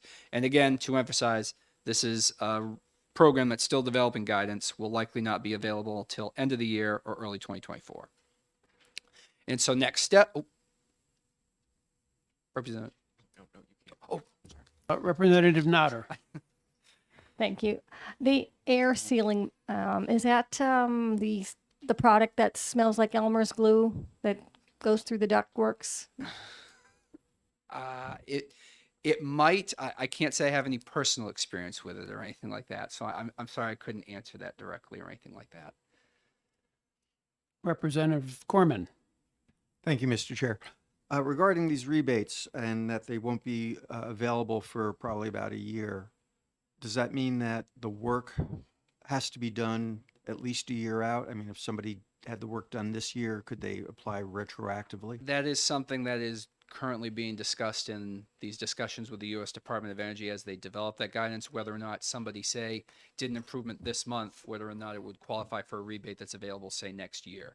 It's something that's continuing to evolve, and I don't want to jump the gun on that and tell people that they will. I don't want to be accused of giving somebody misinformation, but I would just encourage those interested to certainly have some patience and wait and see.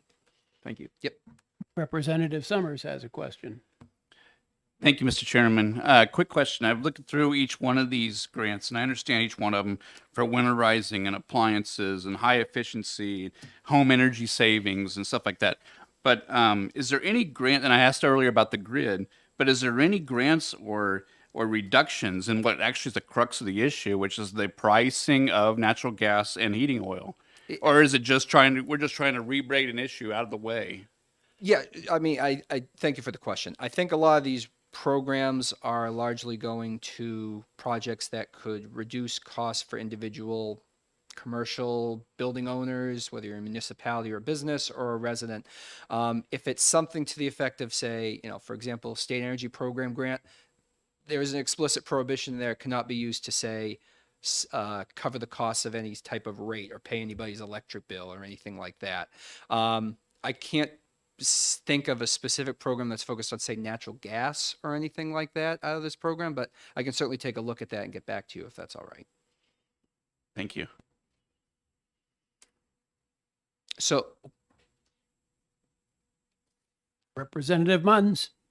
Thank you, Mr. Chairman.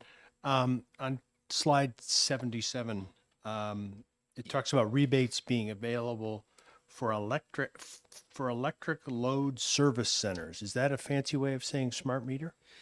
Again, yes, electric panels in your house. I just, again, guidance for this is still developing, and the information I received was from an FAQ on the U.S. Department of Energy website, and so this is what was on there. I don't want to give any more information or, again, cause any misinformation or anything like that. Fair enough. Thank you. Thank you. So next steps for the Inflation Reduction Act, as with the infrastructure bill, the department will continue to monitor various funding opportunities as a result of this bill. Just by way of context, the U.S. Department of Energy's program guidance for these rebate programs is still in its early stages. For context, the infrastructure bill, which was signed into law of November of 2021, is just starting to roll out programs out of that bill now. The IRA was just signed into law in August of last year. So I anticipate that the guidance will take a little bit of time to develop. I would note that the IRA does contain many tax-related provisions, such as maybe some tax credits, that may assist homeowners with an energy efficiency improvement, a renewable energy project, a clean vehicle purchase. The Department of Energy is not a tax agency. So if anybody hears from residents or constituents who are interested in those types of provisions, certainly encourage them to consult with a tax professional. And then finally, we do have some resources available on our website that we will continue to update regarding the IRA, and feel free to contact us with any questions. And with that, that's my presentation. Great. Thank you. Next presentation is on the state energy strategy. So, Mr. Chairman, I do realize we've already gone an hour and a half over our presentation time. I didn't know if you wanted to defer talking about the state energy strategy to another time. I could go through the slides and discuss it, or if you would prefer, I'm happy to the consumer Is this advocate. the last portion of the presentation? Yes, it is. Yeah. I think it might be worthwhile to defer this then. Okay. And do it as a separate presentation, because there's going to be a lot of questions. So let's do this as a separate presentation later in the year. Okay. That sounds Now, fine I by me. know before we move on that the commissioner, Mr. Jacoin, and the deputy commissioner, Mr. Elms, have agreed to stay and answer additional questions if there are any. Do any of the members here have any additional questions for either the commissioner or the deputy commissioner? One quick one. Representative Thomas, Douglas Thomas. Thank you, Mr. Chairman. Really quick, we talked about fuels a little while ago. I had heard some months ago that there was a fear that there could be a shortage of diesel fuel in the area here. Can you speak to that, if it ever materialized, if we do have it, or what may be coming up down the line? Sure. Thank you, Representative. That's a great question. There was there were concerns about a diesel shortage. We were not necessarily involved in that conversation. Kerosene, you may have heard, there was a kerosene shortage, a very real shortage, where customers could not receive deliveries from their fuel vendor for kerosene. That was an October and early November problem, and thankfully the supplies are back, and kerosene is available. On diesel, I would have to get back to you on where that's at, but we've not received any, I should say, any outreach from the federal government, for instance, on that issue recently. Any other questions for the gentleman from the Department of Energy, who I'm sure will be back to visit us in the future, Representative Bernardi? Thank you. Thank you, Mr. Chairman. So when we divided the distribution and the production of activities of utilities, the distribution side obviously is still maintained as a public monopoly, and we allow the those entities to operate that way. The production side, however, does not appear to be a public monopoly, and so ultimately, who is responsible for making sure there is sufficient production of electricity in the state? Is it the DOE now? Is it ISO New England? Is it the New Hampshire legislature? Or who owns that? ISO New England, our regional grid operator. That is their responsibility. Thank you. Representative Loki has a question.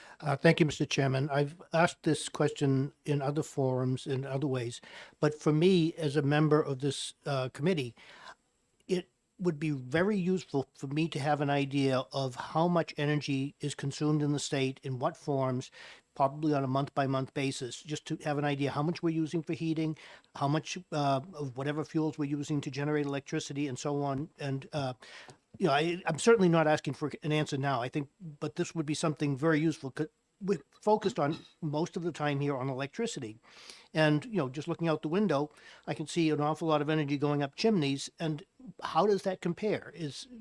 On all the various forms? And as I say, it's the kind of thing that would probably take somebody some work to put together, rather than trying to do it on the fly. Sure. It's a great question. There's an awful lot of good data on the U.S. Department of Energy's Energy Information Administration website that does have, information on the resource mix of our electricity generation, on, building and transportation energy information. Our team, if you reach out to Griffin, he can, help, respond to inquiries and also provide some of those resources to you. The ISO New England, when they come in, they might also have a little bit more granular data or information that they might be able to provide. A lot of what we see is on a longer time horizon, say over the course of a year. But for those more specific month-to-month flows, they might have some more resources or information. Follow up.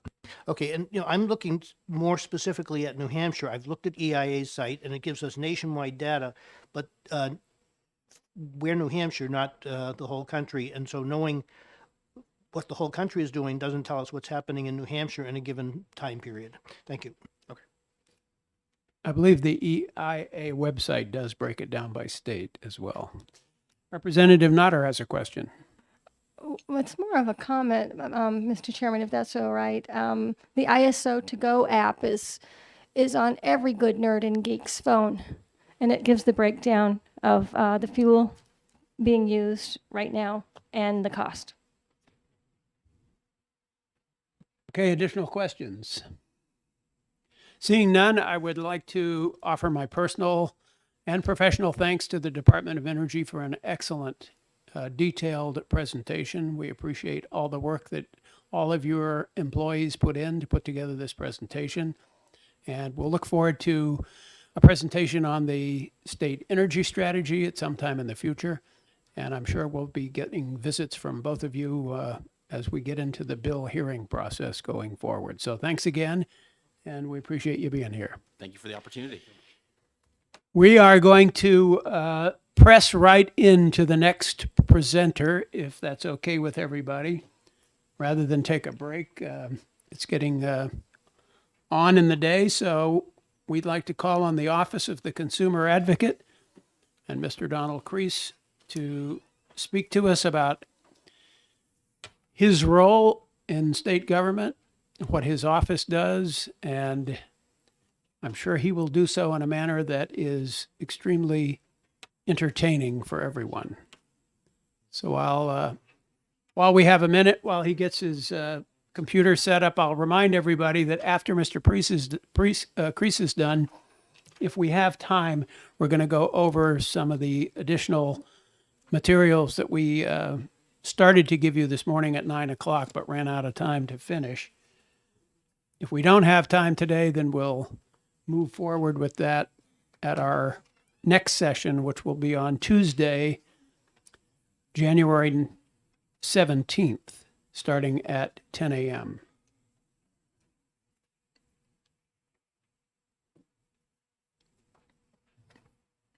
Okay, Mr. Crease, it's all yours.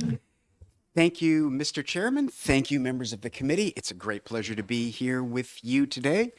My name is Donald Crease. I am the state's consumer advocate, and my slide presentation as I go through it will tell you almost everything you need to know about who I am, what I do, and what I think.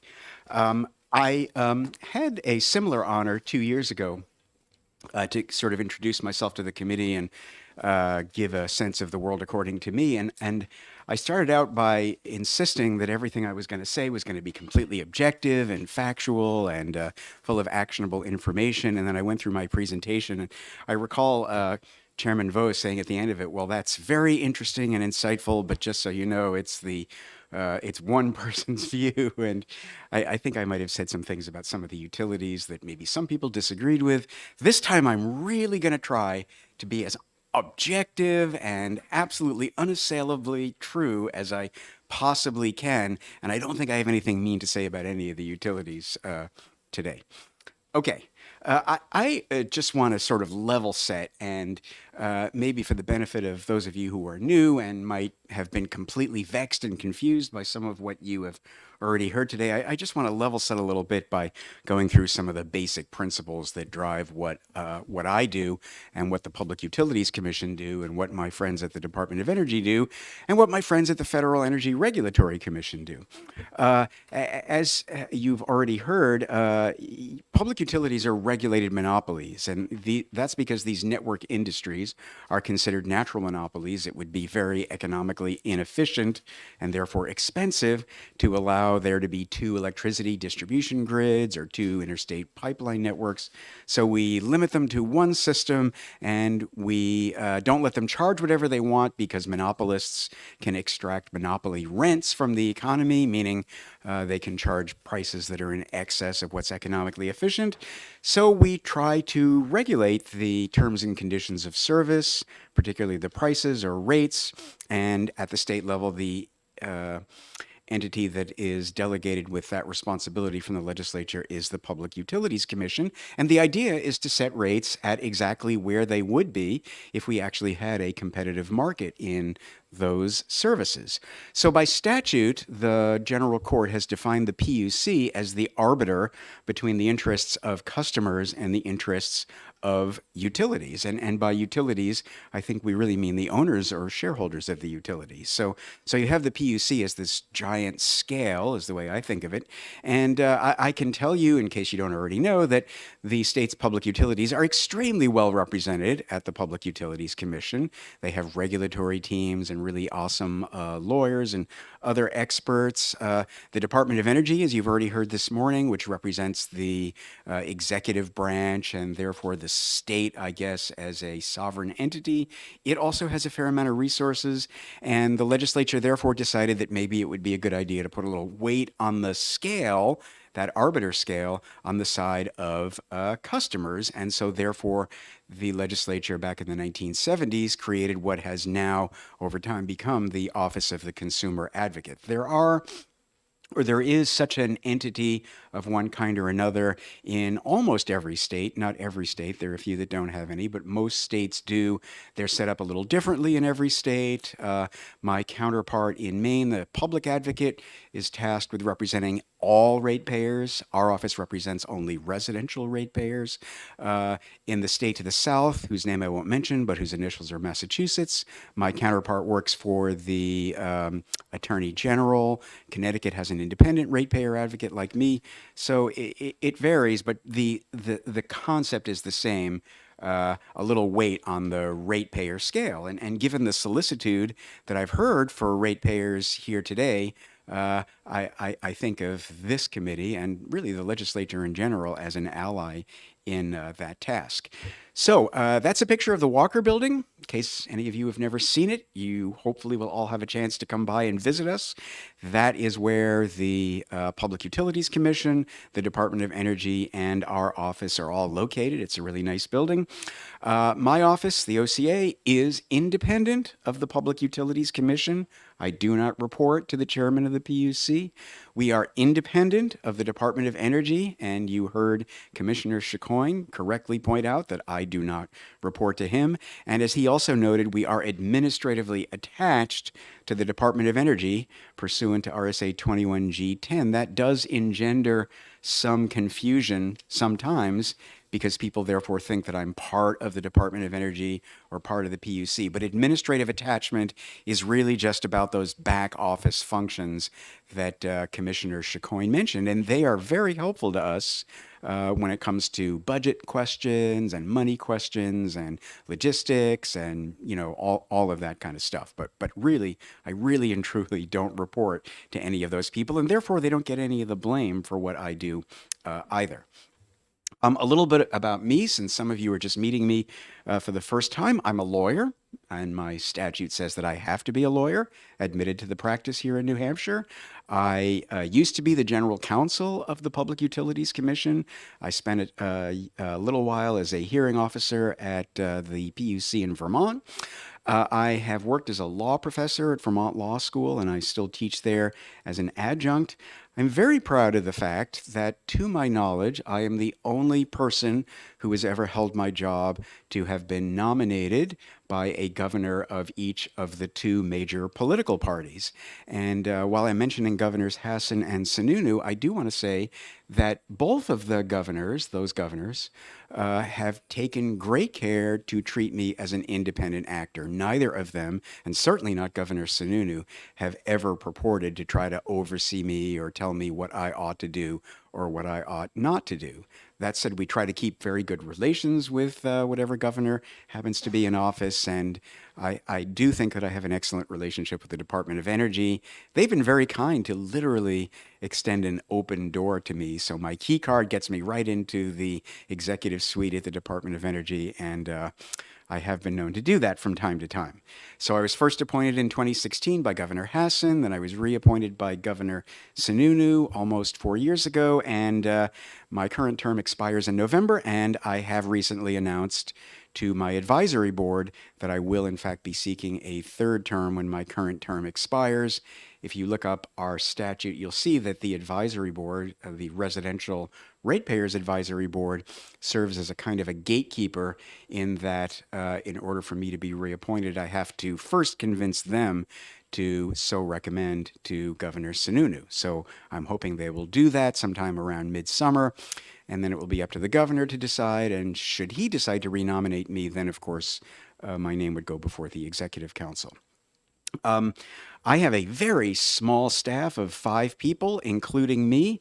I have a legal assistant. I have a staff attorney who I just hired. The climate for state employees, and by which I mean the job market, is very challenging these days. So essentially, I lost my whole staff to employers that offered more lucrative terms and conditions than I could. But I just hired a new staff attorney, and he will be starting later this month.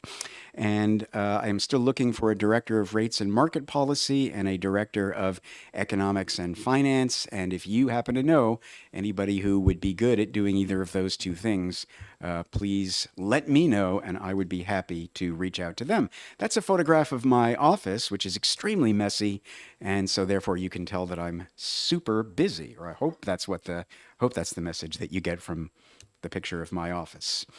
As you have already heard, the standard under state law for where rates should fall is the famous and well-established just and reasonable standard. So that's what the statute says. But the Constitution, by which I mean principally the federal Constitution, also has a lot to say about this because there is a floor on how low rates can go, and that floor has to do with the Fifth Amendment to the U.S. Constitution, which has analogous language in the state constitution, which says that the government cannot take private property for public use without just compensation. And there is established case law that says that if you set rates so low as to deprive a public utility of an opportunity to earn a reasonable return on its shareholders' investment, then you have set rates that are quote unquote confiscatory, meaning it virtually confiscates their property for public use without providing them with just compensation. And if you do that, the utilities will go to federal court, sue you, and win. I just read in the paper today, in fact, that there's a bill in the Connecticut legislature to have the legislature, rather than their utility regulator, set utility rates for electricity, at least. And that's fine because rate setting authority is a legislative act that's delegated by legislatures. But if you were to retain that authority or reclaim that authority from the PUC, and you decided that the utility rates were just too expensive for your constituents to sustain, you have to be aware that if you set rates at a confiscatory level, the rates would be declared unconstitutional, likely in a federal court. So if you're a fan of Supreme Court jurisprudence, I recommend a look at the Supreme Court opinion of 1944 called Federal Power Commission versus Hope Natural Gas Company. And that is where the court opined about this question of what is a fair return on shareholder investment for utilities? And as you can see, the court said, and I think every economist I've ever met would agree, that really return marches in lockstep with risk. So what does that mean? Well, it means that if you take your next paycheck and deposit it at your credit union, you will probably reasonably expect a very low interest rate. If you took that same paycheck and invested it in a pharmaceutical company that is working on highly experimental but maybe breakthrough drug therapies, you would expect a much higher rate of return because those investments are very, very risky. Many of them don't pan out. Utility risk is, I guess, somewhere in the middle. I tend to think of utilities as relatively low risk. After all, they provide essential public services, and their customers are captive. We are fortunate in New Hampshire to have given the world David Souter, the former U.S. Supreme Court Justice. Back when he was a justice of the New Hampshire Supreme Court in 1988, he authored what I think is my very favorite appellate opinion about energy law and electric rates. And there it is, Appeal of Public Service Company of New Hampshire, 1988. And in that decision, he observed that just because utilities are entitled to an opportunity to earn a reasonable return on shareholder investment, it does not mean that the shareholders are entitled to what he described as plenary indemnification. And, there was his reasoning. The ultimate consequence of automatically raising the return as the prospects for recovering the investment fell would be nothing less than a shifting of the entire risk from the investors to the ratepayers. Never a truer sentence about utility regulation has ever been written, and I am constantly telling law students that they must read David Souter's opinion in Appeal of Public Service Company of New Hampshire. You have heard other people explain this to you already today, and of course my old friend Tom France knows way more about this than I do. Here's a lawyer's view of what the current method for setting utility rates is. And again, these are regulated rates. So I'm not talking about default energy service, because default energy service is a rate that is really driven by what's available in the wholesale marketplace, competitive. I'm talking about the other aspects of utility service that actually are set by the PUC. And the PUC does that by determining what the utility's annual revenue requirement is, meaning how much money should that utility take in over the course of 1 year. And that amount of money is a sum of the utility's operating costs plus a multiple of its rate base, so the present value of its capital assets multiplied by its weighted average cost of capital. Weighted average cost of capital is just a blended average of how much money they have to pay to their lenders for their borrowed money and how much return they ought to be able to return to their shareholders. You create that weighted average, you multiply it by the present value of their investment. You get the return, you add that to operating costs, you come up with the revenue requirement. That is only stage one of a rate case. The second act is the rate design phase, and that is the process whereby you divide that revenue requirement among the various classes of customers. And that is something we get terribly involved in because there are a lot of important issues that get resolved there.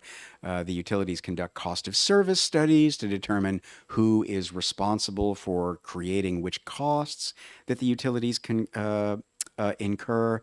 Rates have in them both fixed and variable charges. So if you look at your electric bill, everybody pays a fixed customer charge every month. I think Eversource, it's about $13 a month for a residential customer.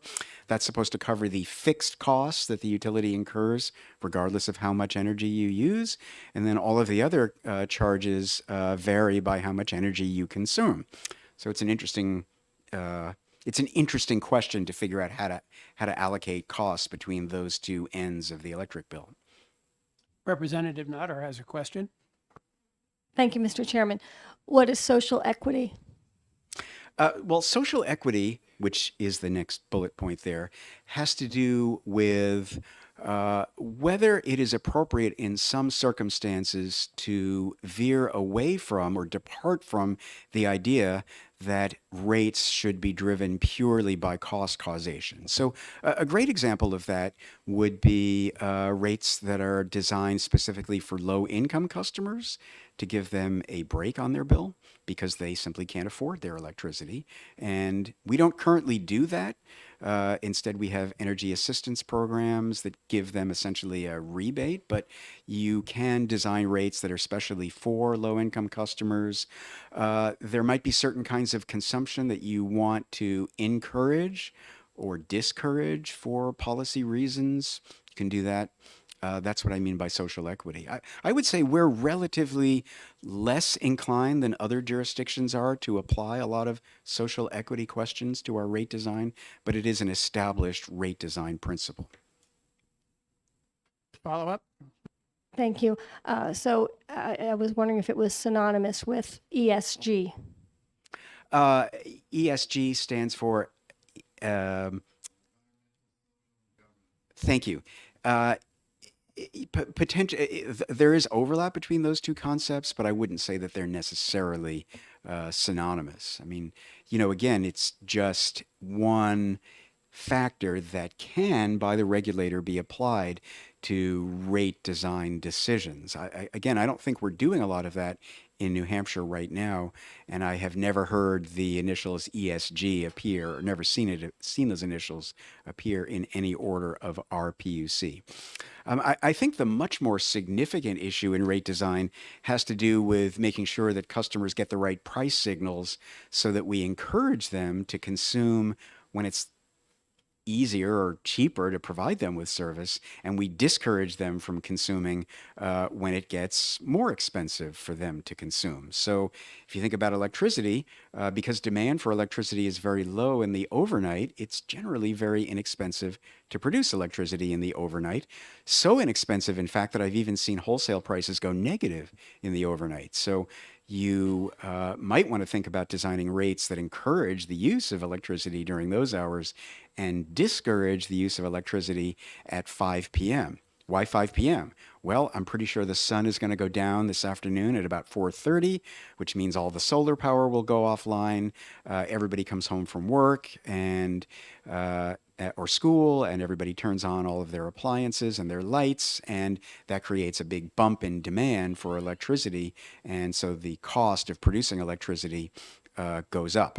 So again, if we can send people price signals that make them think about that, that is one approach to rate design. Now, that may not be a good idea for residential customers, because how many of us at dinner time are in a position to say, oops, we're going to shut everything down? But if you're a big industrial customer, it might make sense to send you price signals because you might be in a better position to adjust your consumption and thereby optimize your revenue stream by managing your your energy costs, and thereby helping everybody save money by using energy when it's cheaper and using less energy when it is more expensive. So, this is a slide I love to show because Representative Partial also has a question before you move on. Okay. Yes, thank you, Chair, for taking my question. And hello, Mr. Kreis. In order to meet that last price signal, does that imply that we need something such as a smart meter in order to get down to that level of management? Yes. We are doing our best at the OCA to nudge the utilities into the complete adoption of so-called smart meters. And really, when I say smart meters, I'm talking about what's referred to in the trade as AMI, which stands for Advanced Metering Infrastructure.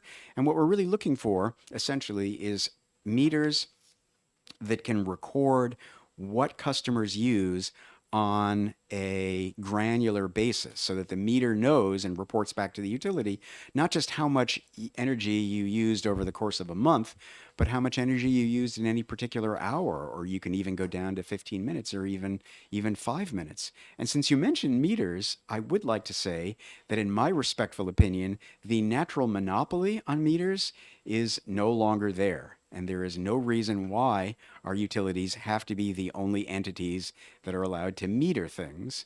There could be other providers of meters, and as long as the meters meet the so-called utility grade standard, there's no reason why the utility has to be the exclusive provider of that device to you.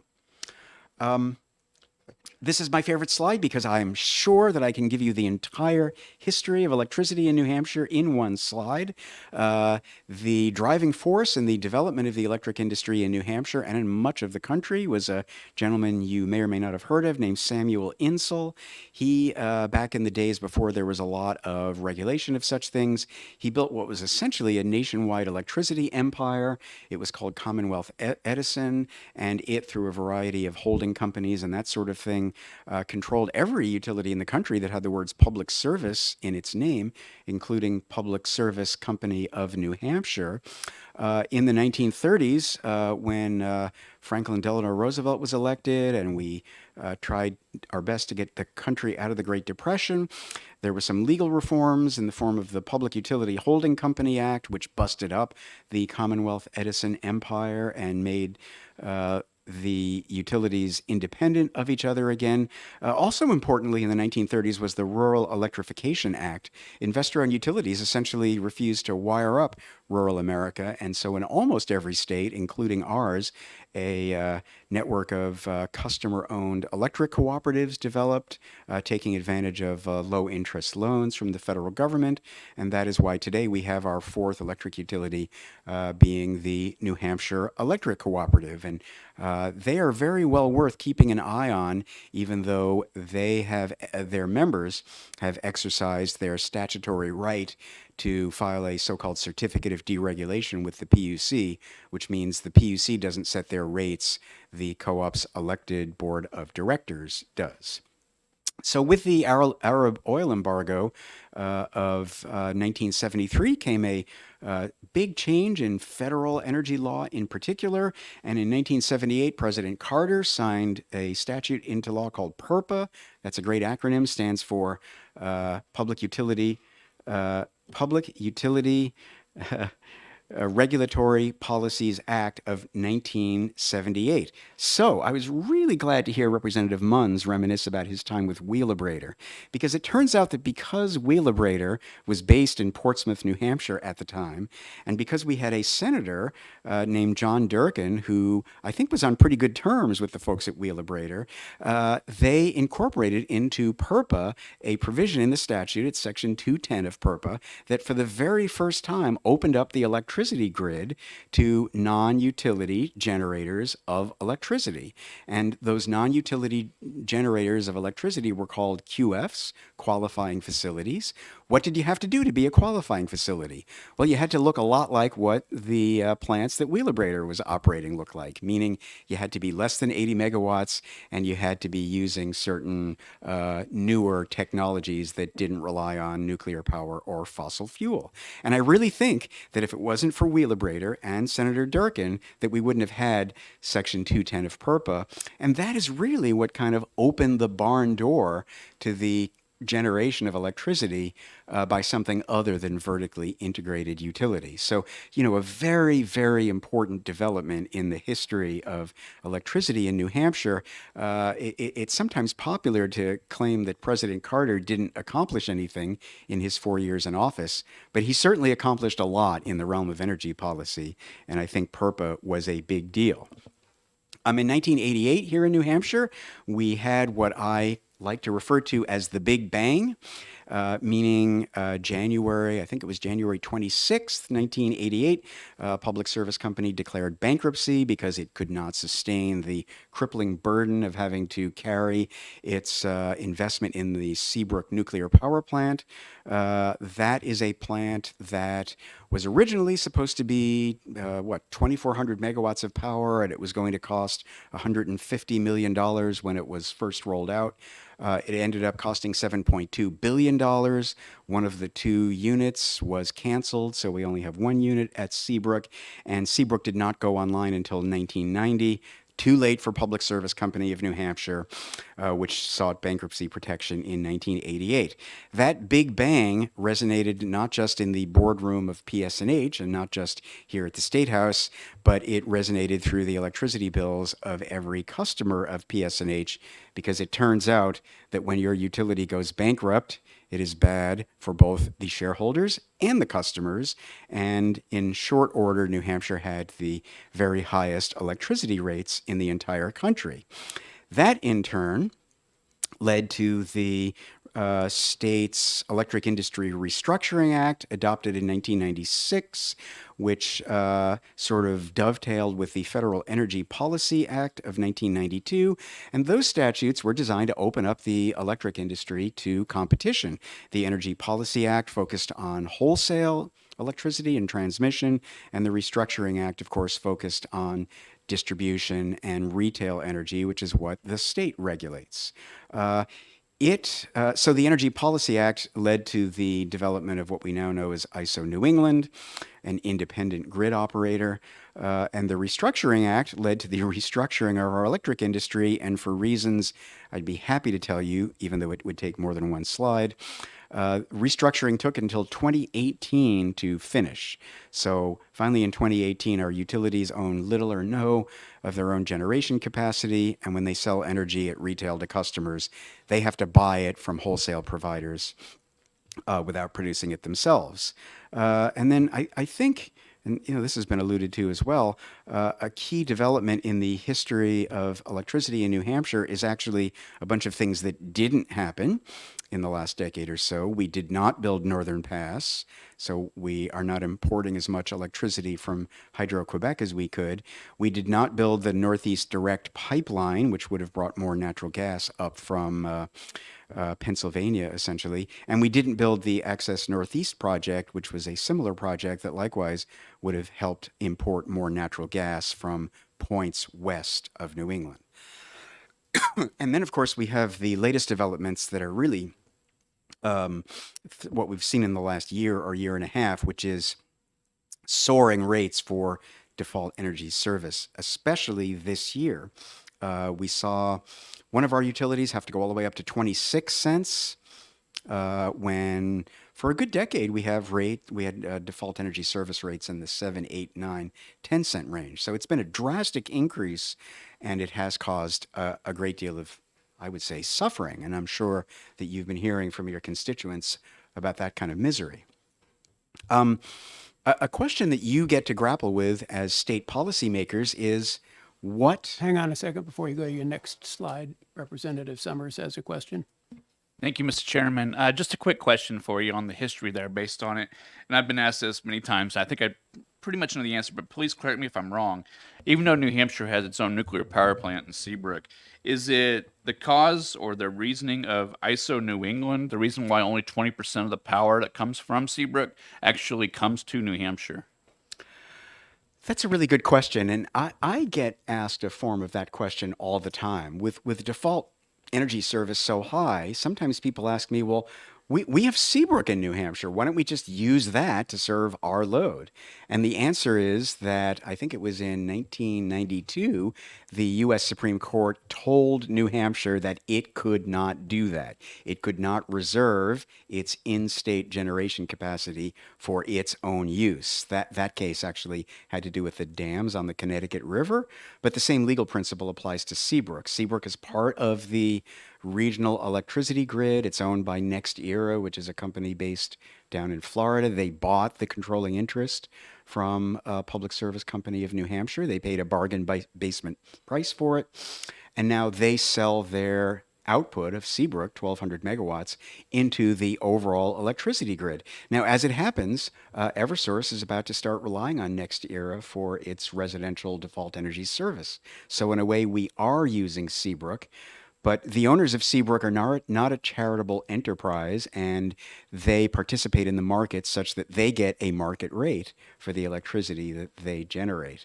So to the point about what data you can get from the Energy Information Administration about the electricity that we consume and produce in New Hampshire, we can do that, and that is available on the EIA website. But the caution, the thing you have to keep in mind, is that we don't only consume the electricity that we generate in New Hampshire. So you'll see we produce a lot of nuclear power in New Hampshire because our biggest producer is Seabrook.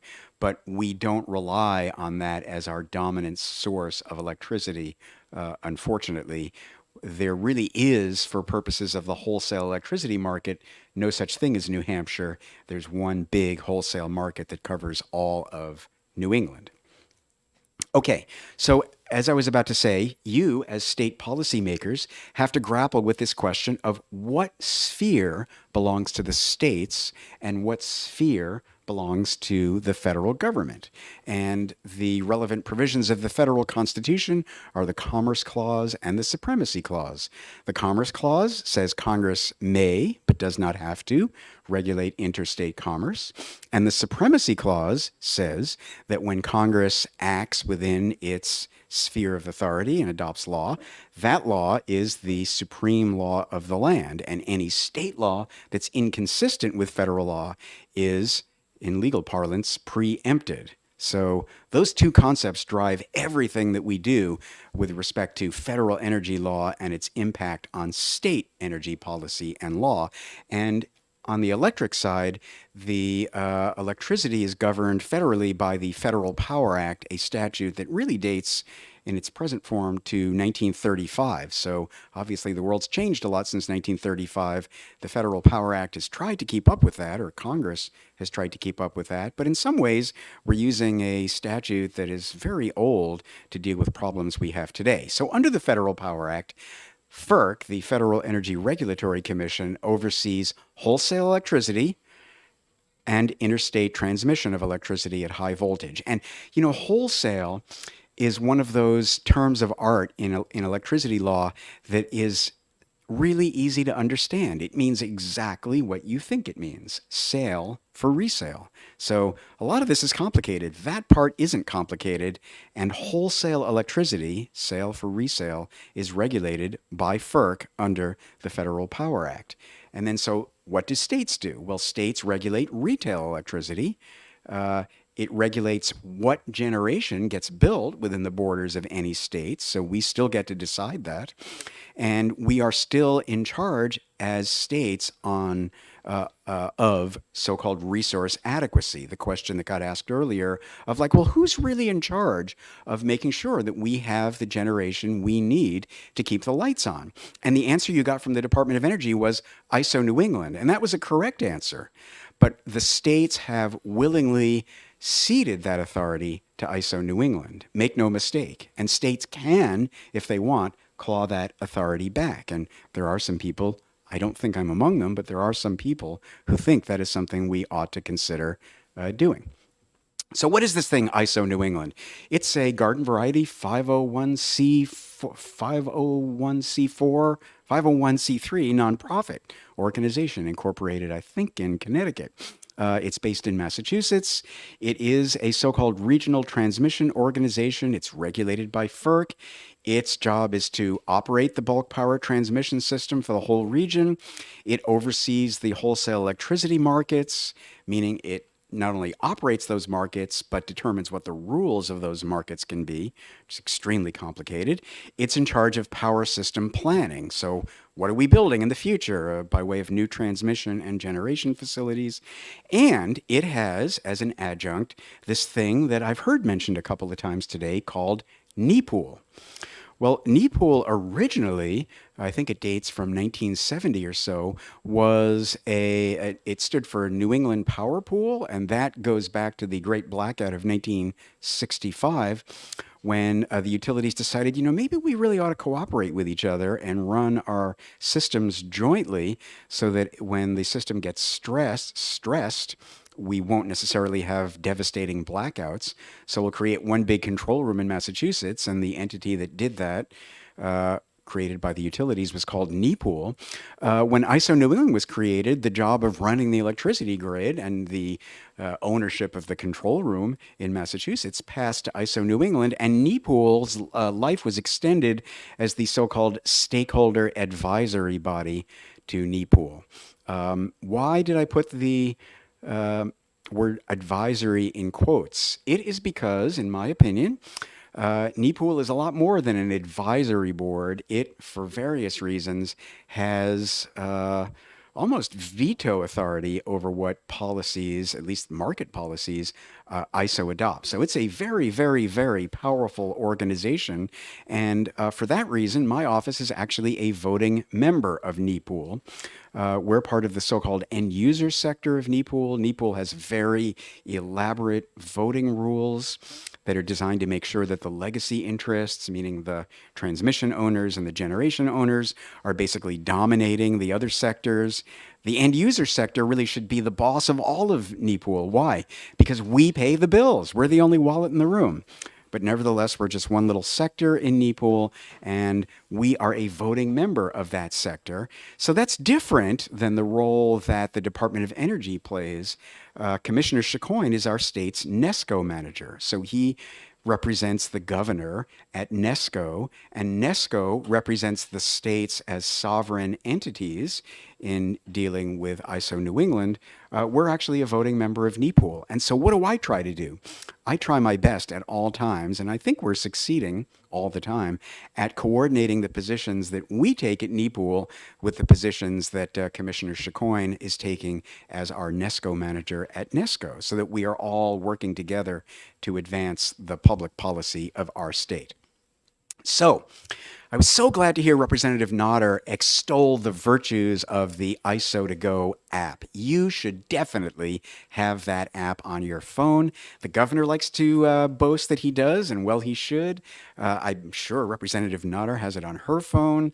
And when you have it on your phone, you can watch what is happening on the electricity grid minute to minute. And what you access when you fire up the app is this map. And these are screenshots I took off of the app at two different recent times on the New England electricity grid. And this is just such an interesting little pair of snapshots of what can happen in New England. Last week, as I was getting this slide deck together, I just decided, hey, what's going on the grid now? And so I took this snapshot on the left, and you see, what you're looking at there is the locational marginal price, meaning the prevailing spot price for wholesale electricity at each place in the system where that price is separately set. So New Hampshire gets its own price of wholesale electricity in any it varies, I think, by 5-minute increments. And at that point, it was $48.03. Well, you can translate dollars per megawatt hour, which is what that number is, to cents per kilowatt hour quite easily. $48.03 comes down to 4.8 cents per kilowatt hour. So would the default energy service were anything close to 4.8 cents per kilowatt hour. But you can see that for whatever reason, that price was really low at 7 o'clock p.m. on January 5th. But then if you happen to fire up your ISO to Go app on Christmas Eve, like I did, why did I do that? Well, I was hanging out with my relatives and I was bored, and you have to get away from your family somehow, so you start fiddling with the apps on your phone. I turned on my ISO New England ISO to Go app, and lo and behold, I see this red map. Red is bad, even on Christmas. And, here in New Hampshire, the spot price of electricity was $2,294 $2.26 per megawatt hour. Again, let's translate that into cents per kilowatt hour. You can't. It's too big. It's actually $2.94 per kilowatt hour.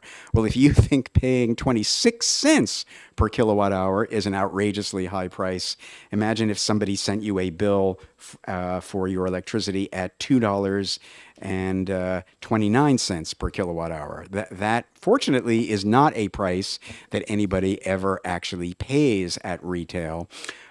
These wholesale prices are designed to essentially send, again, price signals about the current state of the market. So the way our electricity market is designed, the price of wholesale electricity everywhere in New England is actually capped at $2,000. So your question might be, well, how is it that the price is over $2,000 then? And the answer is that in this scenario, at that hour, just about dinner time on Christmas Eve, there were units that had agreed to generate and had a capacity supply obligation that were not available, and they were penalized financially, and the result of that financial penalty are those numbers in excess of $2,000. So this is not a monetary crisis that you see on the right side. This is a warning that the electricity grid is too easily pushed into a situation that in which it is stressed. What was stressing the electricity grid at 5:25 on Christmas Eve? Well, a couple of things. You may remember that the weather was kind of wonky that day, right? It was cold, and in fact, it was colder than the weather forecasters had expected. So, instead, and the temperature, maybe you remember, plummeted drastically in a very quick period of time. Well, that was not expected at exactly the time it occurred, and so therefore the weather was colder than expected, demand was higher than expected for much of that day. That is a big part of what was stressing the grid, and then there were some generators that weren't available, that promised to be available, and the next thing you know, you have this crisis. And again, I think the moral of the story is that that happens a little too easily for comfort. So, I think you're going to have some questions about that one. Representative Nodder. Thank you. It's it's 37.34 at the moment. yeah, so that's great. Those are the kinds of prices that we used to see all the time, 2 years ago. And, now it's altogether too common to see prices, not in the red zone, but in the kind of yellow-orange zone of like $300 a megawatt hour. Those were the forward prices that we were looking at for this month when we were hashing out the question of what the price of default energy service was going to be this winter. So it's really it's good to just keep track of where that's going on an hour-to-hour basis, and then it's great to kind of take a step back every so often and say, well, what happened yesterday, and where did load go compared to where it was supposed to go, and what went wrong and what caused what price blips, and it usually is some combination of unpredicted. It's unpredicted events. So unpredicted events on the supply side, unpredicted events on the demand side. The other thing I want to say about that infamous little crisis on Christmas Eve is that Mystic Station, which is the region's largest generator, 1,400 megawatts, and I have a whole slide about them in a minute, they were not generating on Christmas Eve, and I wrote a column about this little event called the Electricity Nightmare Before Christmas. My column, by the way, appears on the news website indepthnh.org. I was a journalist before I was a lawyer, and in some ways my legal career is really just an outgrowth of my journalism career. So I write columns about my work as a way of explaining all of this to people. So I wrote a whole column about that December 24th nightmare, and one of the things I discovered is that Mystic Station was not generating. Now, I made a point of saying in that column that I didn't know why that was. And very quickly, the owners of Mystic Station, Constellation New Energy, sent an email to my editor that said, we weren't generating because we weren't dispatched. We were ready to go and we had fuel, but we were not dispatched. I would like to know, maybe you would like to know why that was. I do not know. And ISO New England won't tell you, I predict, because they're very cagey about what they reveal about who bid what and who got dispatched and who wasn't dispatched and why. It is a problem. So, We will be sure to ask them when they're here. indeed, indeed, and I hope I'll be sitting in the audience when you on, ask that question. On the 19th. Representative Corman has a question for you. Thank you, Mr. Chairman. What is the mechanism by which these prices are set? There's some auction going on or something like that, and it's automated, or what is the actual mechanism to set these prices? It's a great question. So there is a set of elaborate market rules. Most power, most electricity is committed by contract well in advance. So what you're looking at on those screen with those two price maps, that's the spot price. So that is where electricity that is not committed is bought and sold in real time. Most electricity is resolved in the so-called day-ahead market. So anything that's left over that needs to be committed in order to meet the predicted demand for tomorrow is locked in at about 2 p.m. every day through the so-called day ahead market. And then when tomorrow turns out to be not exactly as we predicted to be today, that's what we use the spot prices for. So every generator that is available makes a bid that is based on its cost of generation. And there's a market monitor that makes sure that those bids are cost based so that there's no Enron-esque funny business. And those bids are entered, and the control room in Holyoke dispatches the available generation in merit order, meaning it plugs in the cheap stuff first and it keeps working up and up and up. And the last unit that it dispatches is the most expensive unit, the one that makes the highest bid. And that bid, they're the marginal provider, they set the clearing price. That's how it works. Follow up? Follow up? So I'm still unclear. Who is making the bids? Is this human beings or is it software? It's human beings. I think they're using software, but it is human beings that are deciding what they are willing to bid on behalf of the generation that they control and own. And again, there's market monitoring so that when that human being makes a bid, that person has to be able to verify that the bid was based on the company's actual cost of producing, not some made up number. The risk being that you'll enter some bid that's way lower than your cost or do some other funny gamesmanship that will distort the market. We don't like that because we saw in California back in 2000 what happens when you let that happen. Bad. So, Don, to follow up on that question, the real-time price right now is $38, and the day-ahead price for tomorrow is $39. How is the day-ahead price calculated? Do you know? It's calculated the same way. Everybody's making bids. The bids are made a day in advance, and the ISO sets the day-ahead price for each hour 1 day ahead. And so based on the bids that were put in versus the projected demand for this hour tomorrow, that was the clearing price. And note, by the way, that there's a separate locational price for each region. It's mostly goes by state, but they carved Massachusetts up into 3 regions. So those different prices are supposed to take into account the existence of transmission constraints so that, when power can move freely through the region, the locational marginal price is the same or nearly the same everywhere. And that is mostly where we are today. We've spent billions of dollars. We pay the highest transmission rates in the whole country. And you don't necessarily have to like that. I certainly don't. But what we got by paying those high rates is a transmission grid that is essentially congestion free. Congestion used to be a much bigger problem in New England than it is now. And so now you see that in either the unstressed or stressed condition, the prices around the region were pretty comparable. Okay, so I stole this slide from my friends at Eversource, and the point Eversource is making one more here. Oh, Representative Berezhny, please. Thank you, Chairman. Thank you for taking my question. Can you give an idea of what percentage of the total electricity being used is on the market? So you said that some of it is purchased through the 6-month contracts, right? That would be most of it, I assume. And then there's some small amount that is, so this market is actually covering just that small portion. Can you say how much that is? Thank you. Those are great questions to ask the folks from the ISO, and the answer depends in part on how into the weeds you want to get about how the markets really work. Technically, it's all on the market.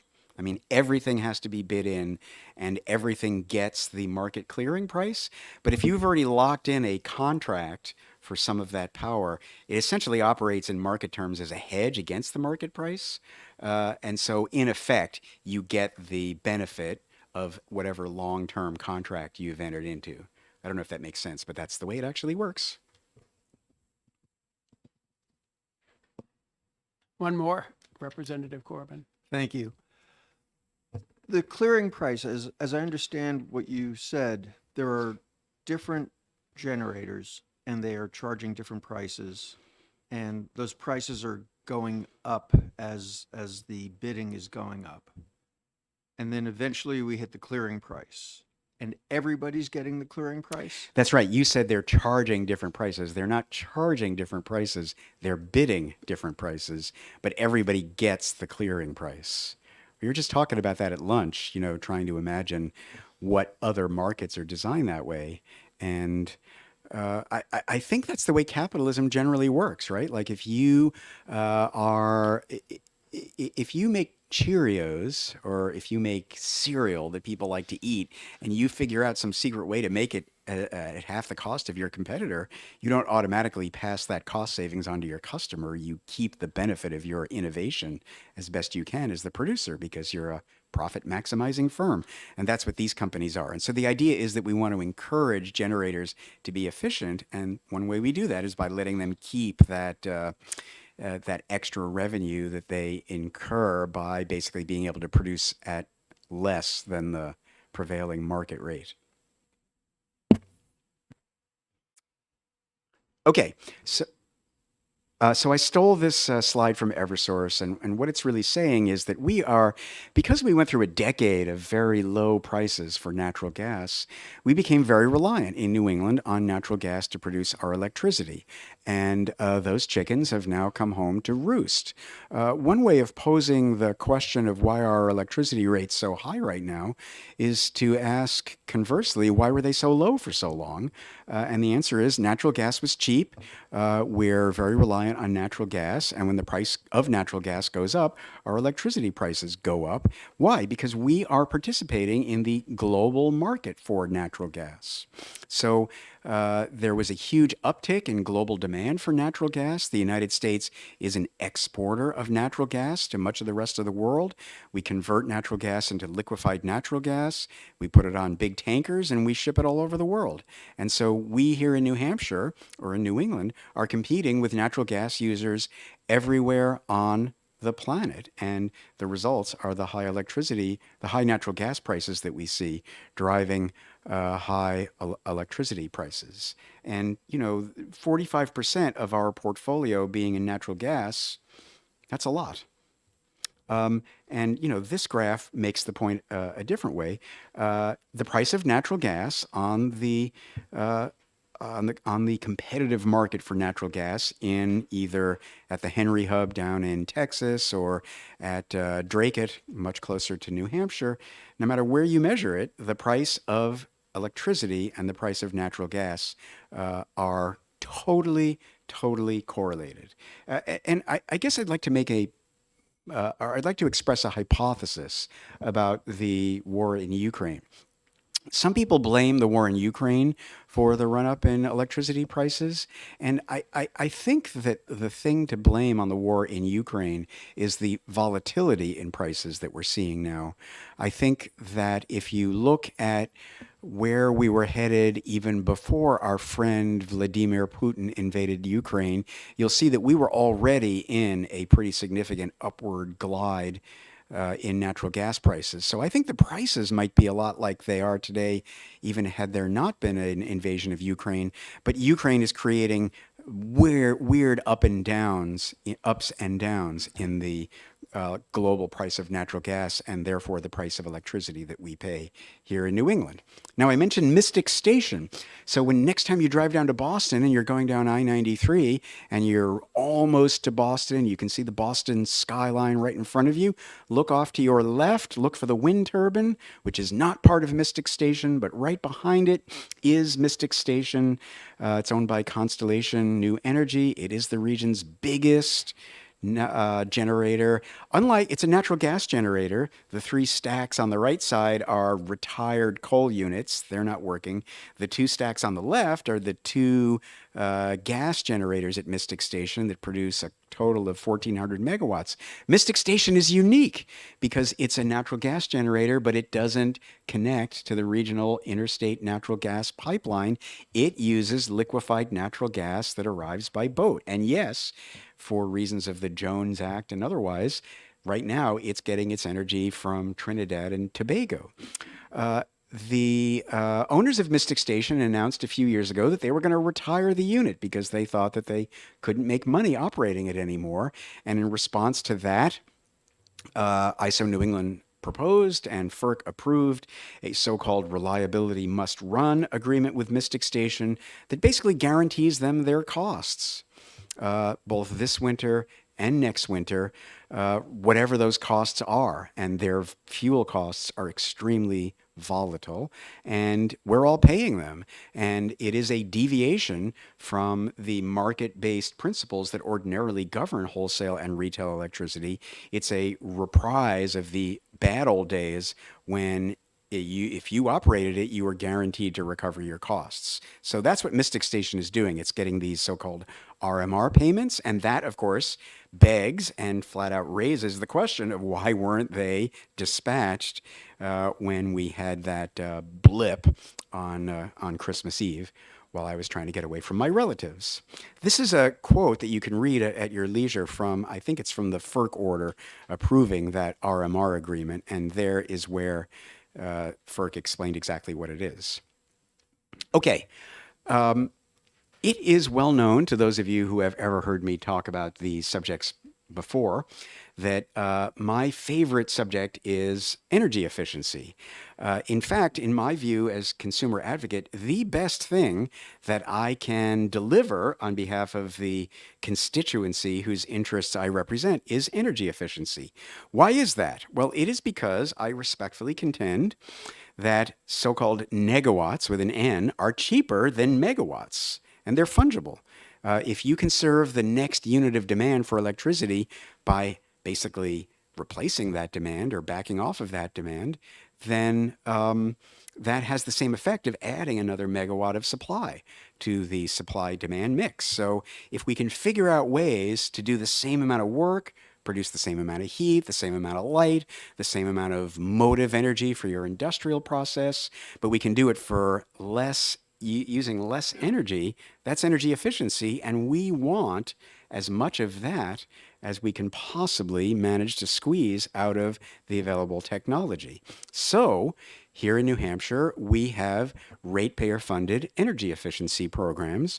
We, all of us, through our electricity and natural gas bills, pay non-bypassable charges that fund state energy efficiency programs, and they put a little bit of a thumb on the scale, I would say, on the side of energy efficiency. And as I readily and cheerfully concede in my second bullet point, that is a pretty big interference in what would otherwise be what you might call free market economics. But if you, first of all, if you think that there is otherwise a free market in electricity, and we can debate that, my contention is that the perfect shouldn't be the enemy of the good, because these are things that would not happen on their own.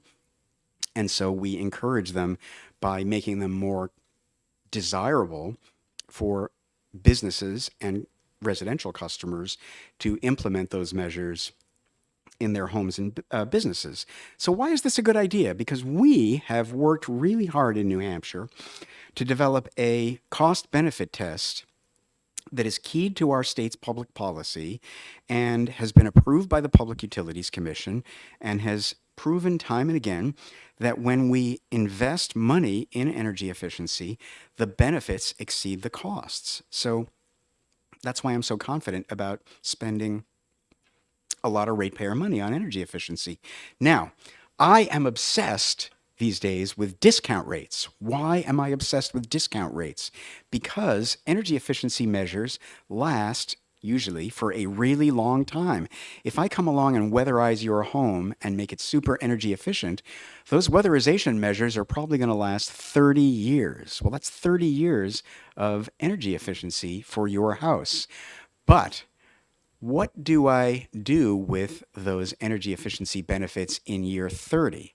What are they worth today? Well, they're not going to be worth today exactly what they're worth in the future, because why? They're in the future. So you have to figure out how to move the benefit or the value of that 30 years of energy efficiency. You have to be able to develop a net present value for those benefits. And the way you do that is you apply a discount rate. Well, what discount rate do you apply? And, you know, you can argue about that a lot. One suggestion I hear from time to time is let's apply the discount rate that's equal to the utilities allowed return on equity. And you heard earlier speakers say that in New Hampshire, I think Tom Frantz said that's usually around 9% these days. Well, if you applied a 9% discount rate to energy efficiency benefits funded by our statewide energy efficiency programs, almost none of them would be cost effective, and we wouldn't have a statewide energy efficiency program anymore because they wouldn't be cost effective. And we don't want to spend money that isn't cost effective. But if you think 9%, as I do, is too high a discount rate, what's the right one? And the answer is, we don't really know. So it's a bit of a judgment call. And so that makes it a policy call. And a big part of me thinks that what you ought to consider as a committee is maybe setting that discount rate yourself, letting people come in here and tell you what they think it should be. And then you, as the elected representatives of the people, maybe you should make that decision. I'm likely to come in here and tell you it should be somewhere around 1%. And, you know, the utilities or somebody else could come in and tell you that it should be 10%, and then you can make the decision. Because you won't make the decision based on science. There isn't any science, not even economics. It's just a policy call. So I think it's a decision you should consider making.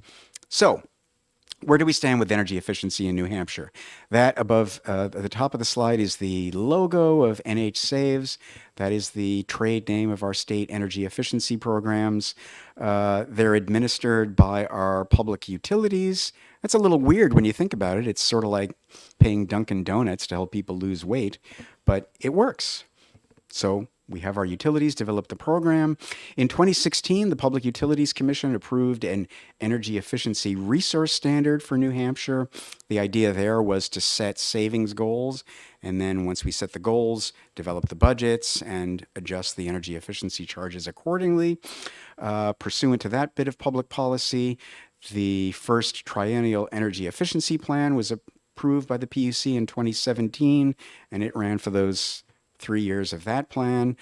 During 2020, the utilities collaborated with us at the OCA and other stakeholders on developing the second triennial energy efficiency plan, which the PUC ended up rejecting 316 days into the triennium on November 12th of 2021.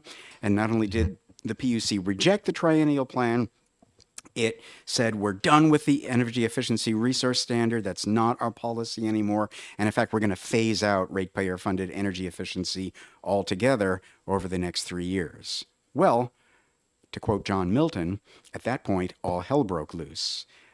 And meaning that from really across the spectrum, people began to point out rather emphatically the devastating consequences of doing that.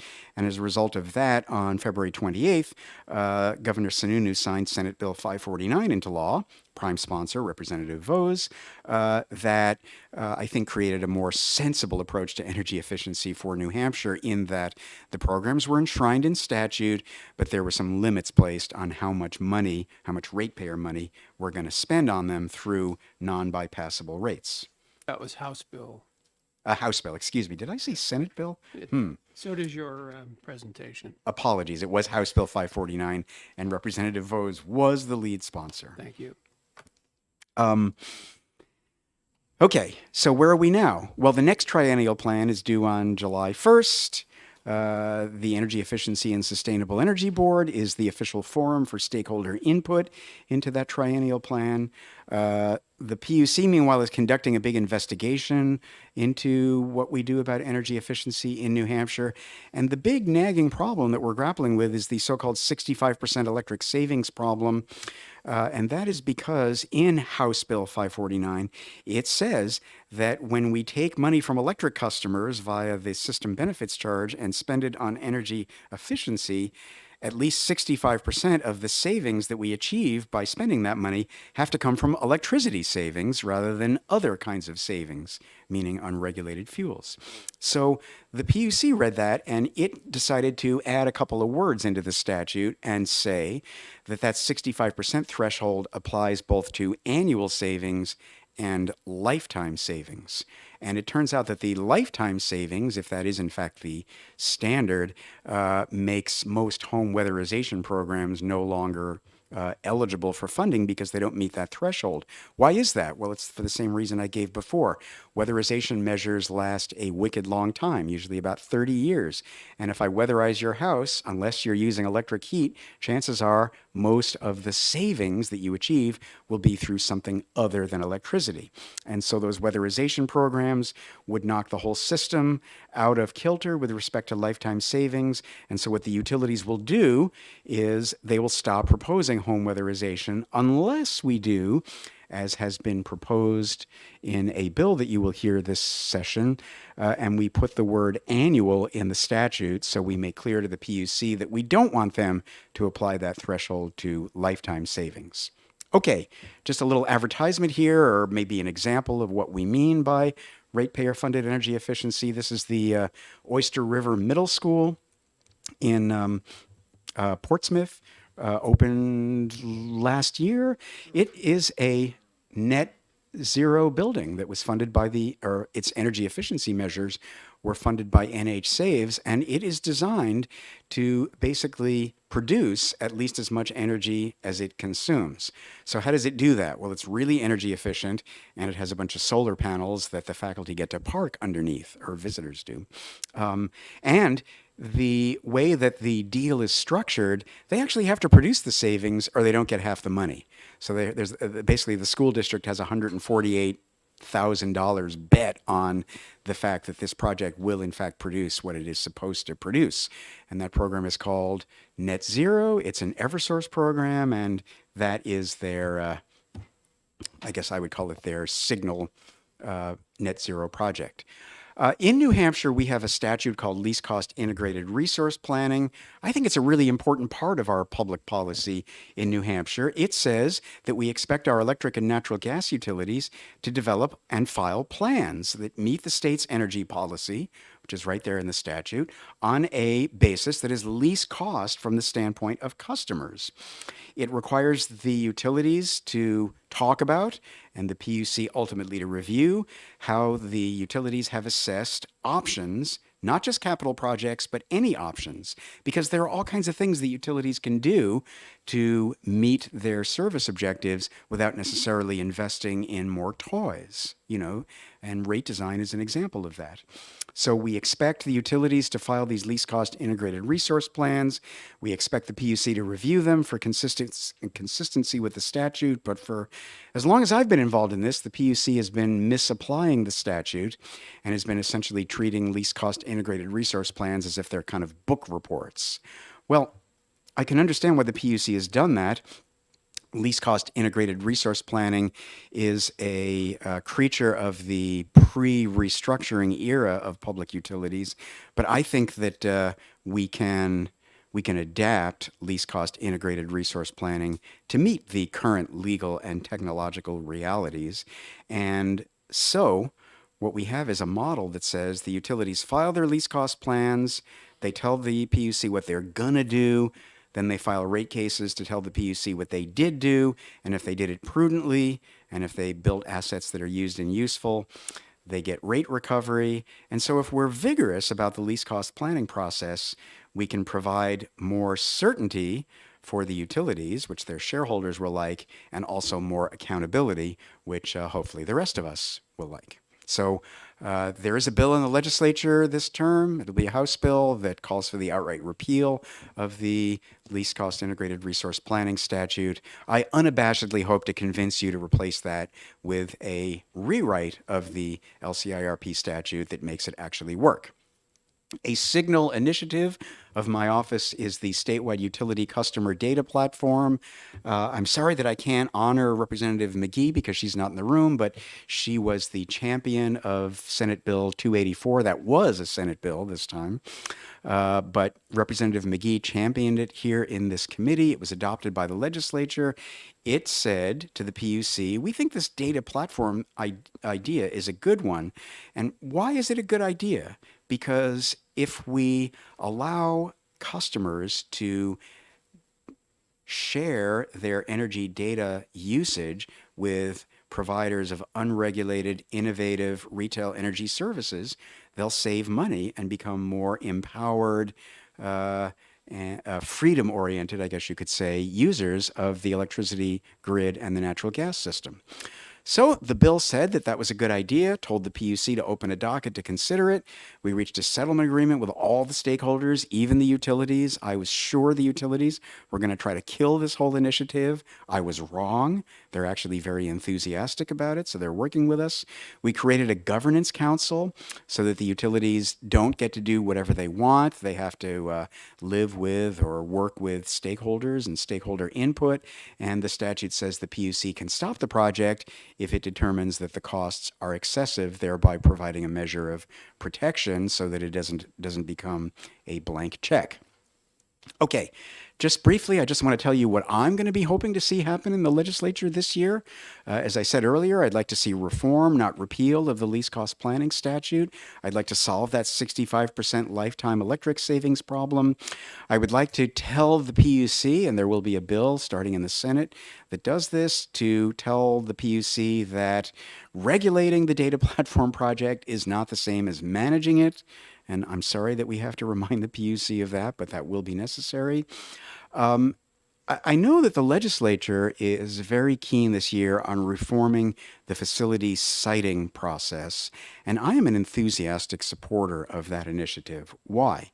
Because it's obvious that no matter what policy outcomes you favor, in order to meet the energy needs of this state's ratepayers in the future, we need more infrastructure of any number of types. You know, whether you think the answer is more transmission so that we can move more electricity in from Canada, or whether you think we should be building nuclear power plants if they're cost effective, or whether you like wind turbines, no matter what it is that you think is the cool technology that you favor, we need to be able to build those things here in New Hampshire. And right now, that is very, very, very difficult to do, such that the companies that would have to put capital at risk to do that don't want to do that.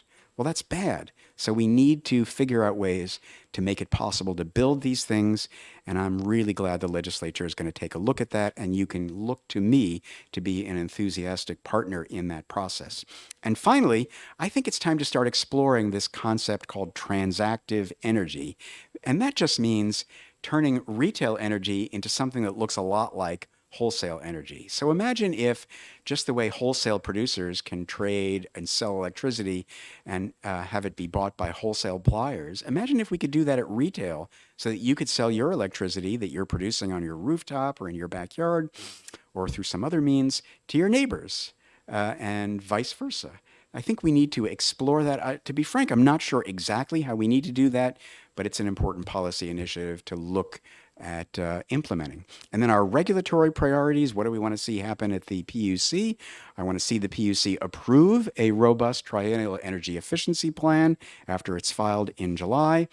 I would like to see the utility customer data platform move forward without too much PUC interference. I do think that we are finally in a position to come up with a permanent formula for how we compensate producers of distributed energy, meaning net metering. I think that we have to apply the LCIRP statute correctly rather than just as a mechanism to require utilities to file book reports every 3 or 4 years. We clearly need to take a hard look at how we procure default energy service. How do I know that? Well, the New Hampshire Electric Co-op just reduced its default energy service rate down to 13 cents. It was already way ahead of everybody else at 17 cents. I thought for a while that rate's not long for this world. But lo and behold, they turned around and said that as of January 1st, we're reducing it to 13 cents. That's half of the rate that one of the other utilities is charging. So clearly, the electric co-op is doing something that the PUC should be telling the investor-owned utilities they should be doing. In Maine, the default energy service rate that just went into effect, it's called standard offer over there, is either 16 or 17 cents, depending on which of their two big utilities you're talking about. So even the investor-owned utilities in the state that's nearby and most like ours, they're also beating our utilities. I just want to stress, because I know there are utility representatives in the room, this is not their fault.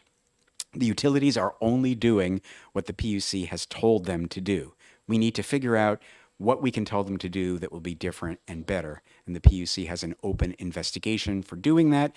And when the PUC comes here, you should encourage them to act on that as vigorously and effectively and quickly as they can, because these default energy service rates are too high. Of course, we need to make sure that people who are having trouble paying their electric bills and their natural gas bills have a way to do that. We have energy assistance programs for both electric and natural gas customers. We have to make sure that those remain vibrant. And although I didn't put it in my slide deck, I do think that this is going to be the year of community power aggregation. If done correctly, it may very well finally deliver to residential customers the benefits of restructuring for which they have paid hundreds of millions of dollars in stranded costs. It's not a guarantee, but I think it might happen, and I think we should keep a careful eye on how those projects work. And I also have federal and regional priorities that basically involve opening up to more sunlight, both ISO New England and NEPOOL, and I think I'm going to gloss over those right now in the interest of time because I know everybody must be getting tired, but I'll be happy to come back and talk about those whenever you want because those are really important. Why is it important? Because that's really where all the money is these days in these wholesale energy and transmission realms. And finally, I'm an architecture buff, so I decided to throw this slide in and ask you to tell me which of these 4 pictures shows a building that is not located in New Hampshire.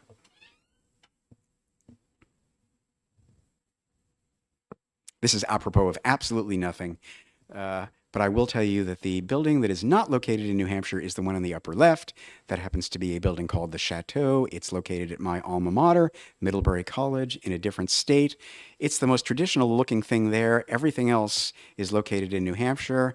On the lower left is that new bridge that they built across Portsmouth Harbor. On the lower right is a public housing project in Manchester. And in the upper left is the coolest building in New Hampshire, the library of the Phillips Exeter Academy, designed by the best American architect of the 20th century, Louis Kahn. We're very fortunate to have it here. And on the bottom of that slide deck, and also on the first slide of the slide deck, is my contact info.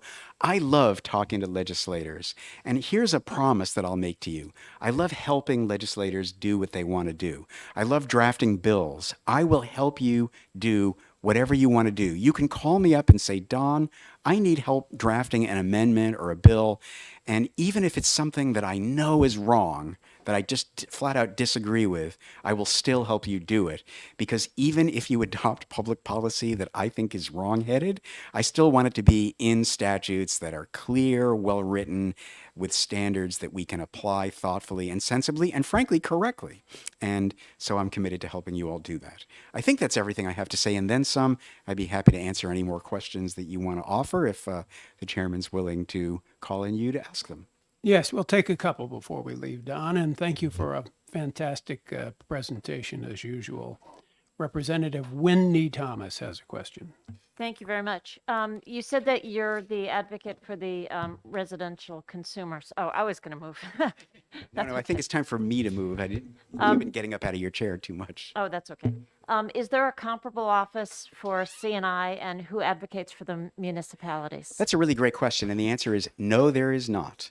Again, in Maine, the public advocate has all customers to think of and take care of. I think the theory when our office was constituted as the residential ratepayer advocate is that the big C&I customers tend to be able to take care of themselves. We see less of that lately. It used to be that some of the big commercial and industrial customers used to appear at the PUC to kind of flex their muscles and assert their interests. I've been encouraging the Business and Industry Association to take a more active role at the PUC, and I think they're open to that. We have a very good relationship with the new leadership at the BIA, and I hope to see more commercial and industrial consumer advocacy at the PUC. One question that comes up occasionally is, do you amend the OCA statute so that we have that charter? And that's something to think about. We could talk about that. Representative Kaplan has a question. Thank you, Mr. Chair. I'm intrigued by the default energy service, and when you mentioned the fact that the electric co-op, for instance, has rates that are half of what our utilities are charging per kilowatt. And I just wanted to know what your opinion is really an opinion question. How confident are you in the PUC's ability to look into that in an effective manner when they issue their report? I don't have any lack of confidence in the PUC's ability to vigorously look at what all the available options are. Do you want me to opine on what I think we should do? Well, I'll just say this. First of all, it's true that we've seen default energy service rates up to 26 cents. Eversource is about to move theirs down to 20 cents. So I think really the good comparison might be 13 to 20. That's still a pretty big delta. What's the difference? Well, the electric co-op is actively managing its electricity portfolio. What we've told our investor-owned utilities to do is to put out an RFP every 6 months. And the price that you get is entirely based on what bidders are willing to propose on whatever day their bids are due. And if your RFP, if the responses are due in a bad week, you get really bad prices. That's how we got 26 cents. So if you luck out and hit the market on a good week, then you get better prices. It shouldn't come down to that kind of good or bad luck. So I think we need to find ways to get our utilities to manage their default energy service portfolio more aggressively and vigilantly. But we could adopt a whole different paradigm, as Tom Franz mentioned. We could use a live descending clock auction. And there are reasons to think about doing that have to do with the economics and, I guess, the psychology of bidding. So that's something to look at, too. Representative Munns. Thank you, Mr. Chairman. Just a quick question to make sure I heard you correctly. The co-op is not regulated by the PUC? Is that correct? That's correct. Back in about 2001, I think it was, the legislature passed a bill that said that the membership of the cooperative could vote to file a so-called certificate of deregulation with the PUC. And the membership of the co-op voted to do that. And so it's not, and the reason I'm particular about this is it's not that the co-op is no longer regulated. It's that the members of the co-op who own and use that utility have exercised their right to remove most of their utility from PUC oversight. They could change their minds. There are, in Vermont, for example, Vermont has 2 electric co-ops. They are regulated exactly the same as investor-owned utilities are. Quick follow-up? So that would mean that the only 2 utilities then are Unitil and Eversource, correct? Well, yes, but they all have different subsidiaries depending on which industry there are. So there are actually 4. There's 5. There's Eversource, there's Liberty's electric affiliate, there's a Liberty's natural gas affiliate, and then there's a electric and natural gas affiliate of Unitil. Okay. And then, of course, we have water companies as well that are regulated. I was thinking mostly of electric, but okay, thank you. Representative Notter has a question. Well, it's actually for you, Mr. Chairman. I have to leave because I have an appointment. I just wanted to apologize for the times today that I made comments that were not actual questions, and that goes against the rules that you set at the beginning of the meeting. So I ask for your forgiveness, and goodbye for today. You are forgiven, and thank you. But before any of you leave, I would just like to correct an oversight from earlier today when I neglected to introduce our committee researcher to everybody who's assembled here. She's back there in the back. If you'll stand up, Christy. This is Christy Offresser. Did I pronounce that right? She's our new committee researcher, and we're glad to have her here. So stop by and say hi to Christy on your way out the door. And I'm sure we'll be taking advantage of her expertise as the session rolls on. And seeing no other questions for the consumer advocate, I would like to thank you heartily, Don, for a wonderful presentation. Thank you all for being here today. And remind the members that we will meet here again on Tuesday, the 17th of January at 10 a.m. for further presentations. And until that time, I wish you a good week, and I'm going to adjourn our session for today.